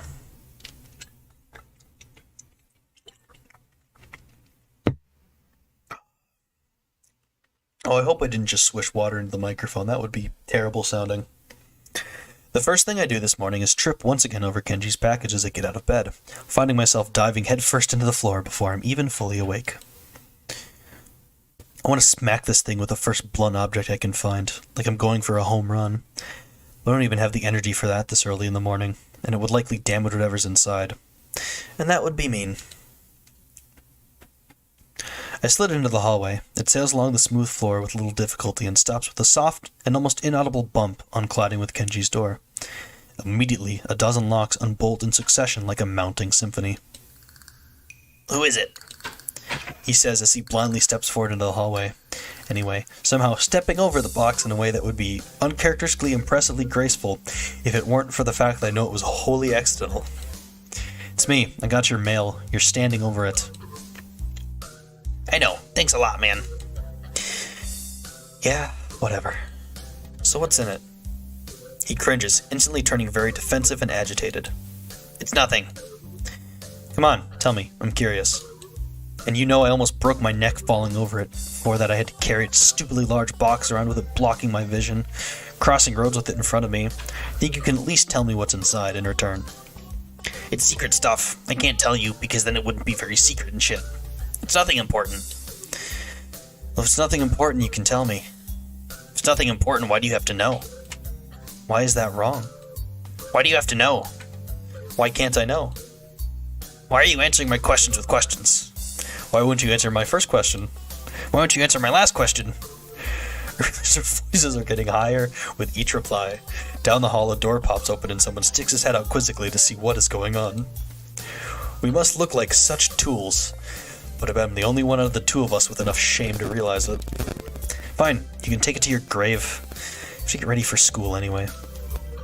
"Damn no, why are you so hasty to leave? Stick around a little. You want some coffee? It's been a while. You know, I thought you were dead since you were so slow with the package delivery. You're lucky I was willing to do package delivery in the first place, smartass." "Oh, calm down, man. You are so confrontational. Is it because of the student council thing? I hear you hang out with them a lot." "You heard it from me, when I told you." "Really?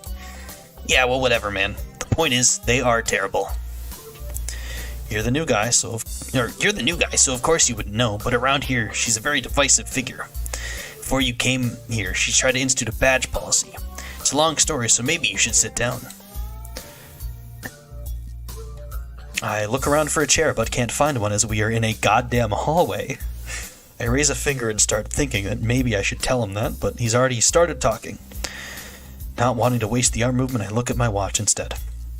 It would have been a real reign of terror if it had happened. Wait, you're judging her based on something that didn't even happen? Yes, anyway, her idea was like merit badges, but there'd also be demerit badges. What would those do? I don't know, it never happened. It seemed bad though, so when I heard about it, I didn't leave my room for a few weeks. So you heard there would be massive change and hid in your room, trying to just ride the change out. Now I decided to do something about it. I found the student council office after a while and marched right in with a list of demands and a bunch of people. I grabbed in order to make it look like I had supporters.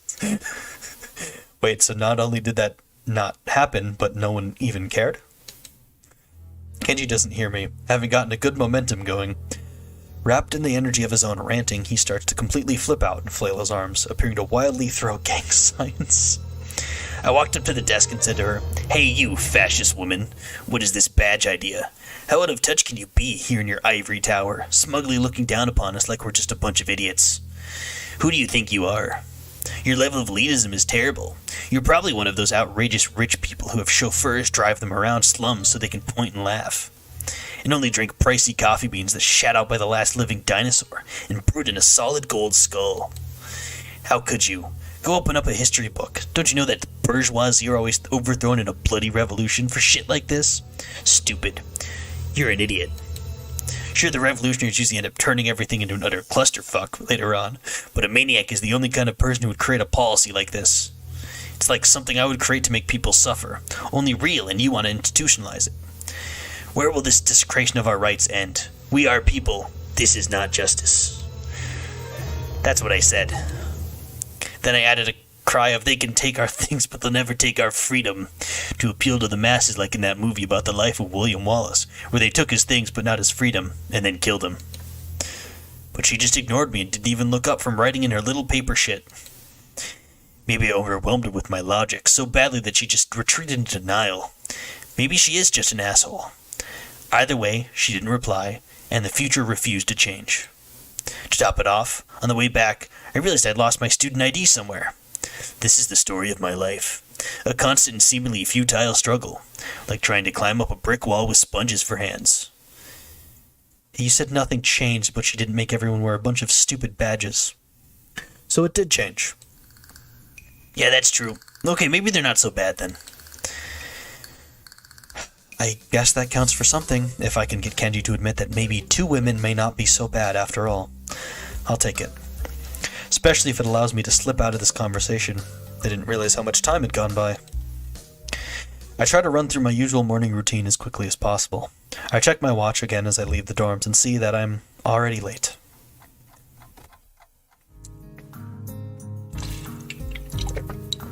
Fortunately, the rest of the day goes more smoothly, and after classes are over, I head to meet with Shizune again.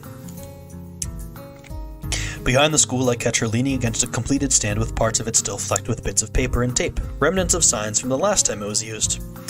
Absent-mindedly spinning a nail in her hand, she hasn't noticed me yet. The temptation to sneak up on her is unbearable.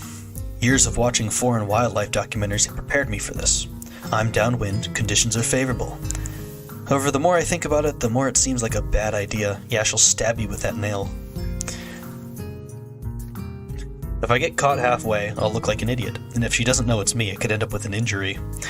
Either way, I'll also look a little insensitive, so it would probably be best to not try anything funny, as disappointing as it is. I walk in front of her, startling her a little. Why so surprised? Did I catch you slacking off? No, I was taking a break. You don't look like you ever broke a sweat. That's some break there, President. Sune's eyes dart back and forth momentarily, and I think I've managed to fluster her. There's exasperation on her face, and a little tension as well, but she can't back down. That would be unthinkable for her. Her figures dance across each other impatiently. You're acting competitive today. Are you trying to get my blood boiling? Do you want to make it a contest? We'll race to see who can construct the most stalls by sundown. No, I'm teasing you. It's okay, it's not a real student council if you can't tease the student council president a little. You agree, don't you? That isn't in the student council's charter, so it isn't true. There is no charter. At least I don't think there is. The only thing they pledge loyalty to are a stack of takeout menus. Anyway, it's good that you're finally here. Even if you could have been here earlier. Pick up a hammer and we'll resume where we left off. As we work assembling stalls again, I slowly realize that it's really much less work than I would have expected. In fact, according to Shizune, we should be done by the end of the day, with a little luck. The last time I did something like this for them, it took her, Misha, and myself almost 4 days to do it. It can't be just my imagination. You know, this doesn't seem like that much work. Because it isn't. That answer leaves me wanting a little more. Knowing that isn't the best, Shizune puts down her hammer to elaborate. It would be impossible for 2 people to do that much work in less than a week. The truth is I don't dismantle half the stalls. I just store them someplace else. Actually, more like I hide them in plain sight. She waggles a finger mischievously. But that's a secret, and it's not proper to reveal the tricks of the trade. You're not a magician. Winking, she takes out 2 plastic containers from her bag, and puts them down on a nearby board before raising her hand slightly as if to say, ta-da. I made lunch today for both of us. You can have this one. The food shifted in my bag and now some of it is mixed together. She hands me one of the containers. I open it. It looks delicious, if a little simple. She hands me a pair of chopsticks as if she'd just remembered to eat 2, and I eat what looks like some grilled beef. It's very tasty. You don't like your food touching other food? I do not. You're very picky. Sometimes I mix my food on my own, but not always, and not everything. I don't like when it's done for me. What is important is the choice. She points decisively to emphasize it, and then breaks her chopstick apart to eat her own meal. As I continue to eat, I notice 2 things. The first is that almost everything I'm eating besides the rice is fried. Even the vegetables are fried. And there's so much meat. Does she eat this kind of stuff all the time? I wonder how she manages to stay so thin in spite of it. The second thing I notice is that I can't talk to her while eating. Talking with your mouth full is a little rude anyway, but with our hands holding our chopsticks and bowls, communication between us is impossible. Just like yesterday. Even though we're spending time together, even though I took the time to learn sign language, it feels like I'm talking to her less. Despite that, it also feels like I'm understanding her more. I hear the sound of something tapping against one of the stands, and look up to see Lily standing off to my side, feeling her way around with her cane. Hi. I nearly catch myself before I can say, didn't see you there. Oh, Hiseo, is that you? I thought I smelled something delicious cooking and wondered who it might be. What is she saying? It's hard to move my hands in parallel to saying something completely different to Lily. This has to be why Misha just signs everything all the time. A bit sillier, but it seems like it would simplify things a lot. Shizune tenses her fingers delightedly at my translation, as if from hearing a joke. All of this food was cooked hours ago, but for someone as slow as yourself, who can't even turn in a piece of paper without being a week late, I guess your perception of time would have to be a little different. That's not very nice. A frown crosses Lily's face in response to a reply to something she didn't hear. Sorry, I'm just having a late lunch. The student council president cooked everything. Is the student council president here right now? She's right here. I apologize, I didn't notice. Normally her level of presence is much higher. I was not aware that the student council serves lunch outdoors. Why wasn't I invited? I think that it is good to have enough free time to be able to do things like this, however. What is she saying? If I were to invite you anywhere, you would just show up late. But Shizune's words are outside of Lily's perception, a fact that is by the second increasingly maddening to her. Translate for me completely, please. What polite phrasing. It's a shame she's essentially asking me to let her fully release the dogs of war. Still, I can't just do nothing. The feeling of being unable to even respond and be understood is so isolating. She would never forgive me. I'll just try to soften her words a little. Actually, this was all cooked a while ago. Really? That's nice.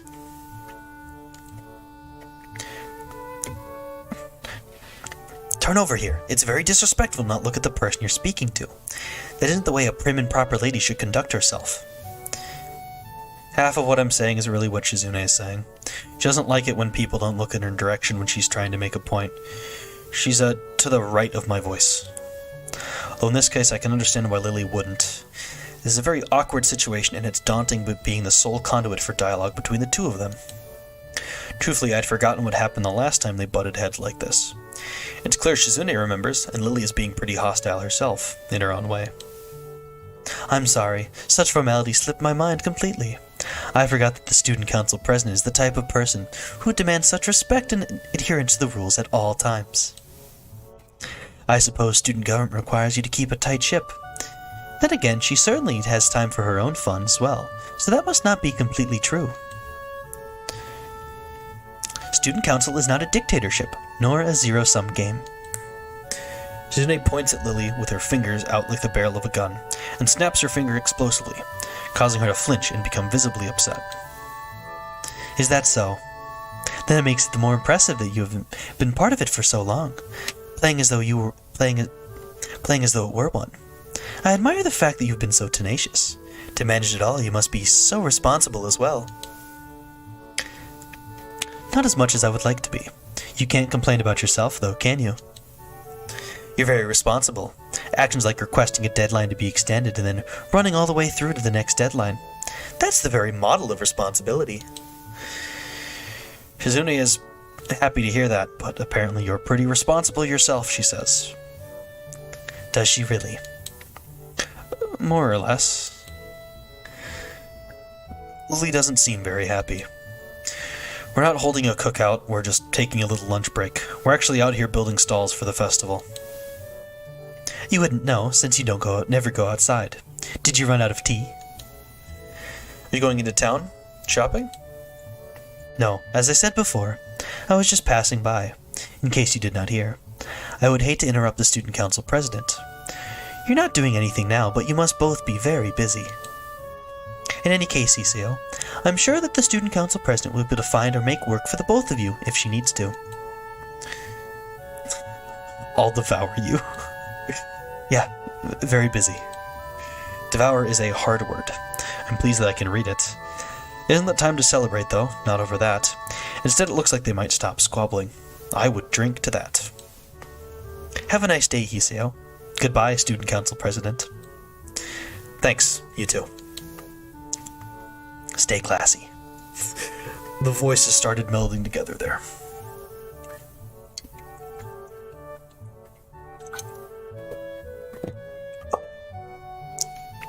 Oh. As soon as Lily leaves, Shizune dives into the remains of her lunch as quickly as possible, as if each bite she shovels away is a means to forgetting any of this ever happened. When she is done, she heads right back to hammering with the same mindset. It's good that she's working off her frustration, but now it doesn't look like she is in any mood to talk anymore. Now I want to check, is this... About 2 hours later, she stops, having mowed through the rest of the stalls non-stop in that time. It still feels hard to approach her, and I think about how easily a conversation can die. After it took so long to be able to get her alone and speak to her directly, it almost hurts. Your translation was good. Really? First class. She punctuates it with a thumbs up. For your level. There aren't many deaf people in the school, and sign language classes have been on the edge of getting cut for a while now. I'm sure you don't have many classmates, am I right? If you're only learning sign language now, your speed is going to be limited. That is why interest in it wanes, because it takes more effort than normal just to communicate. I imagine it's the same with all languages. In such a situation, conversations in sign language are less than they would inherently be to start with. I don't understand that word. Less what? Spontaneous. Misha is the only person who can really capture it. Yeah, that's definitely true. Her expression changes for a second, and changes back too quickly to digest, but I get the feeling that this isn't meant to be pursued. What I really want to know about is... why do you and Lily fight so much? tensing a little invisibly, frowning. Shizune tenses her fingers and overlays them repeatedly, as if shuffling an invisible deck of cards. 2 fights that you know of aren't worth the calling so much. If you had been here last year, you could say that. I heard it was a rough year. Something about how you tried to institute a badge policy? Surprised? I want to hear more about that later, definitely, but you don't like Lily very much, do you? Don't dodge my question. I'm not dodging anything. She was part of the student council until last year. We didn't get along very well. She wanted to keep doing things like the old student council did. The old student council was just so ineffectual. It was stupid and insulting. I wanted to do more, and we had a fight. A lot of fights. She couldn't do anything on time. Then she said that what I wanted to do was meaningless, just extra busy work. Does this look like meaningless busy work to you? Shizune gestures around us. What's really meaningless is a student council that doesn't do anything. Weak, lazy, and boring. Especially boring. I couldn't get excited over sitting in a room with nothing to do. That's just a waste of time. Why would I even be there? It didn't get my blood flowing. Arguing with her does that.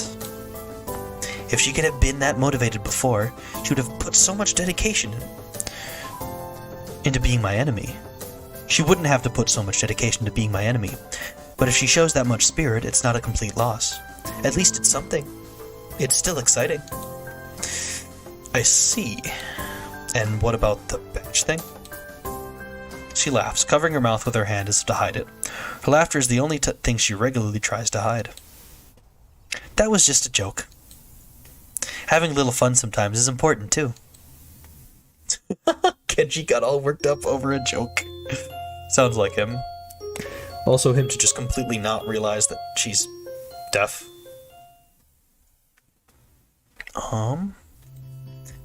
Past imperfective. Almost. The next day I end up having to hunt... Alright, water.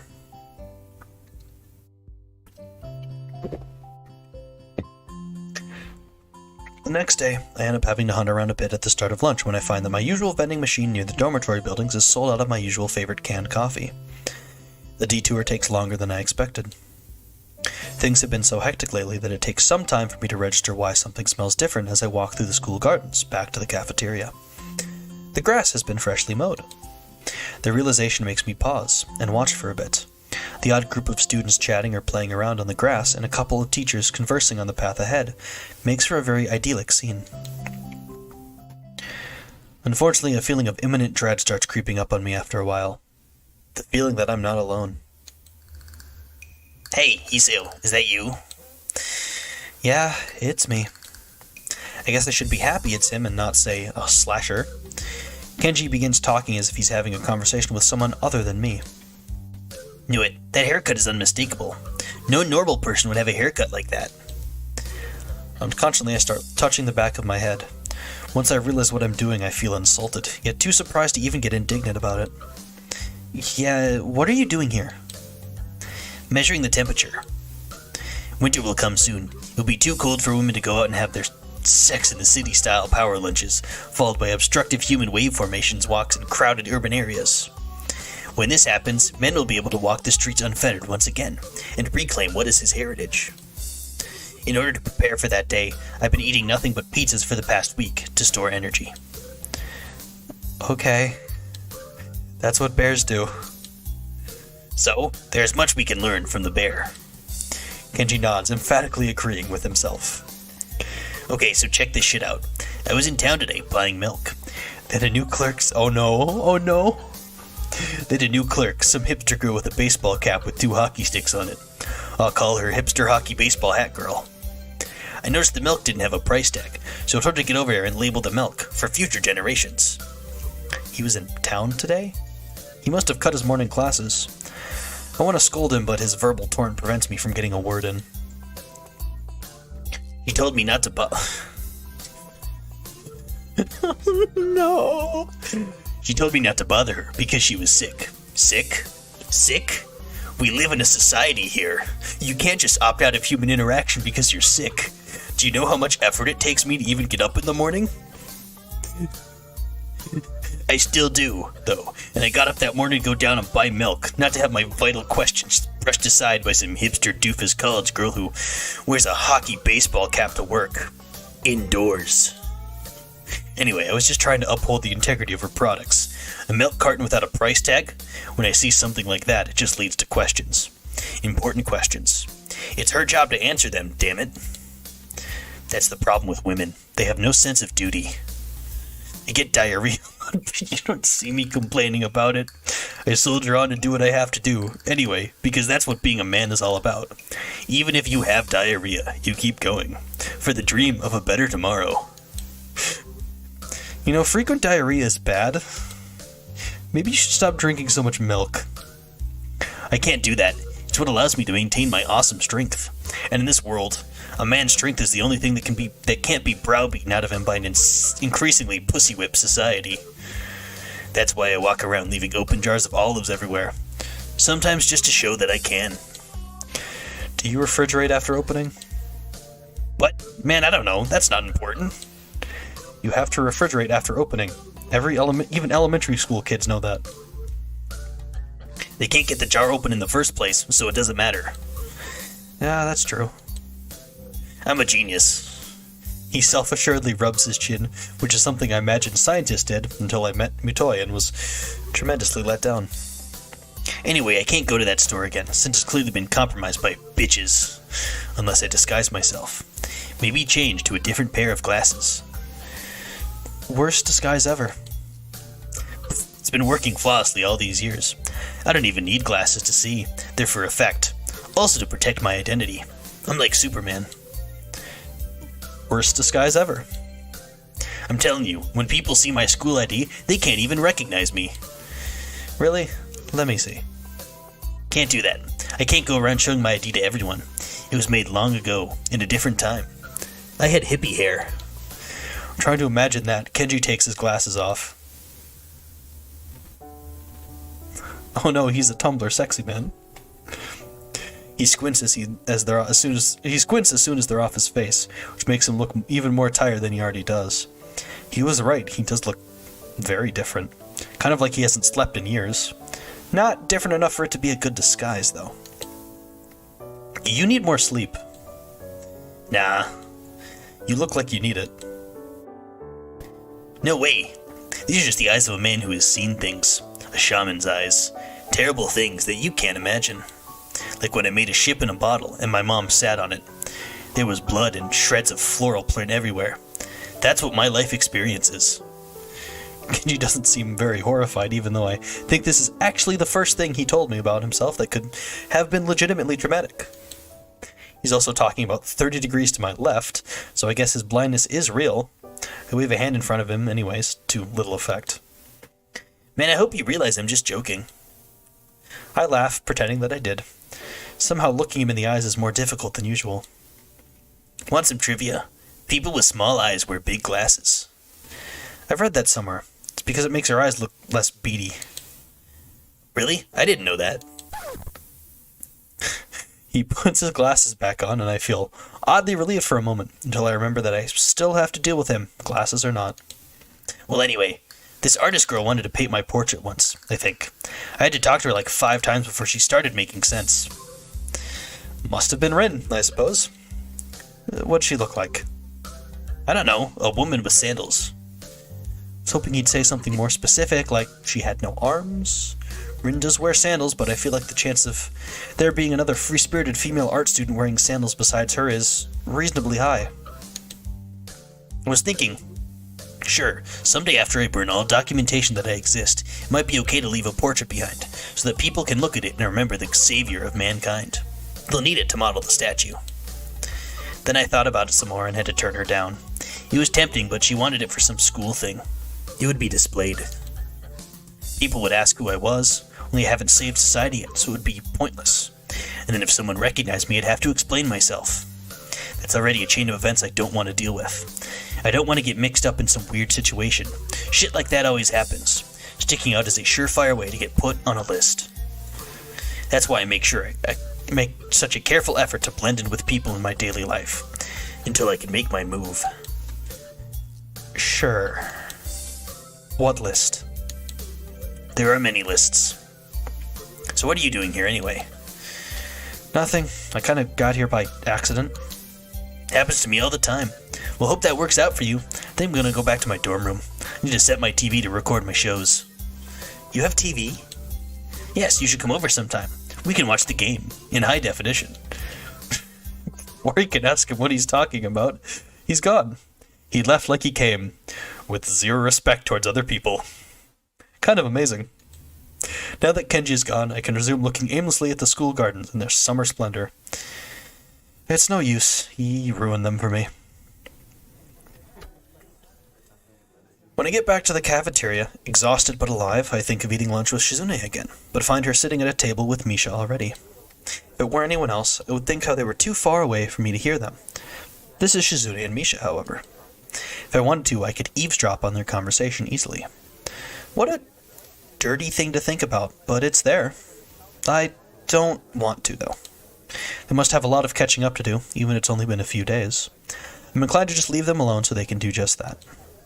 For the second they see me, they wave me over. Hi, Hee-chan!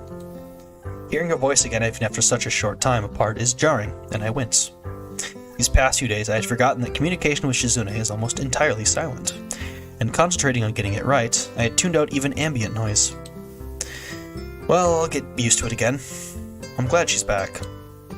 I'm done making up all my work, just in time. I won't have to miss the festival. Wahaha! If they really try to enforce that, I would pull you out on student council business.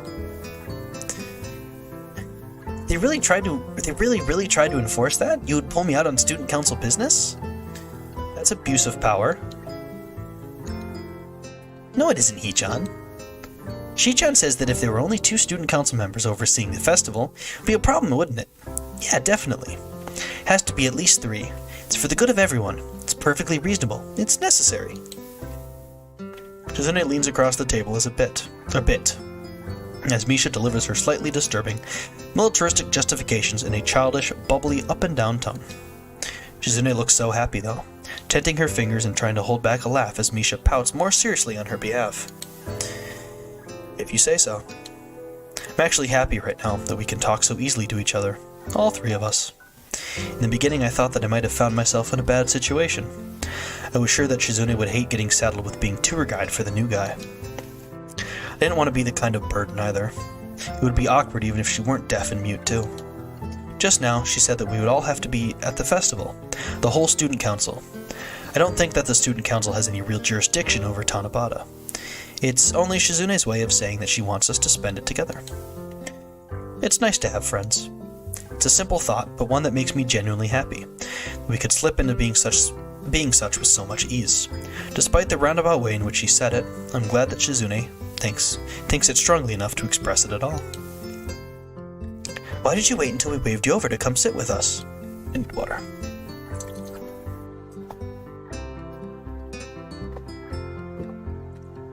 A question out of nowhere. Shizune's eyes are expectant as Misha repeats her message. I feel like teasing her. You want me to sit with you that badly? We're in the student council. We should sit together as much as possible. It's logic. Anyone would jump at the chance to sit with 2 cute girls anyway. She pauses in case I might say something like, "You're not that cute," and instantly lock myself into an obvious no-win situation. When I don't take the bait, Shizune becomes more energetic and continues. You're abnormal. Well, I didn't expect her to end it like that. You're too quick to call other people abnormal. So arrogant. You're too quick to call other people arrogant. That makes you arrogant, and arrogance is also abnormal. You're double abnormal. It doesn't work that way. It's a sliding scale. Leaning on her arm, Misha closes her eyes and lets out a low, slow laugh, like a chuckle. Don't laugh. Don't laugh in this kind of situation. Notice that Misha signs everything I say to Shizune anyway, even though I'm signing myself. This is redundant, but it's an unconscious action for Misha. On the other hand, I can't stop. If I let myself take it easy and sign less just because Misha is back, then what was all this for? Don't want to risk losing familiarity with how to sign either. My hands are pretty slow to speak on my behalf as it is. Ki-chan, you and Shi-chan talk to each other much more now. Back and forth, it's really funny too. Like an old married couple, right? Right? What a loaded comment in so many ways. Although because it's Misha, it can't have been on purpose. That's not a compliment. Shizune doesn't react to Misha trying to pair the two of us up. Maybe she didn't see it. Sometimes it does happen, I've noticed.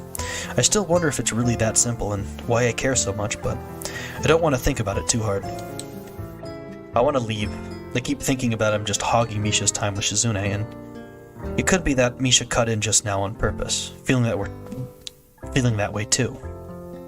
I doubt that either of them will let me leave, though. In some way, they're too nice. Anyway, Shizune, if you really want to know, I didn't want to sit here because I didn't want to intrude. I thought that because of Misha being away for supplementary lessons or whatever, you two would have a lot to talk about, and I should just leave you alone to catch up. That's why I thought I would just hang back. Don't worry, Misha. I'm not trying to monopolize Shizune. Hee-chan, it's not like that. You're so considerate, Hee-chan. Shi-chan is sorry and apologizes. I don't really think it's worth apologizing over, so don't worry about it. Hey, don't you both think that since Misha's back, we should go celebrate somehow? I think so. Hee-chan, usually having to make up work isn't something to celebrate over. No, it's a good idea. The timing is perfect, and Shizune said that the student council should have a little fun too sometimes. You probably heard that too, right, Misha? It should be fun. Actually, wait a second. Didn't you have to make up work because you were missing so many classes to begin with? So skipping out to celebrate would be kind of stupid. Maybe the timing isn't perfect, like I said, but we could go after school. Where should we go? Misha speaks Shizune's question to her aloud before she even stops to think it over, both of them completely ignoring me. Hey, listen to me, two-man short-sighted student council team. Haha, Hee-chan, you're a part of this team too. Yeah, I guess I am. Yeah, you are, Hee-chan. So forgetful and troublesome. I feel sorry for the girl who falls in love with you. So, where do you think we should go? Laughing in spite of myself, wanted to point out how Misha seems so enthusiastic now, when she was the one who was most apprehensive about it just a few seconds ago. For whatever reason, I can't bring myself to do it. But this is okay too. After a short discussion on where to go, it seems the only place all three of us know and are willing to travel to is the Shanghai. A tea house doesn't look like a bad place to celebrate, especially because I'm sure they sell cake there, and cake is the most celebratory food. I haven't seen Yuko in a while either, and neither have the girls. For all these reasons, plus the fact that it's so close, I end up standing in front of the little tea shop with Shizune and Misha before I know it. Welcome! It's been a while since I heard Yuko's voice, surprised all over again by the energy she puts into her greetings. Kind of like an extremely nervous Misha. Hi, but you don't have to do all that all the time if it's just us. Yes, I do. But Okay, if you say so, Yuko. Take this moment to glance around the tea house and notice that it is as empty as ever. It's lunchtime, essentially the peak hour for an establishment of this type, and yet it's as barren as ever. I don't understand. There has to be a reason for this. Shizune gently taps my arm to get my attention. What do you want to get? Yuko looks a little agitated after Misha automatically relays the question. No, I'm supposed to ask that. Is there anything I can do for you? Just some coffee for now, I guess. Thanks. The dedication Yuko has towards her waitressing duty is sort of admirable. So is the speed at which she whisks slices of cake and our drinks to our table when we order. Then again, we're the only customers here. Who knows what it would be like with a full house? Shizune and Misha immediately dig into their cakes with gusto, probably because they can't talk with utensils in their hands. The whole point of sharing a meal with friends like this is being able to talk over it, after all. It makes sense that it would be the same with them. I'm barely halfway through my cake when I hear their forks clinking as they set them down on their empty plates. It's not healthy to inhale your food. Hee-chan sounds like an old man. I cringe and instantly feel like I've been punched. Are you gonna wear a yukata tomorrow, Hee-chan? No, I don't even have one. Even if I did, I'm not the kind of guy who does stuff like that. What about you? Are you two going to dress up? Of course. What do you mean, of course? You didn't dress up last time. One time is not a trend. It's a completely different situation anyway. Aside from not being Tanabata, the festival was on school grounds. Students should wear their uniform on school grounds. Clearly a joke, but her delivery isn't any different from the usual. That isn't normal, but her sense of humor never was, and I'm used to it. I guess her way of saying outrageous things seriously is a little better than if she were to say serious things outrageously. What's more troubling in any case is how I've started to associate a voice with her signing, and it's clashing with how Misha says out loud everything Shizune signs anyway. I feel disoriented. I'll dress up this time. You'll see, Hee-chan. Not just Shi-chan, but me too.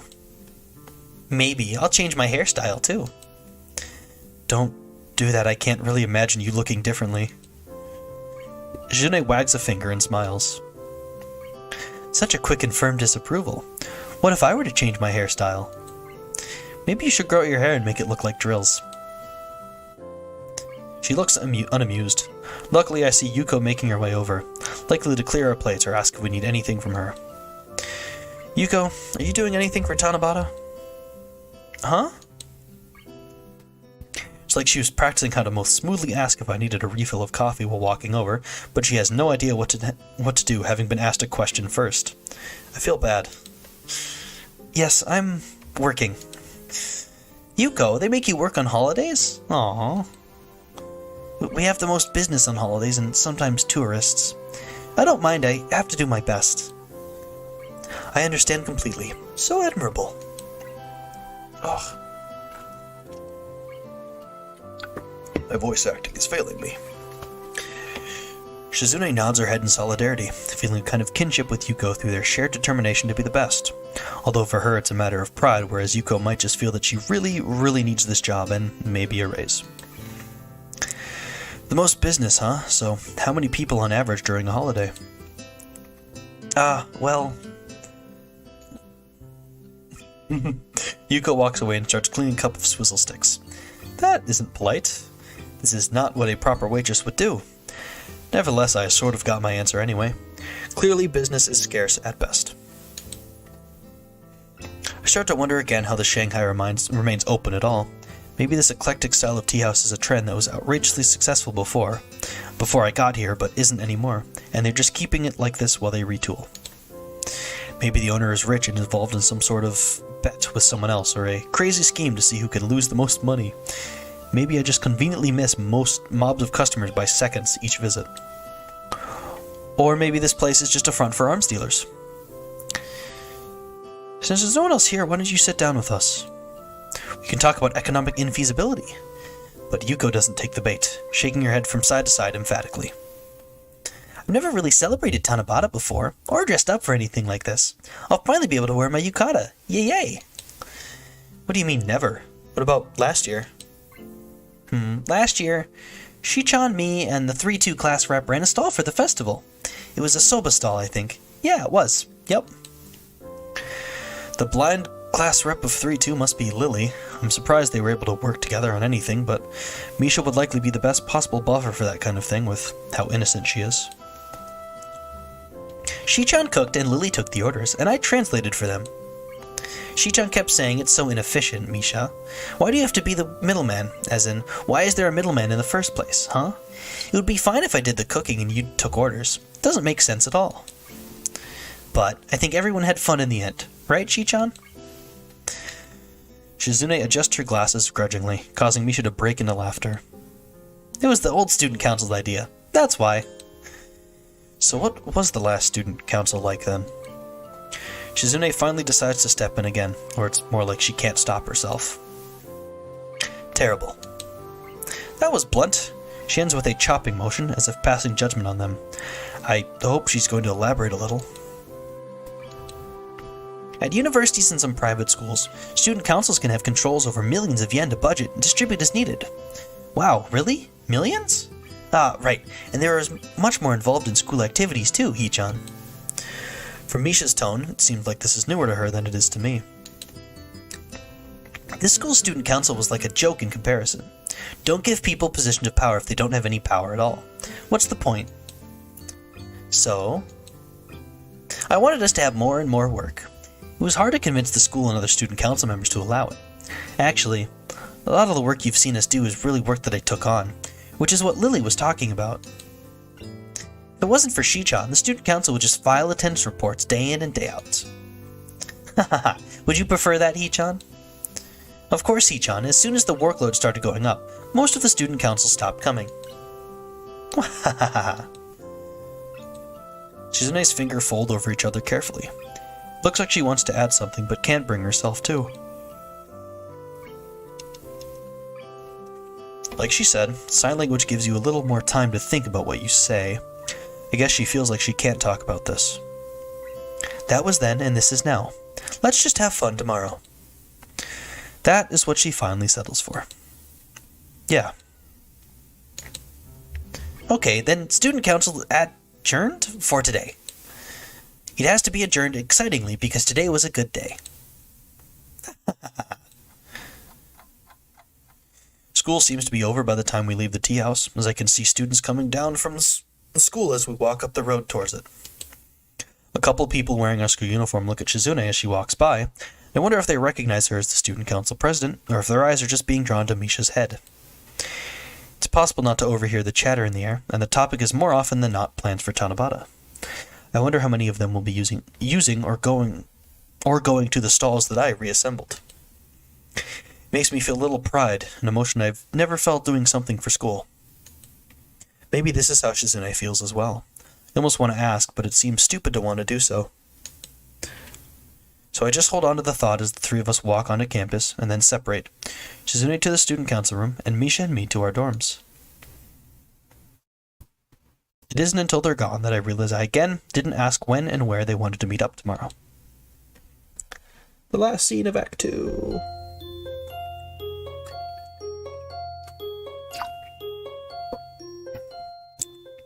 This is why I didn't schedule back-to-back for Katawa Shoujo anything. One more drink of water. This is a very nice scene, by the way. When stars embrace. God, these have been like 20-minute scenes. Even though it is a holiday, I wake up at the same time as usual, on a day when everyone else is likely sleeping for another 6 hours. Uh-oh. I take my morning regimen of pills for the first time in a few days. Admittedly, I'd let my medication slip my mind. Looking at the row of bottles in front of me, I don't know how I managed to. 17 different medications. I feel full enough to skip breakfast after taking all of them. I'm already up, so I might as well take a walk. The weather looks nice outside, giving off an idyllic atmosphere I'd often dreamed of. It's always been kind of a romantic notion to me to be able to meander around in the countryside, taking in the fresh air. Now that an opportunity to do just that is here, I can't resist, even though I know it must seem silly. I stop at the main building in order to buy a drink, and then decide to enter it and maybe hang around on the rooftop a little bit. The view might be pretty cool at this time, and I'm sure that nobody else will be up there either. I've never been up there by myself. The school is quiet today, deserted. My footsteps echoing in the staircase to the roof are unnervingly loud. It shouldn't bother me due to how much time I've spent in sign language class in near total silence, or working so much with Shizune lately, but it still does.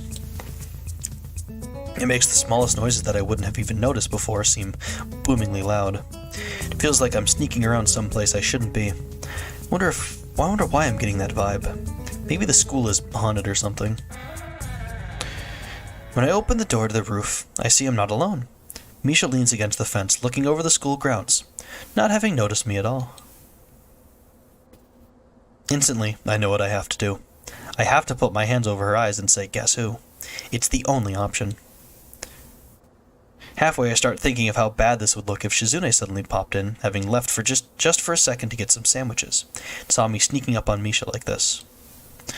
I pray silently that such a coincidental misunderstanding doesn't happen. Guess who? Hee-chan! She says without hesitating for a second, without deviating even slightly from her normal tone. My fun was over before it started. Hi, Hee-chan. Good morning. She reflexively tries to move her hands to form a greeting, and tangles them in the fencing. Good morning. I didn't expect to find you here. What are you doing up so early? I could ask you the same thing, Hee-chan. What are you doing up so early? I didn't expect to find you here. I asked you first. You're right. You sound just like Shi-chan. No, I don't. I say in the least convincing manner possible. Luckily, Misha doesn't notice what a bad actor I am. Are you looking forward to tonight?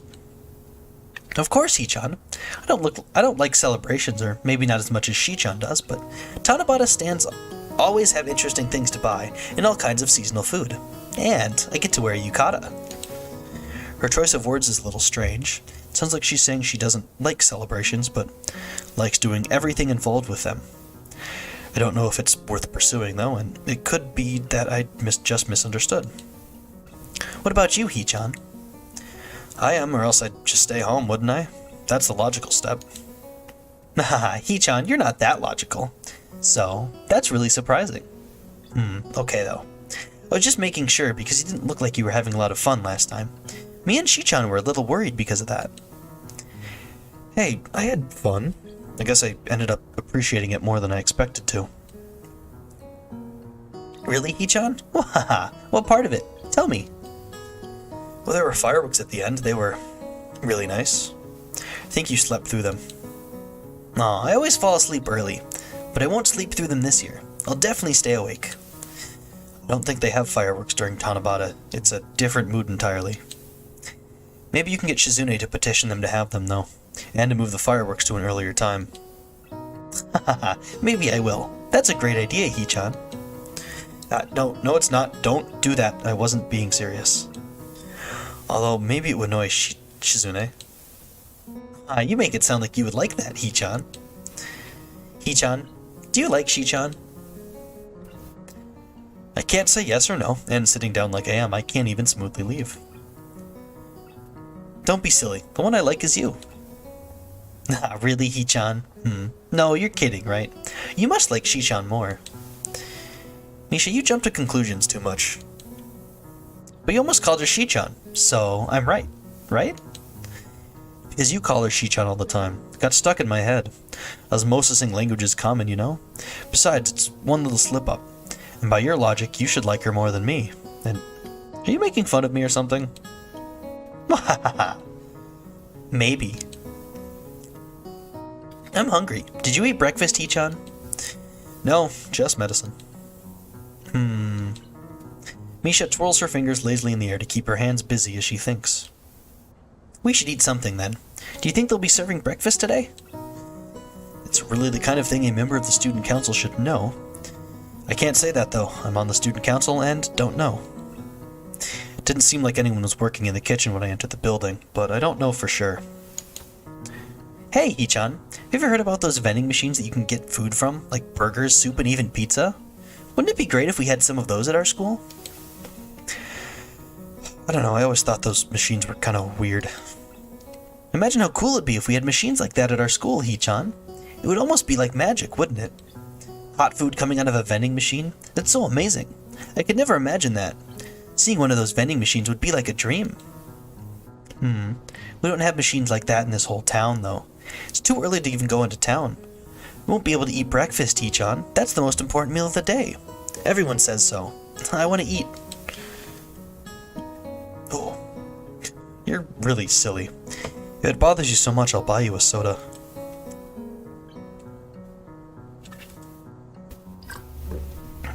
Misha puffs out her cheeks and puts on her serious face. Hee-chan, a soda is not breakfast. It's like water. It's not like water, it's a liquid. Water isn't food. Liquid can be a food.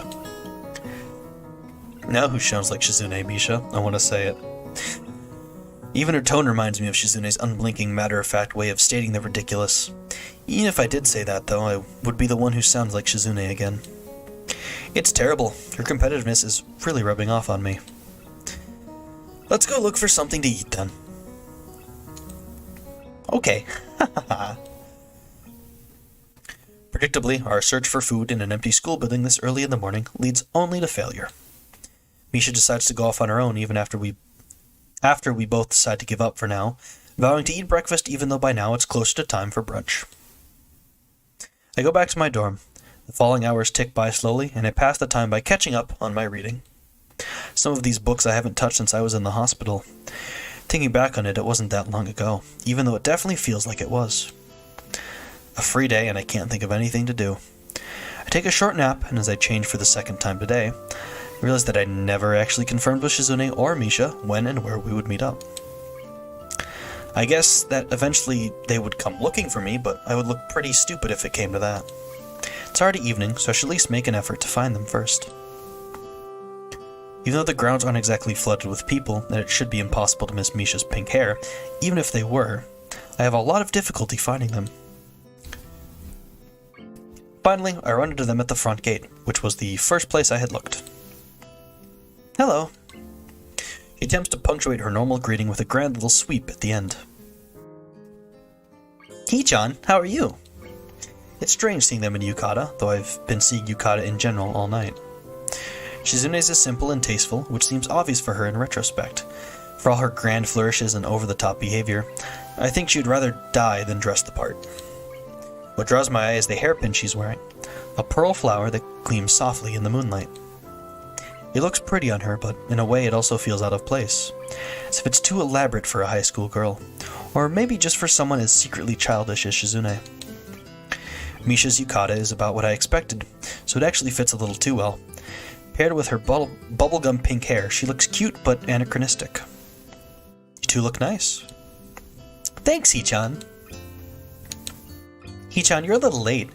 We're waiting here for a while for you. Did you forget the time or the place? Oh well, let's get going, Hee-chan. Misha dropping this line of discussion saves me from what could have potentially been a pretty embarrassing thing to own up to. Specifically that I had been looking for them for at least an hour. Seeing Shizune and Misha looking so cheerful, it's hard not to want to fall into the atmosphere and enjoy a nice night out. What bothers me is that I'm having some trouble reading Shizune's signing tonight. Haven't been to sign language class in almost a week, so I'm not surprised. I guess having lost focus for a while, I'm slipping. It certainly wouldn't be the first time. Hold on, where are we going? Into town? Yes. It doesn't make any sense. We haven't even checked out what's going on the grounds. Unless you two decided to have fun while I wasn't looking. We're going to come back. We'll be working our way up. Either way, Hee-chan, we have to walk into town and then back up if we want to see everything. So, this way, after we're done, we'll be right back by our dorms when we're tired. It works out perfectly. That is admittedly logical. Shizune doesn't give me much time to argue anyway, grabbing me by the arm and lightly trying to pull me along. Aw, nice CG. The streets illuminated only by the light of the moon and low lanterns tinted with tissue paper put me at ease. Now that we're in town, Shizune moves a bit more slowly in order to see the sights. So I decide to walk more briskly in order to mess with her, but she quickly readjusts her own speed to match, letting out a soundless laugh before quickly signing to Misha with her offhand. What do you want to do first, Hee-chan? About some games, if there are any. Thought you didn't like games, Hee-chan. I don't mind.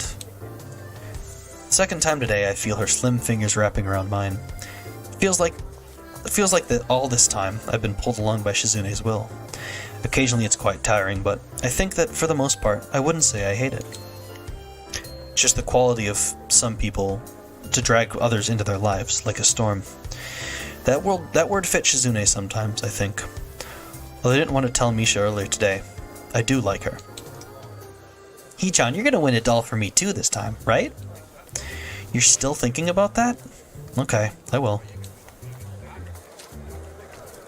The time passes by faster than I thought it could as we run around, trying to do as many frivolous things as possible. Snow cones! Hee-chan, do you want one? Misha runs toward the stand, not even waiting to hear my answer. They look delicious. I want one too. We'll play rock, paper, scissors to see who can pay for them all. Or we could each pay for our own. Hee-chan, what flavor do you want? Blue one. Blue is not a flavor. I knew that. Ordering something based on color is childish. You're childish. What are you getting at? Are you getting strawberry? That's such a childish flavor. Only children eat strawberry. You should get plain, the most mature flavor of all. I want to know where her personality comes from. Wonder if I would think that way if I hadn't been the first student. If she hadn't been the first student I ended up having a conversation with on my first day here. It's entirely possible that I've missed the parts of her that kept drawing me in. If I didn't know that she couldn't hear me and that she was so competitive and so focused with getting me to join the student council and so alternatingly playful and sharp, without these constant new facets to keep my interest in her, would I have grown to like her so much? It's likely that I'm overthinking it. Aren't you going to make a wish? Shi-chan never makes wishes, Hee-chan. Oh, really? Not even on New Year's? Why is that? Shizune tenses her fingers and smiles, but won't answer. It's a secret. I know. Hee-chan, do you want me to tell you? Yes. Shizune alternates between as many forceful iterations of no as she can think of. I'll tell you later, okay? Actually, I feel tired. I think I'm gonna go to bed early. Really? Doesn't feel like it's been that long. Time flies when you're having fun. But it has, Hee-chan. Maybe we can visit Yuko first, then go back. Or, I don't know. Well, it doesn't matter. Have fun without me, okay? We're gonna go back to the school soon anyway, Misha. Misha doesn't want to hear it, and leaves anyway. Shizune starts to wonder why just as soon as I do, but while I keep it in my head, she signs it, seemingly to want to discuss the possible reasons. After we're both done seeing all there is to see, I check the time and find that it is pretty late. My energy is starting to wear off, and it's a miracle that I managed to have even this much, too. Even Shizune is starting to look a bit tired. We make our way back to the grounds. Shizune seems disappointed when she sees the school building lit up and teeming with students. Something wrong? I wanted to go up to the roof, but now there are too many people. I'm tired, so it might be for the best. There are probably couples on the roof, since it's that kind of holiday. Then again, I wouldn't know. Is that how it really is? Never really been to any festivals before coming here. I'm disappointed. I thought you said you wanted to see what the school was doing last, like saving the best for last. Now you're telling me you don't want to? Not even a little?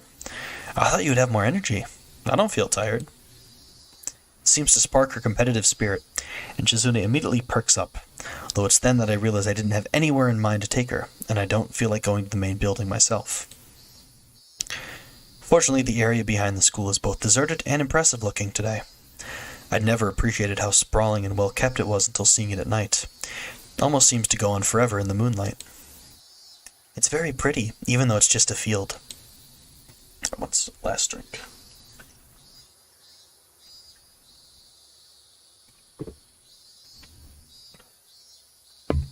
I thought earlier that she was too immature to pull off the old-fashioned clothes she's wearing tonight, but right now she is quite beautiful in them. It makes me think back to that day, the other festival that I went to with her. She had looked the same way then.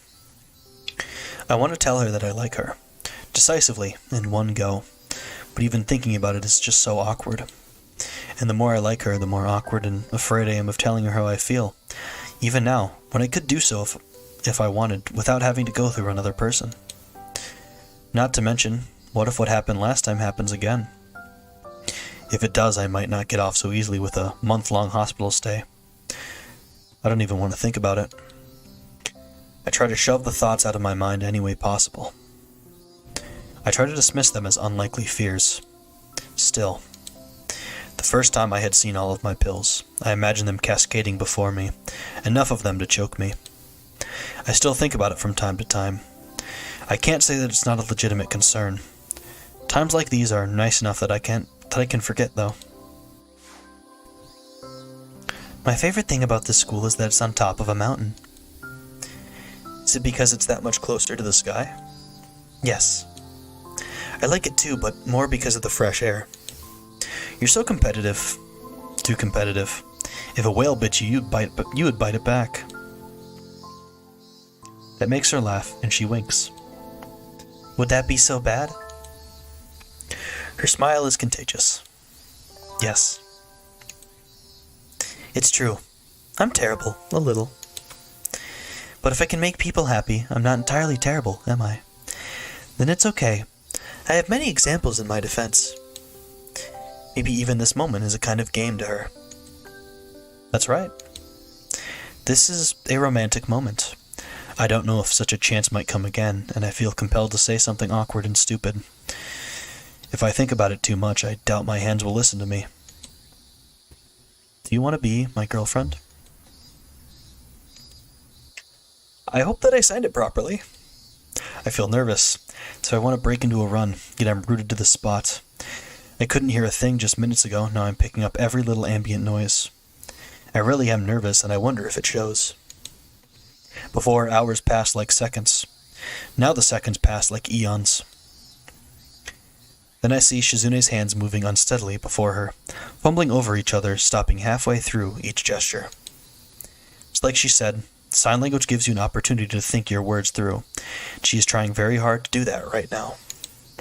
A situation that she doesn't know how to respond to. It must be unthinkable. As stoic as Shizune tries to be, she can't hide her reddening cheeks.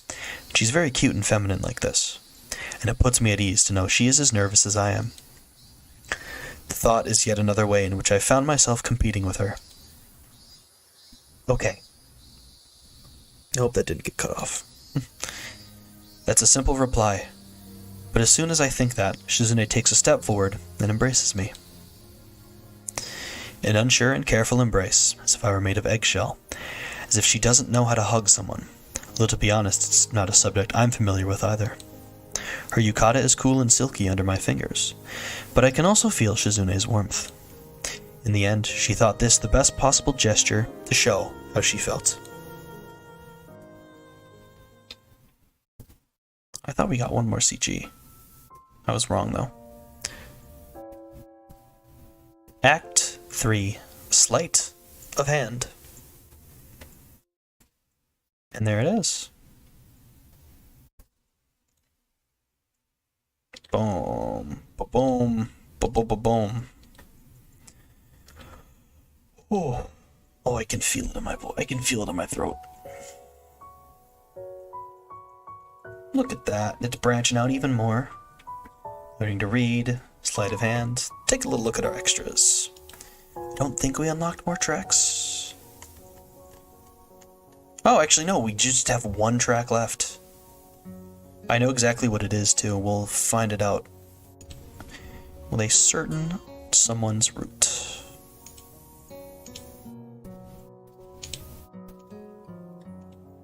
There it is. Boom. I can't believe Kenji's CG is part of that. It's really funny. Got a fair amount left still. The Tanabata photos. Taking a look at our library. We've got 1, 2, 3, 4, 5, 6, 7, 8, 9. 9 scenes in Act 1 left. There's all of Shizune's Act 1, or Act 2. Longer than I expected. Absolutely longer than I expected. And we get Act 3, which will be Wednesday. And then, look! Cinema! Another one.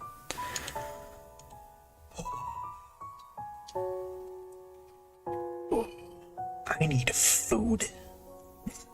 Let's go to the just chatting screen. Close out of this. Turn the BGM back for everyone. Boom. Boom.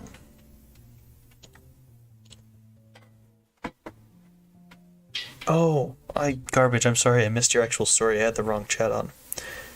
Electric bike and I'm a fucking idiot. Those two combined, I think I tell the whole story. Oh no. I'm sorry to hear that. Yes, today's stream. I'm so glad to be back. It was only like 4 days, but I am very, very glad they'll be back. That was fun. Like I said, Shizune's route is memorable. I like all the routes in this game, but Shizune's route is definitely memorable. It's very, very fun. I'm gonna wrap up kind of quick because I want to get some damn food.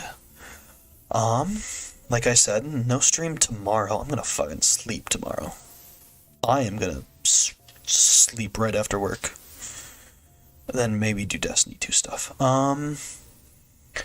Stream on Wednesday, though. We'll do Act 3. Definitely won't be 5.5 hours long. There's no chance in hell. Unless I get a 2-hour long call from my dad. Wednesday, 6 p.m. CST. Very, very, very much looking forward to it. I love this. I was thinking about it earlier today. I think I'm going to put a whole big pause on long-form games after we finish Katawa Shoujo. I want to play just a bunch of smaller stuff. I've got some short games that I've got a ton of stuff, so I want to start doing those. Stuff will be changing, so we will, of course, play it by ear as always, but yeah, that's not for a little while. We've still got 2 acts in Shizune and then 3 whole characters, plus the very final ending, so not Katawa Shoujo's not going anywhere anytime soon. But yeah, if you enjoyed the stream, I'd love it if you left a like and and if you subscribed, hit the bell. We're closing in on 100 subscribers. I've got fun stuff for 100 subs. I'm very excited for it. So getting closer all the time. Super excited for it. I want to show off all the cool things I've been working on. Follow me on Twitter for updates on things. Stream links are there, schedules are there. Schedules pinned, check it out there. We're almost at 300 there too, which is super exciting.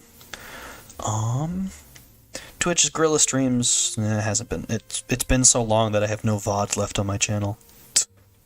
And yeah, I hope you enjoyed the stream. I hope you are safe, and I hope you're well. I hope you have a great rest of your morning, afternoon, evening, or night, whatever time of day it is for you.